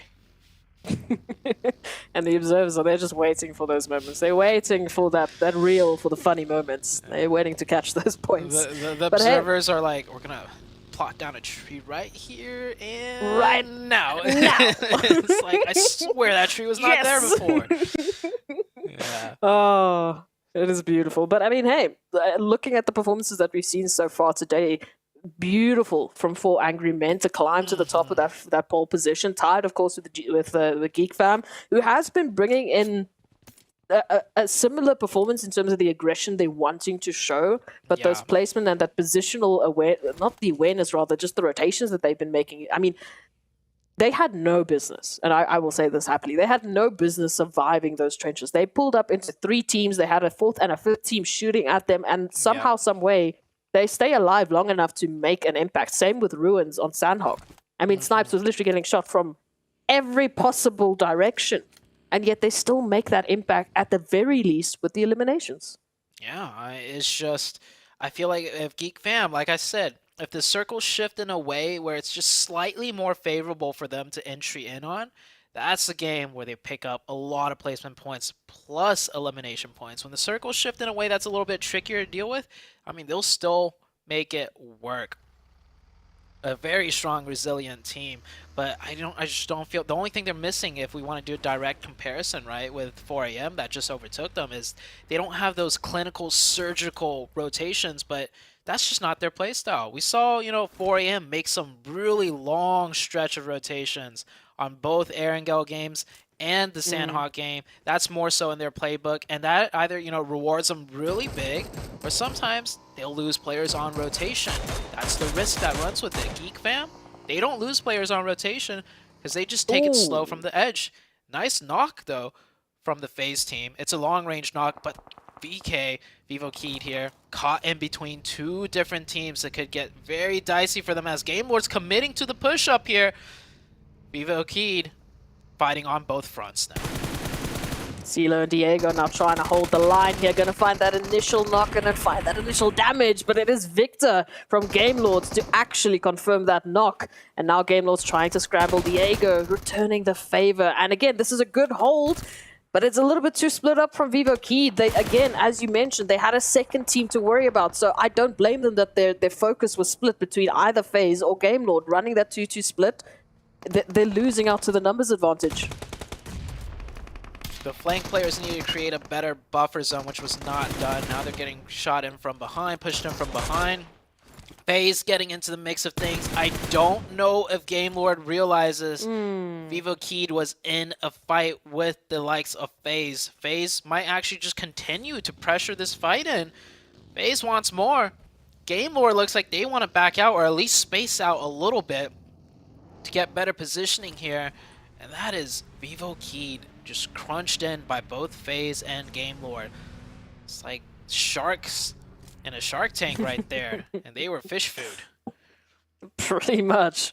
You mentioned earlier about that performance from Geek Fam, and it's hilarious that we're talking about, now it's coming down to those rotations. Yesterday, we were talking the storyline that the way in which Geek Fam have been playing, their winning condition is them not having zone. Their winning condition is them having to fight into zone, being that outskirts team, and now it's coming down to that rotation. So that stark difference in the storylines also is coming through because we are having so many other teams step up. We're having so many other teams put up obstacles that in day number 1, Geek Fam didn't have to worry about. Geek Fam didn't have to think about, now we're having a 3-part rotation on the outskirts. We're having 4 Angry Men running off with perfect rotations. Now it's a whole different storyline. So they do need to make those small adjustments to give them that edge once again. I completely agree with you there. Next circle shifts to the west side. This side, west side, the best side. But honestly, I love this area of the map. I mean, we just saw the fight take place between Game Lord and FaZe, but yeah, that ridgeline, that mountainside, so much opportunities for teams to, you know, really mount a strong defense with good sight lines, and there's still so much left to play. It's almost looking like the end game of the Erangel, where very dynamic difference, you know, throughout the map, and each point that each team takes up has pivotal ways for them to play it, for them to maximize points and potentially get a win. It all comes down to execution once again. Every spot has its advantages and disadvantages for sure. Which team is going to make the best of it? That's the real question to be had now as we head into the second circle. If you're talking about our current quote-unquote elimination leaders, not that there's a lot of eliminations that have happened, it's FaZe, it's Game Lords, it's Genesis Dogma Kids. Three teams that, again, from FaZe, there's that consistency. From Genesis and Game Lords, we've been lacking a little bit of that aggression. We've been lacking a little bit of that killer instinct that you've been talking about. You know, we mentioned on Erangel, making your options open, being the game makers instead of just playing the game. Ensuring that you're the ones choosing that engagement. You're forcing that engagement. You're forcing another team into an awkward position instead of being the ones forced into it. Yeah, a lot of teams are lacking that right now. Hopefully they find it throughout the course of today, throughout the course of this game. And sometimes, you know, on the flip side, it could be the rotation instincts, right? I don't know what, there's killer instincts and then the rotational instincts, because we, for sure 4AM has really, you know, picked up on the rotational instincts, really capitalizing on every rotation they make. But I mean, that just comes down to pure experience and constant studying of other teams and the map. IHC getting a long distance knock onto 4AM. These two teams had a showdown just the last match, and you can see it's pretty even. IC got the knock, but instantly he's shot down to half health and his level 3 helmet quite banged up. Good return here from 4AM. And again, they don't need to jump into this engagement. I mean, IHC, they're very split up. You can see Zyol is actually just keeping a good eye out on, you know, the likes of that northern side for those rotations, while a few of those IHC members, only 3 in particular, are focusing towards 4 Angry Men. So it'll be interesting to see how long they keep that stalemate. If for now they just want that information, they just want that opportunity to apply pressure rather than getting into that engagement, because we're still waiting for that zone shift. We're still waiting to see where that pressure is going to be coming through from. And right now, most of our teams are centered up towards that eastern side of the zone, towards the north and towards the east. Those are our polarizing points. We can see it there. It's almost like they're drawing us a compass. Next circle does go a little bit further to the west. Picado could come into play here. Team IHC has a nice slew of options to play for with good sight lines. 4AM is going to make another rotation, probably further up north to that compound that will isolate them down into the center. And I would say not the strongest of positions as far as play options out of it. But with this being so late in the game and with it being quite central, they might just be able to make good use of that spot. Teams that have to rotate in that we're watching out for: Geek Fam on the edge. We had Tem Entertainment, GD Gids right here pressing into Nosham Red and Red Force, and they get a nice little pre-nade onto one of the players. It looks like Genesis Dogma Gids is going to actually stop here and go for the engagement. Nosham Red Force, though, definitely getting the better end of this fight. But they've got those 2 initial knocks. Now it's slow it down. You've got that numbers advantage. Now you don't need to push out. If anything, you can just constantly apply the pressure. Look at that. Booms having to take a run away. That gives them an open finisher. That gives them an open opportunity to take another engagement. But what they are really happy for right now is that they've picked up those 2 eliminations without dropping a player. That's going to be huge for them moving on into the next engagement. Whereas for Falcons, it's not looking great. Yeah, Falcons going for the gas station, end up losing. How many? They end up losing 3 players. Falcon down to just 1 out of Yusuf. Man, this Falcons team, very, very disappointing performance, I would have to say, as far as like what they've been able to do before. So 53 points only. Only 1 player left alive, not even in a strong central position. He's probably not going to get the next zone, and if he does, he's not going to be able to get many elimination points being a solo player. IHC, meanwhile, just chilling on the western side. Anytime you see IHC on the edge of zone, it's always in a good spot that gives them play options for further zone shifts. And FaZe Clan, yeah, FaZe just continuously laying out pressure 360 around, all from this vantage point that they're holding. I'm liking it though. Already, we talked about it. They picked up those 2 initial eliminations. Oh, might be on the cusp of not just the 3rd, but they've already been looking at their 4th, as Yuhai is just down to a sliver of HP. And it's forcing the likes of a team like Geek Fam to rethink their options, to rethink their position. All of a sudden now they're being pressured, looking at a potential regroup, running that 2-2 split that Geek Fam are working with now. If anything, the 2 of Rude and Yuhai, they are isolated. They are in a little bit of trouble, especially when we start to think about Train to Kill. Moving on into their position, you can see already the first member of Train to Kill. They're getting closer. Yeah, it's actually very strong for FaZe to take those shots. Like, the player's keeping his head down. You're not going to get any damage in, but what that does essentially is it doesn't allow Geek Fam to peek up to look for info, to put pressure onto Train to Kill. So with Geek Fam not creating any presence because they're constantly pinned down, that gives Train to Kill, you know, more opportunity and comfortability to press closer to Geek Fam on the next shift if they do fight that way. But for a Train to Kill, they got another team to worry about, and for them, this might be an easier fight as they've already picked up an open to one of the players of Tem Entertainment. That will be a confirmation as Tem Entertainment is going to completely disengage and leave that player. Yeah, and that opportunity, I mean, the way in which the terrain in which Tem Entertainment is working with, it's not worth it. And then before you even think about that, we have to consider the amount of teams in the vicinity with them as well. As we said, Nongshim Red Force, off of the back of that great 2 elimination pickup, they're feeling good. They've got that momentum. Genesis Dogma Kids, on the other hand, they're feeling a little bit scared for this engagement running with that duo. They do not really want to jump into anything just yet, especially when you consider that they are isolated. The 2 players that are left, they're alone. Man, this FaZe team is just not letting up. Really trying to punish Geek Fam as hard as they can. Ooh, Train to Kill. Yeah, Train to Kill is going to be able to just slide right on by due to the pressure that FaZe is putting onto Geek Fam. Now, Geek Fam have to push into Train to Kill, and it's going to be a lot more difficult when they're constantly getting pressured by the likes of FaZe. Looking on the western side of things, few players have made rotations deep down to the center. Xavier, successful defense onto Game Lord. Where's the rest of the Game Lord team split up? There's only 1 player left up from Game Lords. The last player actually up north in Picado. So trying to do a 1-1 split here to just maximize their chances of getting the zone, but man, I don't think they were expecting a team to push them there.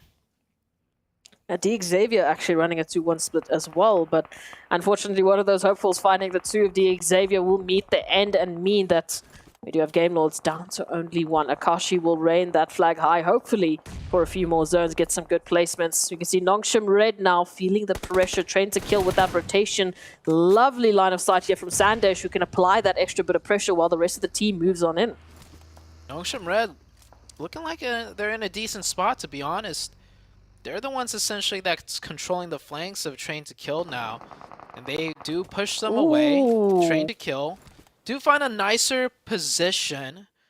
But this allows for Nongshim Red to be, if they are able to execute it, it allows for them to play in a way that Geek Fam does. No one to their backside. They keep 4 up, and they just need to push into Besiktas now. So let's see if they are able to execute this properly. A team that's been struggling all week long so far. Now they're going to face a tough challenge in the form of Besiktas. Nongshim Red feeling some pressure all of a sudden. There's a turnaround. There's a reach around here from Geek Fam. And it's a nice little bit of energy to see them. They have been pinned down for so long. It's just good to see that they're picking up these eliminations already too, but those confirmations are just out of reach. Nongshim Red Force now being forced on forwards. I don't know if they have time for that res. I'll have to wait and see. In the meanwhile, ooh, look at this Besiktas. The double tap there onto Nongshim Red Force. Nongshim Red Force between Geek Fam or Besiktas. Pick your poison. Yeah, pick one, don't pick both. That's what it looks like they're doing. When that first player got knocked, the second player just stood behind that bus, like, hoping, praying that he doesn't get knocked too. He should have been aware. If my teammate got knocked in the back, they have angles onto me, so Nongshim Red Forest, just push forward. Don't just sit still and take the both poisons, like you said. Anyhow, it looks like GK making it into the late game. Some better rotations out of them, but Besiktas, man, on a warpath, fighting their flanks and fighting the front side. They're going to be looking to take care of Nongshim Red Force and then taking care of the likes of GK. GK's already hurt. And wait a second, it looks like Train to Kill getting some knocks onto the Geek Fam team. I thought that was Besiktas getting more damage into multitudes of teams here.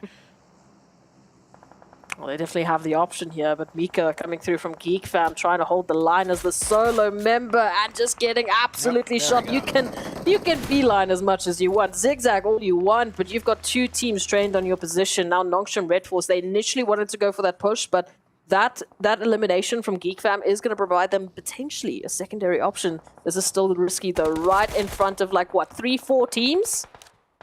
Oh. I think Nongshim Red Force is going to go down there. Yep. Last player of Nongshim Red Force does indeed get eliminated. Furious Gaming has pushed into the likes of GK and looking very successful. Down to a 1v1, swings out again, and Hope will be the last hope. Can he get the revives before Besiktas pushes in? Has Besiktas been keeping track of the elimination feed? They got one confirmed onto the likes of GK, and then they saw GK getting into a fight with Furious Gaming. I'm surprised Besiktas isn't pushing off that. Besiktas has how many players up? Taking a quick look at this. Besiktas has all four players up. All full. Yeah, they could take all full. They could have taken this position, denied the full reset, and given them pretty much full access to anywhere where the circle shifts. But without taking this spot, GK is gonna constantly be a little bit of a roadblock. And now Besiktas is coming in. It's a little bit too late. They could still win this one out though. But you can see here, yeah, they were completely unaware of what was happening earlier and a little bit too chaotic for them to keep track of. A team with better, quote-unquote, killer instincts, right, would have noticed that in the elimination feed, would have noticed a good chance of third party and taken this whole spot over by now. I mean, I'm just hearing Seven shouting, you have all four of your players up and you're not going in for the eliminations? Exactly. What is happening? What are you doing? Why are we so passive? Come on, we need that energy, especially just when you consider the simple fact. At the very least, if you don't, if you're just going for eliminations, that's great. If you get the team wipe, you open up options for yourself in this final zone. You open up space, which you desperately need, especially since most of the teams are stacked towards the southeastern side. So we will see what Besiktas will be able to do. They're running that 2-2 split 2, of which very close to GK Esports, who now hold position in the zone. They're going to be able to actually contain Besiktas out of it if Besiktas are taking a direct line of sight in. New zone has shifted out. What was said earlier about 4 a.m. does play out true for them. They picked a very central spot into Circle 3. They are essentially surrounded now, but they get the subsequent zone shift, so they just have to hold that position down like a fortress. IHC, meanwhile, they can choose what they want to do. Go north, go south. They have full sight lines of everything. It's not going to be easy per se getting into this zone, but at least they have all their options laid out before them. Besiktas denying the rejects hard right now. Grenades raining in. It is all up to Justice to get those revives. Divine, he does not want to clump up with the rest of his teammates, and Besiktas now getting aggressive. I like this. Getting closer and closer for the kill shot onto the rejects team. Bay is going to be closing out that engagement with Falcons. Rejects, not looking too great. Just as Justice wanted to go in for those revives, just to go in for those numbers, to pack it up. Here come Besiktas. This is the Besiktas we've been waiting for. All four players still up. And now they are looking to change the game. Down to only 2 members here of Rejects. Getting some information, just popping up those heals, trying to reset the HP bars. Divine does go down. So it is just up to Justice. And I mean, what a way to try and do something with this. It's a 1v4. They're looking for him. They know Rejects only have one up. Justice trying to lay low. Will get taken out. Besiktas up to 11 eliminations. So definitely playing a little bit slower, at least for the previous engagement where they could have taken out GK. still does not mean that it's not going to work out for them. The killer instinct definitely kicked in, though, onto the Rejects team. They went for that as soon as they had the dominant position. GK, of course, could have potentially third party, but they kept 2 players back to make sure they get a heads-up alert on any potential aggression. They would have pulled their players back right there. So well done for the Besiktas team.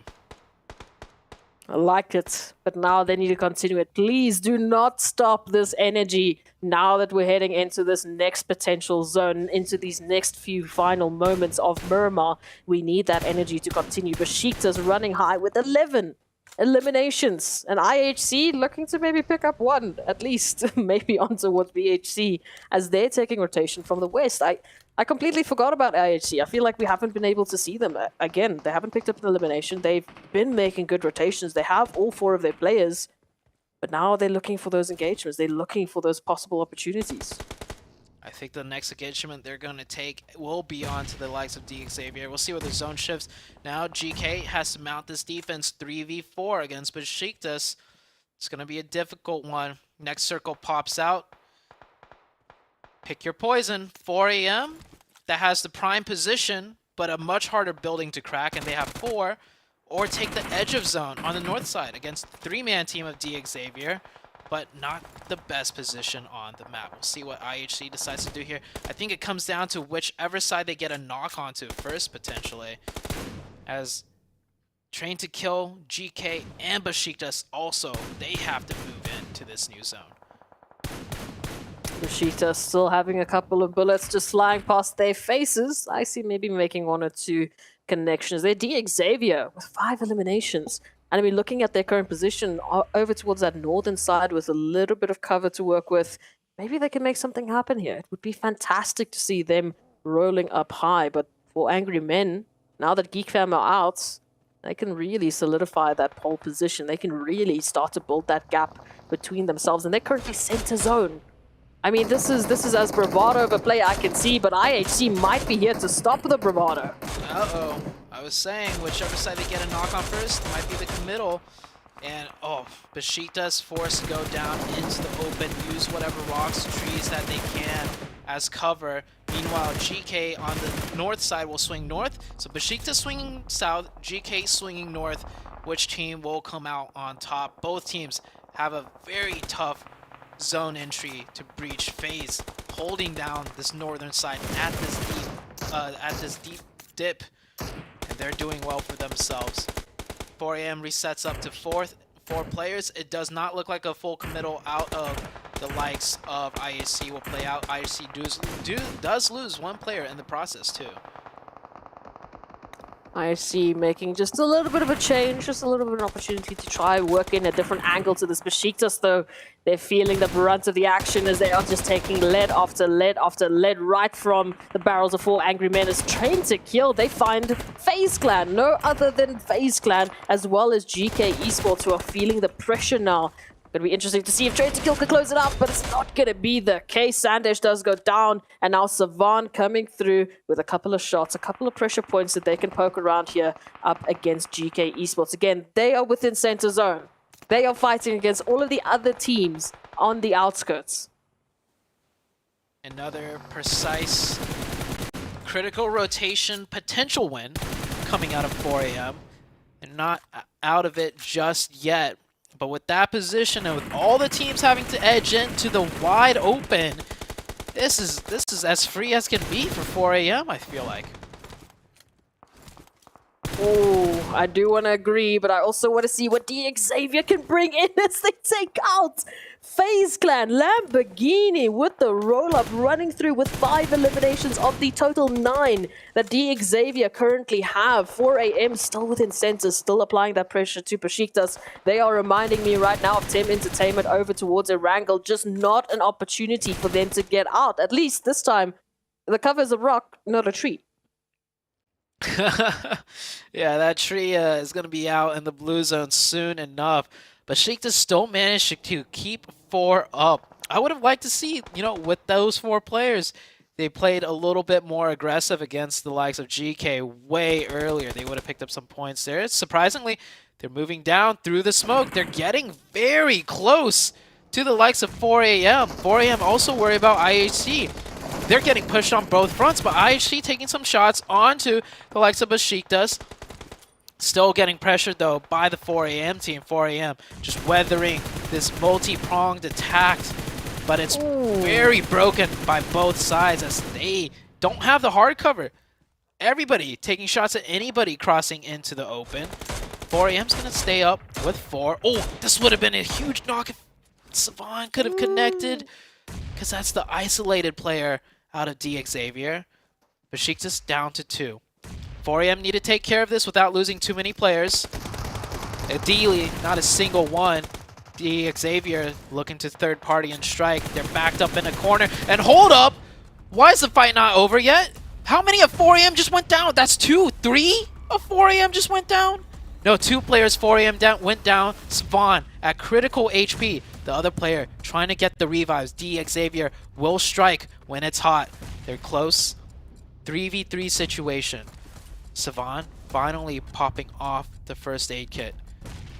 They might be able to get another revive if they feel the pressure of D Xavier slow down a little too much here. No, they'll get one confirmation. We're back to a 3v3. D Xavier has the advantage. 4AM has pushed out of the compound. That fight took too long. 2 knocks onto 4AM might cost him this chicken dinner here. D Xavier just on the clutch, just on the cusp of getting a winner chicken dinner. It has been long awaited. We want to see that D Xavier performance. 4AM though, not looking to back on down, going for the turkey dinner as Quingshin does go down. Frankie moves on in with at least one confirmation and the trade can't be there. Instead it's Savan that will go down and D Xavier? They pick up the winner chicken dinner after we have been asking for a performance from them from the beginning of today, from the beginning of yesterday. Finally, they are here to make a showing. You know what it is, S-Proxy? Mm-hmm. Do you know what it is that led them to that chicken dinner? Mm-mm. It's that sub out. Hey! It is? Yeah! Oh my goodness, no way! Yes! Yes! Yeah! Let's go! That is exactly it! We were waiting for it, and they've been so quiet, and then we blink, and they've got 11 eliminations. There's something taking on 4 angry men. What is it with our super subs? What is it? Yeah, I don't know. But man, look at the relief on that player. Not even smiling, because they realize with that win, all it means is that they got even more work to put in. That was pretty much them preventing a nail being, like the last nail being nailed into the coffin. They stopped that, but now they have to break all of those other nails out, rise up from the dead, and try and fight their way into the top 3. And that's going to be hard to do because 4AM, they didn't get the chicken, but they got another second place finish. But shout outs to D Xavier, another team potentially rising up from the dead. Let's see if they can keep it going.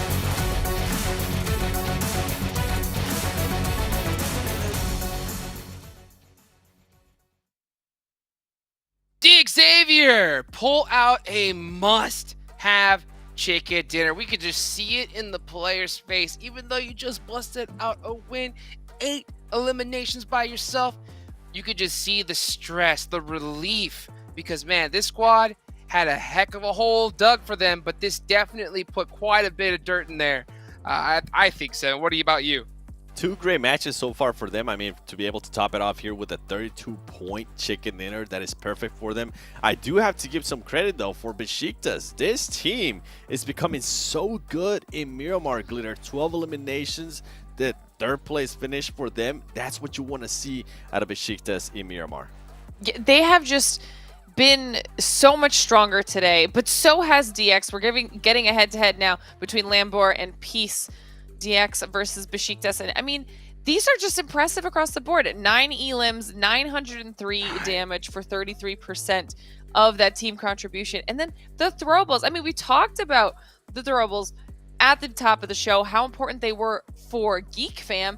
And now we're seeing how important they've been for Besiktas, for the other squads. And honestly, you called them out multiple times, Seven. You wanted to see more out of D Xavier. That was a team that from the very beginning of the day you talked about. And now as we take a look at the overall rankings, we can see one, not only the gap that 4 Angry Men has now created for themselves in first place, but IHC has been very consistent too, and they jump up just barely above T2K.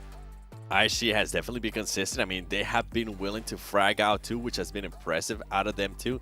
Geek Fam, so far, not really having one of their best days, at least with what we were able to see yesterday.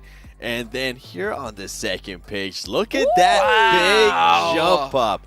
They were able to jump up into the top 11. This is what this team wanted to set themselves up, because after this game, we're going to be in the halfway point of this week, and they are at least putting themselves in contention here, I would say, to get within the top 5. This is huge. Oh, massive, massive. Because if you think about it, if D Xavier have this do the same game, right? Pull up the same numbers that they just did in the last one here in this next game, this squad will jump to 3rd place. That's literally how much of a jump that they just had. That's crazy.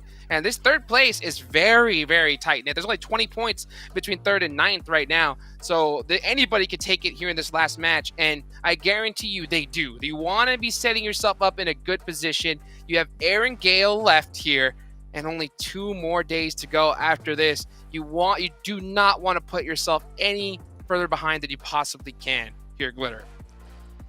It's true.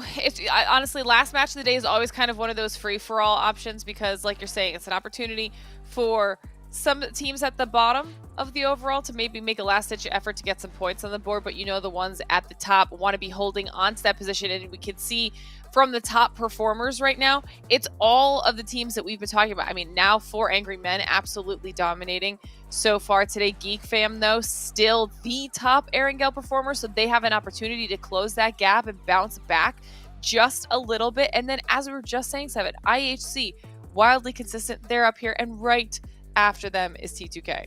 Yeah, look at the eliminations that come out from Geek Fam. I think that's one thing that has definitely been saving them, their performance when it comes to Erangel.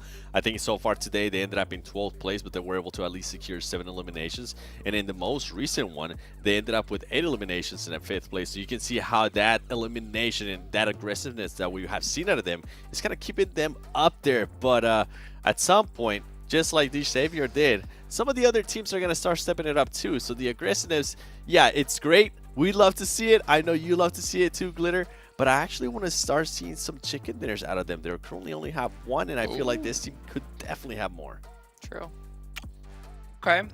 All right, so I got a couple questions for you. It's the last match of the day. I haven't asked for too many predictions from you guys. I know you got your teams to watch here. But, you know, when it comes to D Xavier, all right, can we see another pop-off performance here? I want a percentage, okay? What do you think is their percentage chance of pulling out a game with more than 10 points, Glitter? Ooh, more than 10 points? Oh. I'm giving it an 88%. Okay, 7? 100%. 100%! Not guaranteed. The confidence! Wow. The confidence. All right, well, hey, I see you got a couple teams to watch on there. Tem being one of them. I mean, we saw at the start some good energy from them, and then just silence here. So I'm assuming that's why you have them as your pick, or that's exactly on it. I mean, you said exactly what I wanted to say about that team. We just haven't seen them ever since they put up that 2nd place performance in Erangel. They have completely disappeared. And then going back to game lore, I mean, this was a team that we were talking about how their passiveness was going to end up hurting them, especially some of the teams below them were going to be able to step up. Guess what? These Xavier just show what you can actually, what you are supposed to be doing here in PMGC League stage. You're supposed to be going for it. They were able to do it. They passed them. Game lore needs to start switching the strategies. Glitter. Okay, well, okay, so you're looking for some of the teams that have been struggling to bounce back, and I am on the flip side of that. I'm looking at the teams that have been doing well. I want them to close out the day strong so that they can head into day 3 with some momentum under their belt. So I'm looking at For Angry Men, I'm looking at Besiktas, and I'm looking at D Xavier. Okay, you asked for that percentage, Jukes. I gave it 88%. Yes. I need them to make me look smart now. For real. Okay. 100%. All right, come on. D Xavier, pull up or shut up. It's the last game here of the day, and we are about to be at the halfway point of this tournament. 1 match left. You do not want to be in a tough position. GK is another one that I'm going to have my eye on right here, because this is a squad that has been performing kind of wishy-washy right now. I mean, it's crazy. I mean, after the start of yesterday, I mean, they had such a massive lead. We thought that, oh man, this may be a squad that just can run away with this. But then just after that 7, it's just been pitfall after pitfall. Why do you think that is? Nothing's currently working out for them. I mean, since match, what was it, 4th, they haven't really had any performance higher than what they were able to possibly get just now, which was 6 placement points, 1 elimination. We're not seeing any eliminations out of them, which at least yesterday we got a chance to see some when they got those back-to-back chicken dinners, right? They ended up with a 5, and then they ended up with a 13. None of that is happening right now. They're currently dying down, and I think that's why they might be trying to go for those placement points. They might have been switching that solid just to get something going their way. Let me ask you this, Glitter, right? When it comes to GK, do you think that the reason why their performance is faulting is it because they're performing worse than they did at the start, or the other teams are performing better? I mean, I think it's mostly themselves. When you look at the stats, they're just not putting up the same numbers on any of the maps that they did well. So it's not like it's a map specific performance thing. It's not like it's a time of day specific thing. They're not burnt out, or maybe they are. I don't know. Maybe they can't. It's the full weekend stretch that's starting to tax them a little bit.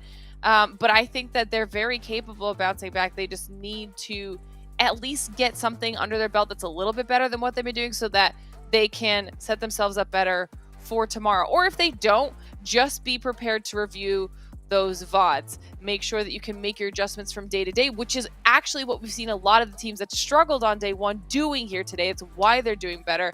And I also, we're seeing that here in this recap. I had also mentioned earlier about FaZe. They haven't been getting the chicken dinner, so we haven't been talking about them as consistently, but they have at least put themselves in a solid placement. They've gotten some eliminations on the board, and overall, they're at least setting themselves up for a little bit better performance than somebody like the GKs of the world. So they got to do something. These days fly by. I was going to say with FaZe Clan, I would like to see a little bit more of consistency in regards to placement. We see a big up and down between them. They go either 13th, and then they're able to make it within the top 5, top 6. Yeah, and then it goes back to 13. A bit more consistency. We know that you guys can get the eliminations, but just give us some better placement, please.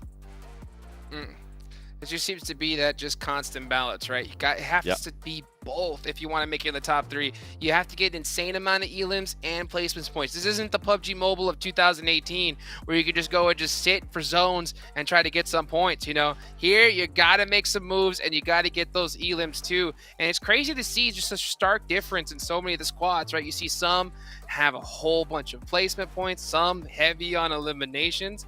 And I think at the end of the day, it's those eliminations that give you that little extra bump up. But hey, you know what? We got the last match. I know you guys could hear us talk all day long, and that's what you want, but it's time to get the game, okay? So why don't we go ahead and get this last match started and send it on over one last time for today to Zute and us Proxy. Well, we're here to close out the day.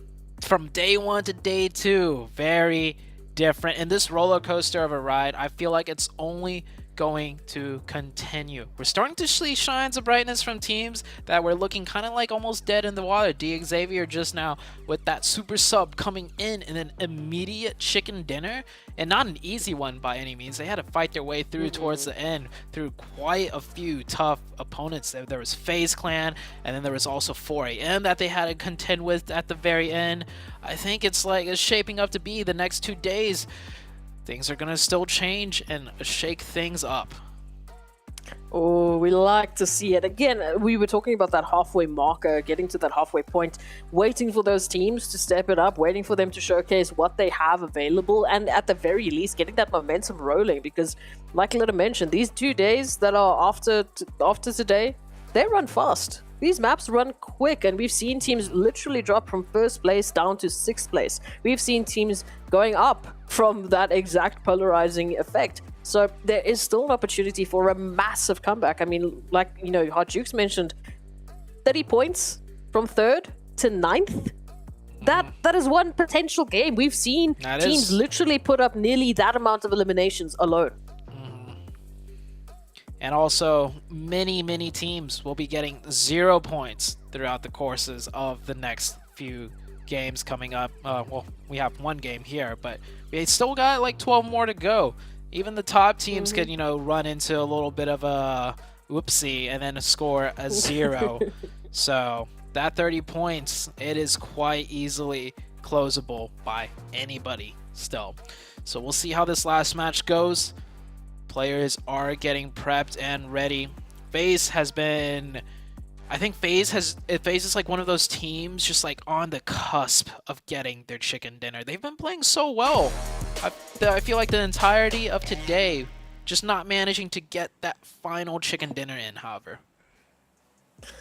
It's weird because we have them in that conversation. We know that they're, you know, in the vicinity, like in that last Murmur. We know that they were in top 4, top 5. We know they're there. They're making that appearance.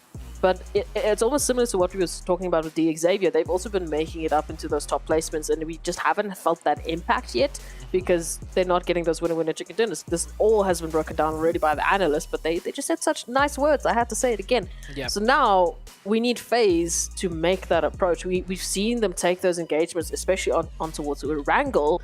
Let's get a little bit of that energy back. Let's see that real FaZe performance come through. You know, actually, I'm taking a look at the leaderboards. A team that I want to get the chicken dinner more than any team is actually IHC.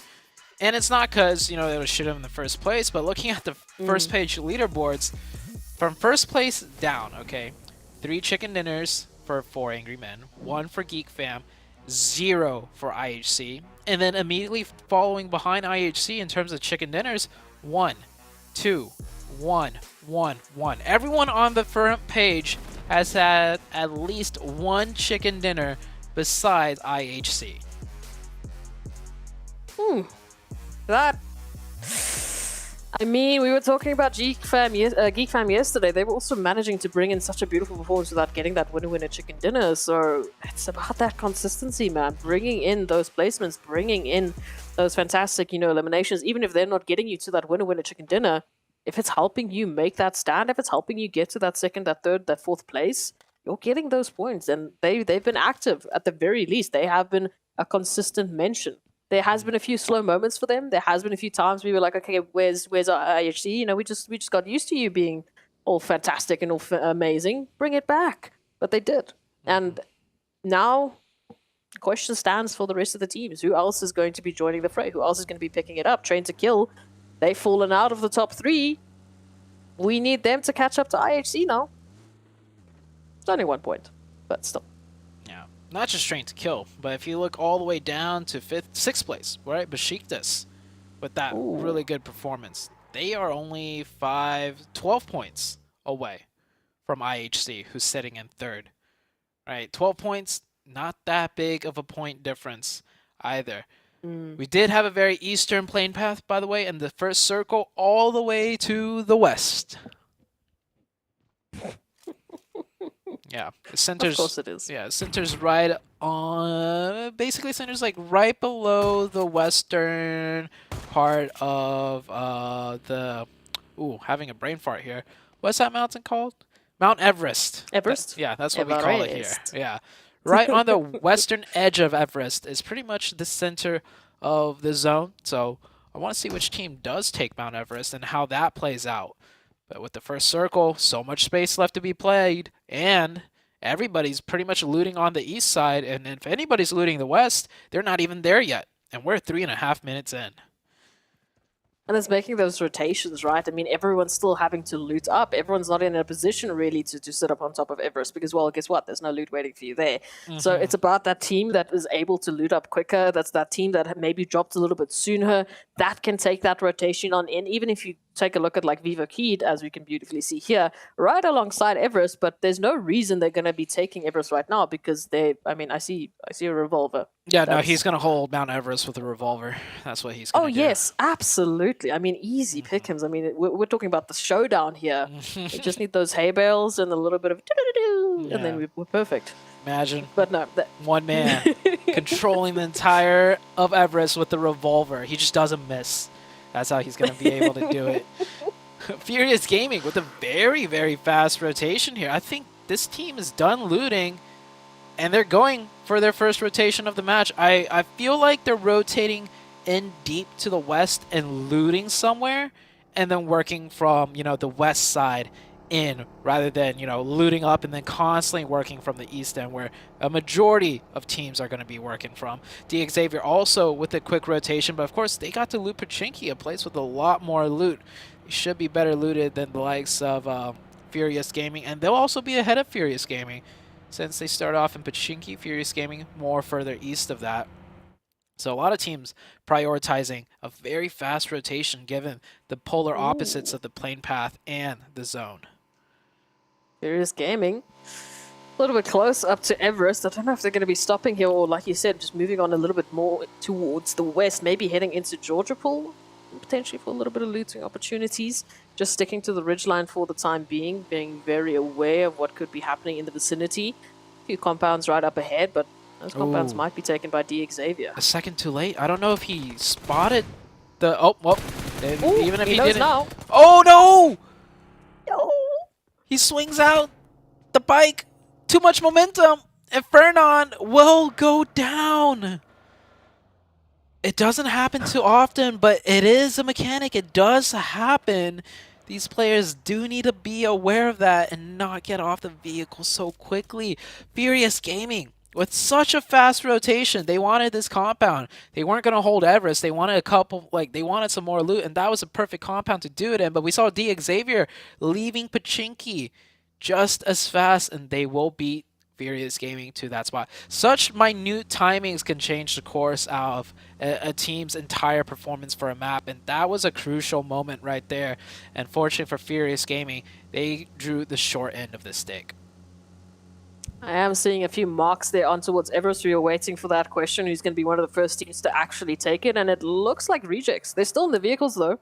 Doesn't seem like they've planted their flag, but they are in the vicinity. Might be holding on to that one. Moving on in from that eastern side, so hopefully they will be well looted up into this potential opportunity. We have a few more teams heading to the northern side of the zone. As we can see, Tem Entertainment and Train to Kill getting closer and closer to shooting range. Running right past a few lovely opportunities and a few lovely potential positions, but Tem Entertainment, what more from them?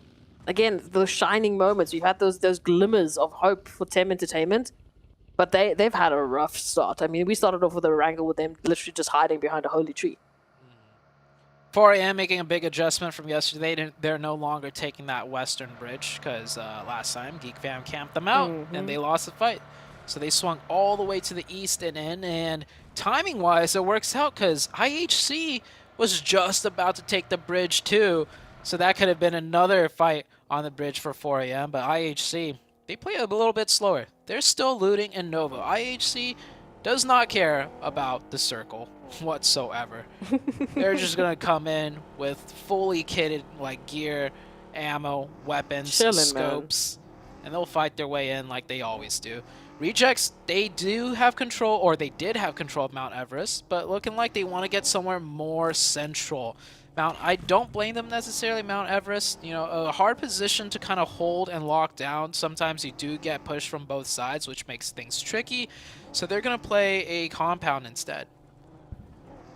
I mean, it works out. A little bit of a change up here for Rejects. They want to make sure that they're absolutely fully kitted. Oh, look at this setup here, though. Nongshim Red Force, they have taken that rotation in, jumped out of the vehicles just a little bit because they've seen a few stragglers in the form of 4 angry men making that rotation, looking for that revenge on the previous wrangle with what we had. and the valley that 4am set up this time around. However, Nongshim Red Force just a tad too far to actually make those connections. And so at the very least, they get that information. They know where there's another team making that rotation in. But it doesn't matter because the zone has favored the northern side. We are looking at shooting range, we are looking at ruins, even just the eastern portion of Georgiapol, the western portion of Rozhok, the sunken city. That's going to be where our zone is heading. That's a hard shift and a half for sure. Problem is, there's like not a lot of bridges to go up to the north if it does go up to the north. So teams got to decide now which way you want to play it, north or south. You could be, 200 IQ and play Rozhok, right? Which gives you, north or south for the next shift. But if it goes anywhere to the west, all of a sudden, you're going to have to fight through multitudes of teams. This circle, very tricky. This one's very difficult for teams to navigate and figure out, especially given the way it shifted, right? It also puts in the dynamic of the southwest side of the zone. Going to be so packed full of teams now. And again, in the back of their minds, they thought, well, the last time we thought it was heading north, it went all the way to Los Higos. So, what do we do now? How do we take this one now? I mean, west, north, east, south, every single cardinal position is a potential, and every single cardinal position is a gamble for these teams to make. So, Xavier now picking up a little bit of action here over towards Georgiapol. They need to be quick about this. We know there's a lot of teams moving on into the center. Ravi's now moving on in, finding that connection. Game Lords out here in the containers trying to use the vicinity, the territory to their advantage, and they need to.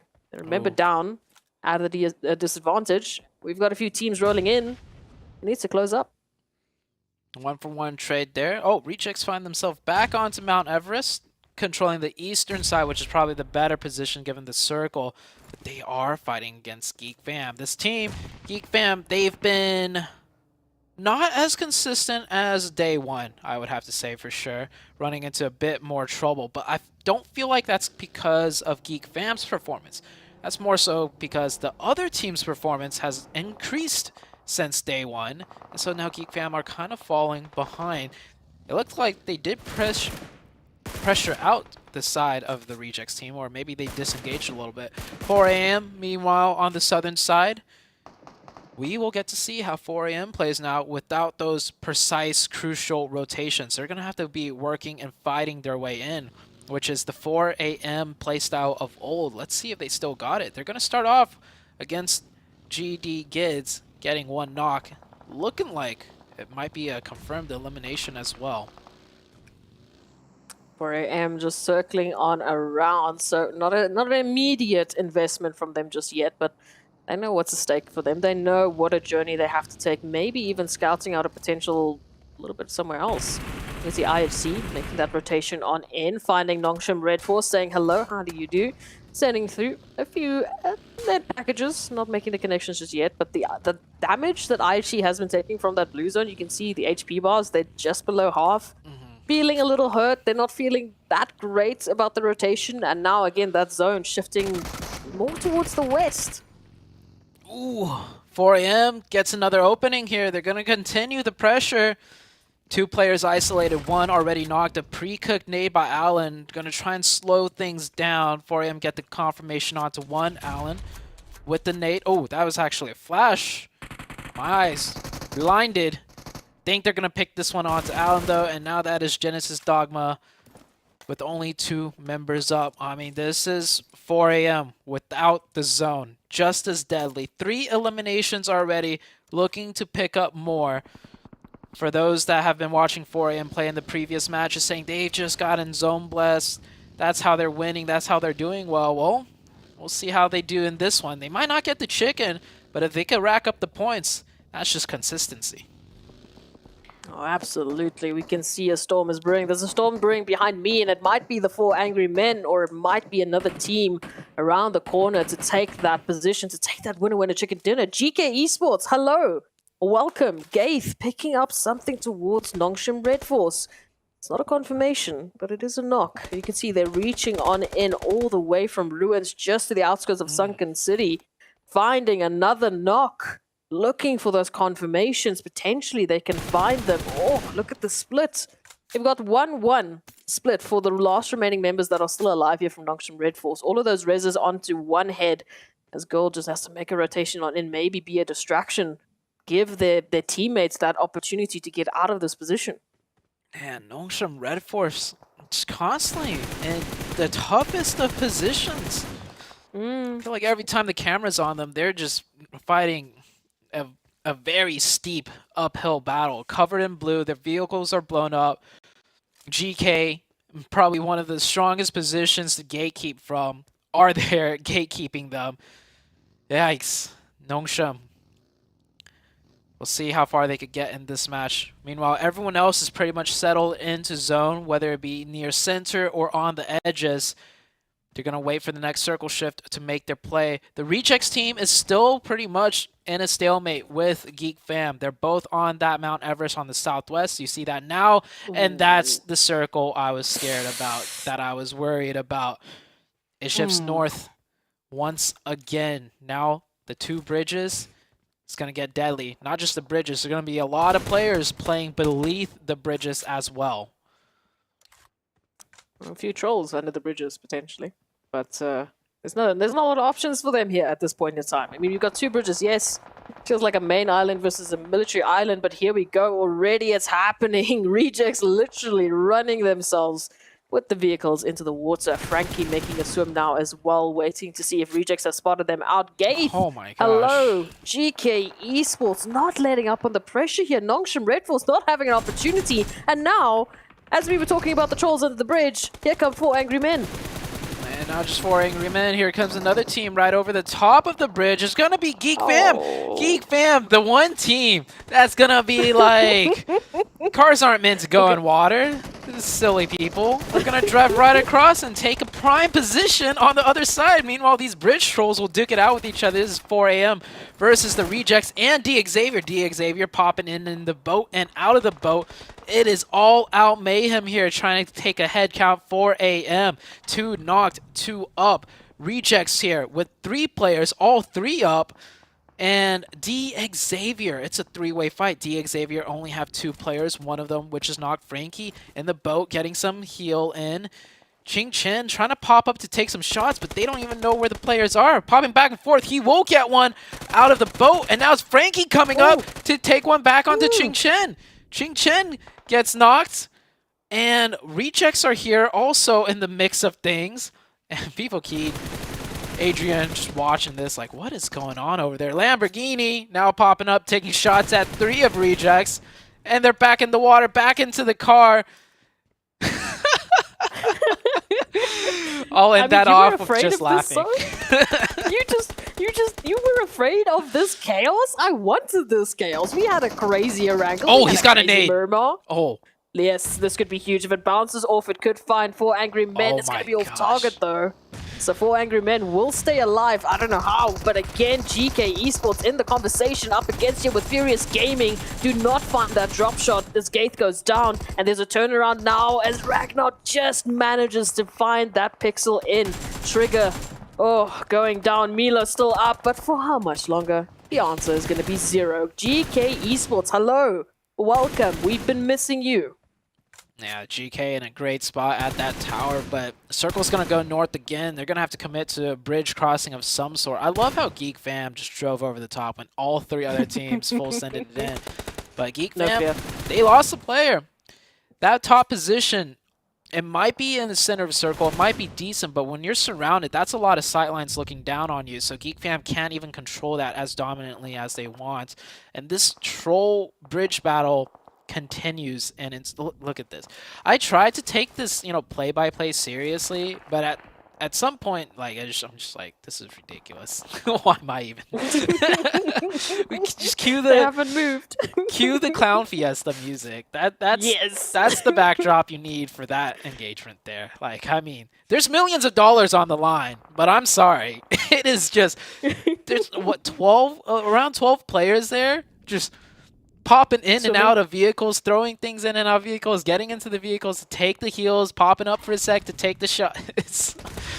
Oh, man. It's ridiculous. And they haven't moved. They haven't had an opportunity to get any sort of answer to this engagement because Vivo Keed also, they're looking for their answer in Savan. 4 angry men. How do they even still have an opportunity to keep themselves alive? 4AM, yeah, 4AM's actually up with 4.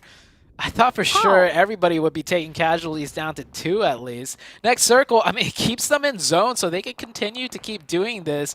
They do have to watch out for Game Lords though. Game Lords might decide to join them. Meanwhile, in the midst of all this just Clown Fiesta chaos, we have IHC working methodically from the north, doing good old PUBG Mobile action. Still 0 eliminations, but they're in a good position to strike in. And that's a car that just flew somewhere. Not sure where. Rejects, the game. They still have a car to get into for healing's purposes. So 4AM up with 4. D Xavier is still here. Same with the rejects. And here comes Game Lord.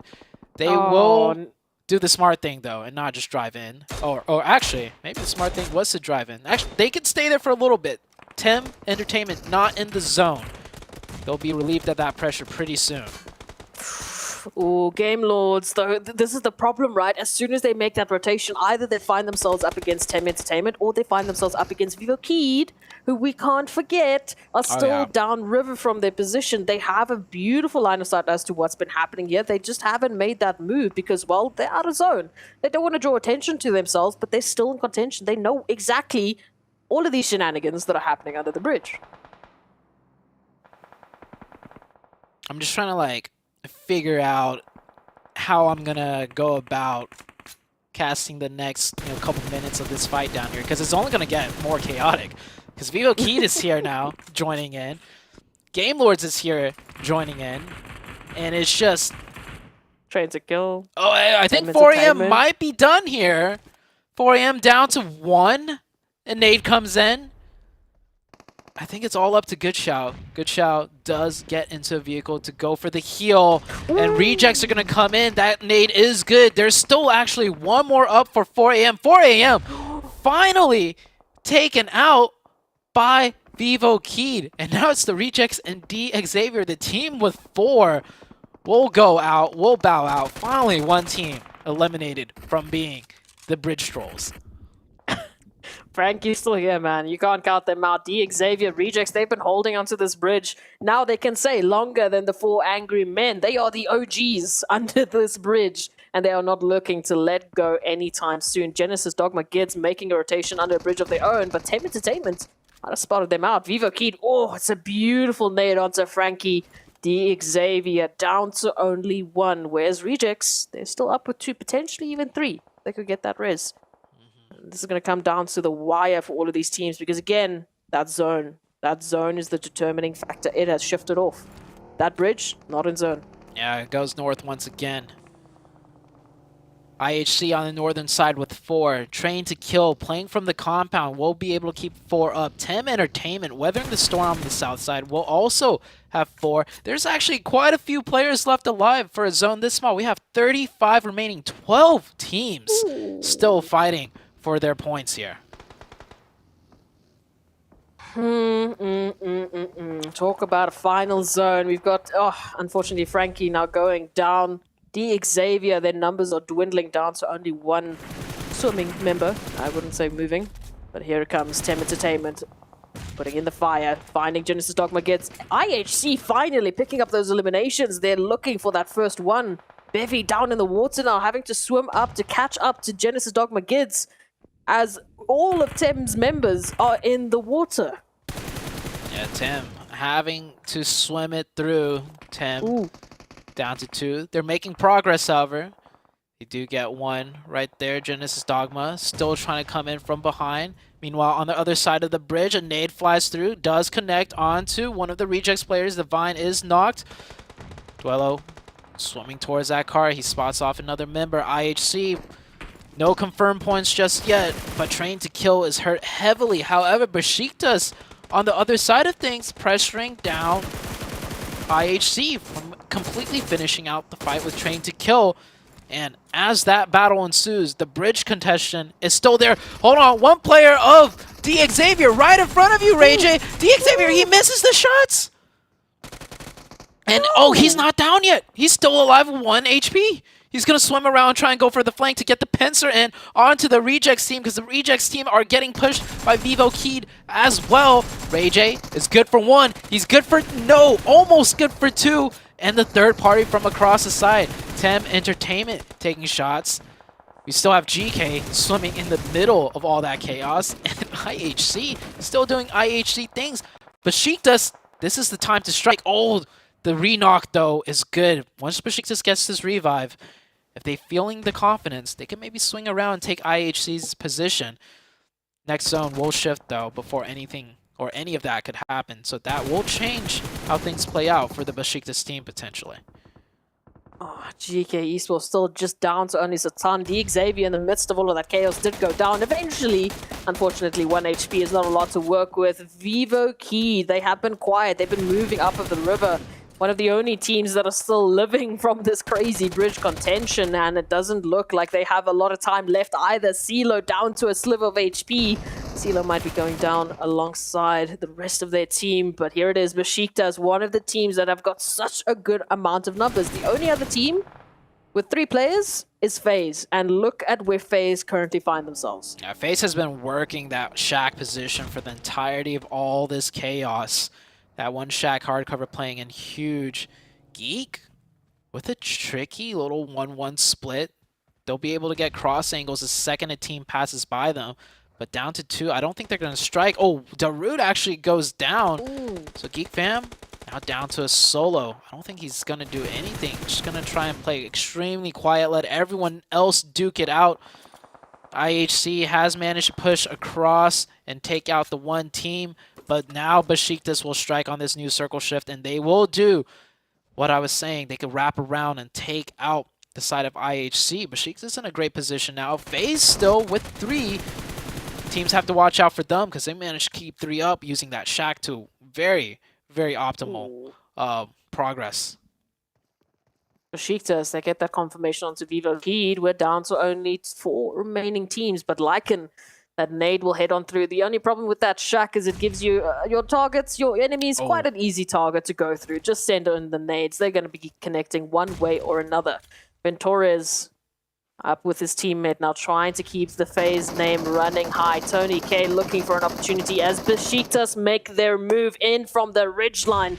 They have an opportunity over towards GeekFam, to FaZe, and to Tem Entertainment, but I don't know if they're aware of Snipes. Oh, Snipes in such a good spot as a solo player to just continue to stay alive. I don't think Besiktas realizes it's a 3v1v1. There's only solos left. However, if one player gets a knock onto Besiktas and then Snipes springs up and takes down another, it brings it down to a 1v1. Besiktas, though, looking very confident, looking very strong. They got to be a little bit careful here, though. They do leave their flank player that's covering the wider range of angles alone by himself.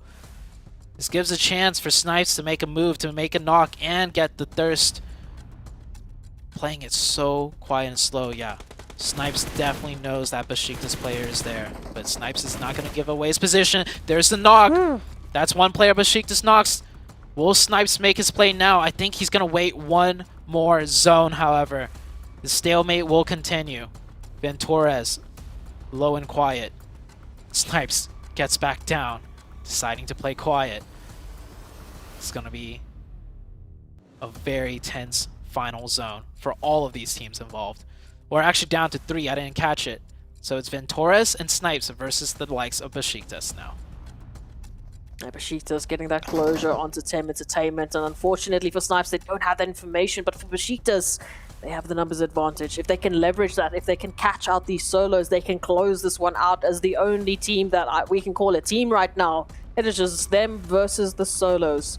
And Ventores and Snipes not in a position to really work off of one another, especially now that Besiktas has moved into the southern position. Surely they spot out Ventores here. I don't think Ventores is even fully in the grass.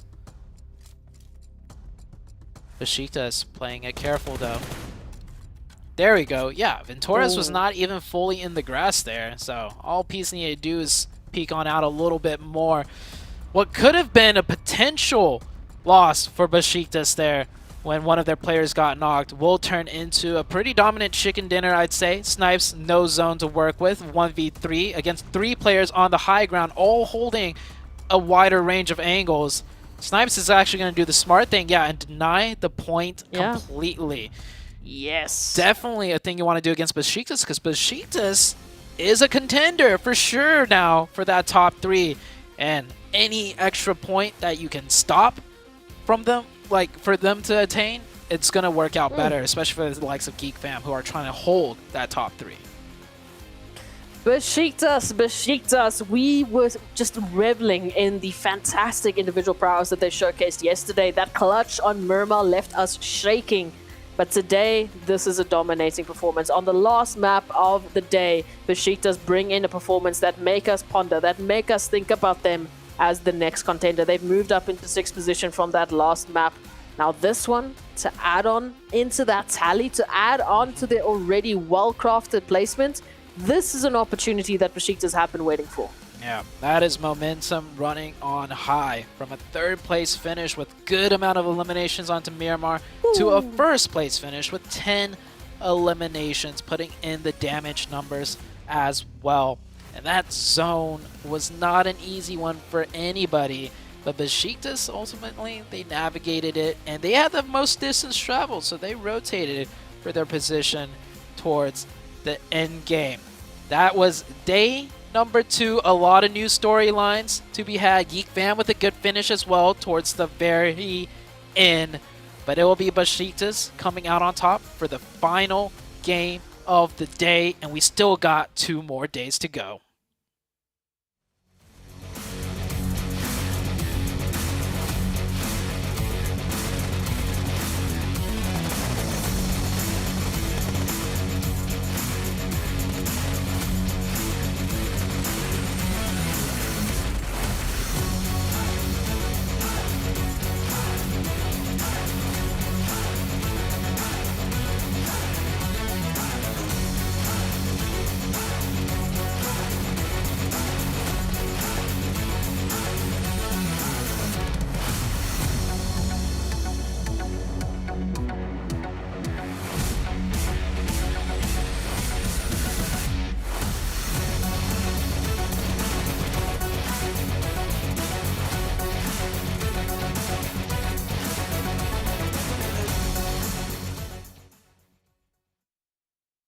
And Besiktas, right at the end of the day, bounced back in a major way. 25 total points right here in the last match as we hit the halfway mark here in this tournament here. Tem Entertainment also putting some nice points on the board. Geek Fam coming out strong as the last one here for the day. I mean, Seven, what are your thoughts here as we wrap up day number 2 here for Group Yellow?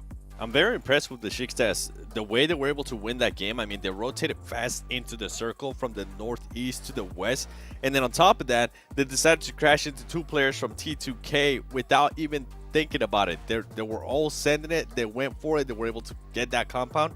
And another thing that I actually enjoyed was that they left Ceci behind, scouting for IHC. So wonderful plays there out of Besiktas. And I felt like this is what we wanted to see out of them, Glitter, because they had such a great performance today. Yeah, I'm glad that they were able to close out the day, because you know that's going to mean a lot for their momentum heading into tomorrow. But as we have the players to watch here, I mean, 30 elims on Micah for Geek, over 5,200 damage, and then we've got the 13 assists on Ching Chen. And I mean, this is just one of those days where we kind of got completely different people to talk about when it comes to the squads, but the individuals still are on top, Seven. They are, and 4 Angry Men stay on top with those 3 chicken dinners total. Look at that, 145 points. Geek Fam, though, being able to bring it back, 136, making that gap not too big. Oh. And then Besiktas Esports being able to move up as well with that chicken dinner that they just got with 120 points. All these teams are very close. IHC Esports, I mean, between Besiktas and IHC Esports, they had an amazing performance today. Obviously, 4 Angry Men did as well. And GK, I feel like GK Esports, I kind of don't want to keep on burning them, but I mean, it's just going to keep happening. This team has not woken up since yesterday, Glitter. we'll see what happens. We'll see what happens tomorrow with them. But I'm looking at the rankings here, and 3rd to 8th right now is only separated by 29 points. We can see that Vivo moves up a little bit, shifts some things around, but nothing too crazy. And we heard the casters talking about it. We mention it all the time. 29 points is one good chicken dinner. So right now things are still very close. It's still anybody's game. Even people that are currently Tem Entertainment moves up to 13th. 13th still within striking distance of 11th and getting into that safety zone, if you will. So going into tomorrow, nothing is set in stone in any way, shape, or form. There's still going to be, or the teams are still going to need some really big performances to keep themselves safe. From 11th to 15th, the point difference is only 14. I mean, that's just one game, and people can move up. Yeah, this one's going to be super tight-knit here. Day number 3, I think, is going to be the most important day of this tournament. It's going to be important for some of those teams at the top to create a big enough gap to just say, hey, we got this, you know, and for those teams at the bottom to just bounce back in a major way. It's close. It can be done. So for everybody out there, make sure you mark your calendars. Tell every single person you know, because you know tomorrow is going to have that heat. And if it continues like this, Glitter, the last day is going to be nothing but amazing, glorious toxicity. What do you think? The back and forth. I'm here for the back and forth. And we talk about this too. No team wants to be the team that's relying on the final 6 matches to make or break their chances in continuing on in this tournament. So tomorrow will arguably be that much more important because that's the last remaining safety net you have. You have to do something big tomorrow, create a little bit of a cushion, and set yourself up well for that last day because it will be insanity, like you're saying, Jukes. Yep. Furious Gaming. By the way, Furious Gaming, I'm looking at you, okay? You keep bouncing back and forth there, 11th place, 10th place. Hopefully tomorrow you guys can make it consistent and figure out if you want to be in the top 11 or if you're going to just keep on slipping away as some of the other teams start stepping it up. That's what I love so much about this tournament, especially this group, is I love the fact that any single one of these teams, we know that they can pop off, and they have, right? We've seen so many different squads here have just little signs of glory, and I think it's just going to take just one day where just one just busts out massive consistency, and they're going to run away with this thing. But so far, I mean, 4 Angry Men have been proven to be that squad to saying, hey, we are the heavy hitters here. Do you see another team that could possibly, you know, maybe snag first place away from them? 7, who do you think would be 4 Angry Men's biggest threat? Geek Fam. I mean, the team is just aggressive. If they can narrow down their aggressiveness and just save that maybe aggressiveness for a little bit till later into the game, I think they can not only get a chicken dinner, they can steal a lot of eliminations from other teams and possibly try to break that record that they were able to, let's see, who was it earlier? I can't remember at the top of my head. The team that was able to break over 20 eliminations. Oh, that's right. It's Reject in Miramar. That's right. All right. Well, you know what? Speaking, we're talking about 4 Angry Men. It looks like we have one of the players that we're going to have an interview with. I am so hyped for it, guys. Get excited. Give a round of applause for 4 Angry Men and our host, Blinky.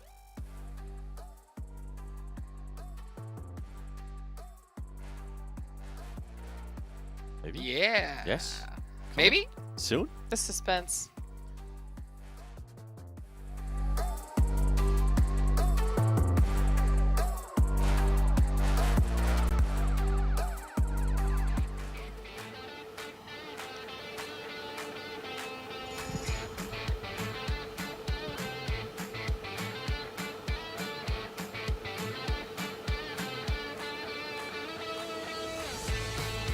欢迎来到赛后采访环节，我是主持人 Linky， 站到我身旁的是来自 4M 的三三。Welcome to the interview. I'm Linky. This is Sensen Swen from 4M. Could you please say hello and introduce yourself to everyone?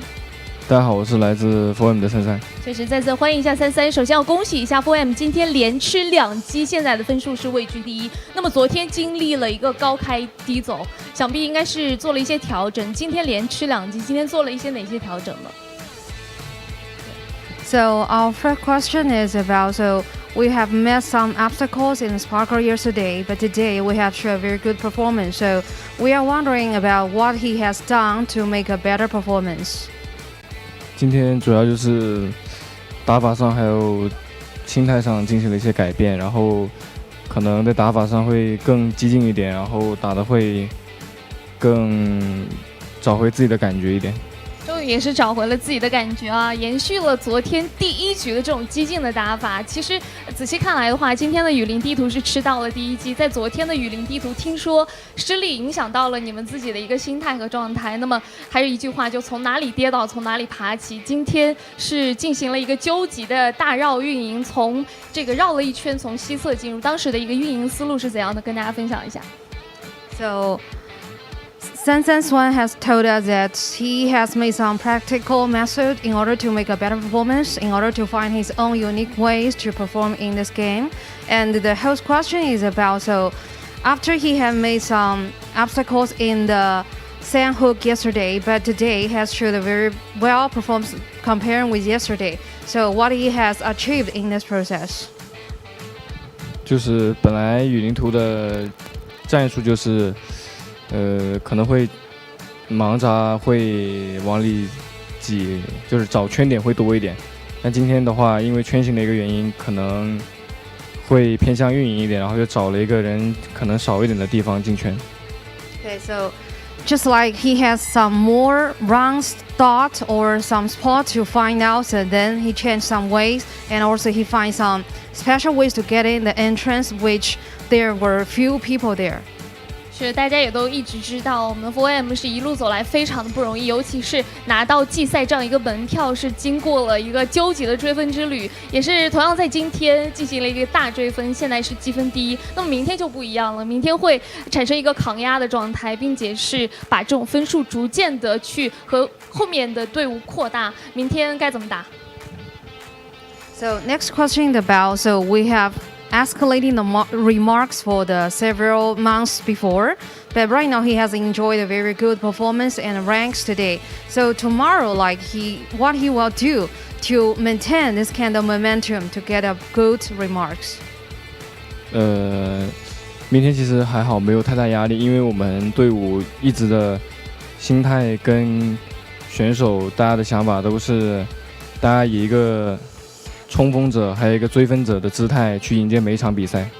是的，用一个冲锋者的姿态啊。其实我们回忆到上一次这个参加世界赛是在2020年，那么时隔2年，再一次回到了世界赛的舞台，感觉怎么样 ？So what for Swan has told us that, so for tomorrow's game he has no pressure at all. He will use his unique method to compete for the next competition. And also the host question about, like, it has been 2 years since he last competed in this competition. So what kind of the method and mind he will do to perform and prepare for tomorrow's game? 还好，其实因为2年没打，然后这一次回来打季赛也换了队友嘛，然后也换了很多，就是战队里的东西、战术啊、打法之类的，就感觉还是熟悉的感觉吧，就是各种情况。Swan's reply is about, first, he's very familiar with this game, and second, he will use some practical method along with the teamwork of his teammates, and also he felt no pressure at all. He will maintain his good performance.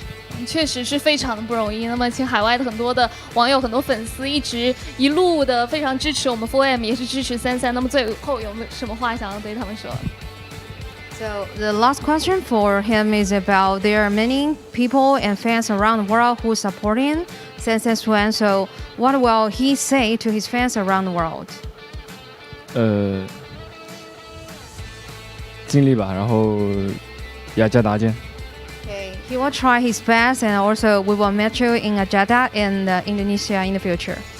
尽力就好，我们也是非常的感谢33接受我采访，也是希望 4M 能够在今明2天有更好的一个成绩，继续加油。 Okay, so lastly, thanks for his competition and for his perform for tonight. So thanks for your coming. 好的，那么以上就采访的全部内容了，我们把画面给到解说席。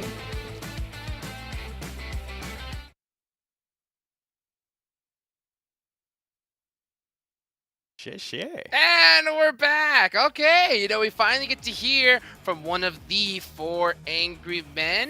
7. What was your biggest takeaway from that interview? I love that he answered the question about Sandhog, because it's literally the exact same thing that I pointed out. The way they rotated into that circle, the way they were able to find a wild rotation. And he was talking about that they had to do something weird to get into that circle. And I'm glad that we got to hear that from that player. Glitter?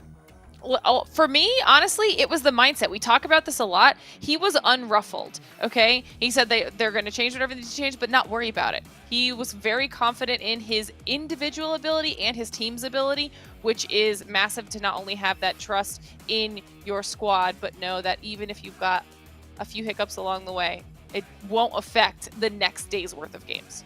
Yeah. Hey, it helps being here before. That is for sure. You know that squad knows what they're doing, and they're proving it here on the battleground. Any final thoughts here before we go into tomorrow? 7. Geek fam, I'm going to be looking at you. I want to see that placement become a little bit better and for them to continue the aggressiveness, but I just want to see better placement. Okay. Glitter? Okay. You know what? I'm gonna do the same thing except for Besiktas. I want to see what you did today. Whatever you turned on today, keep that going for tomorrow, because I think that they could potentially really be in the running. Yes. And I'm going to go with the Falcons. Come on, Falcons. Go up tomorrow. Get it done. I'm your host, Hot Jukes. I'm here with the 7WG Glitter Explosion. We will catch you guys tomorrow. Tell your friends, and we'll see you then.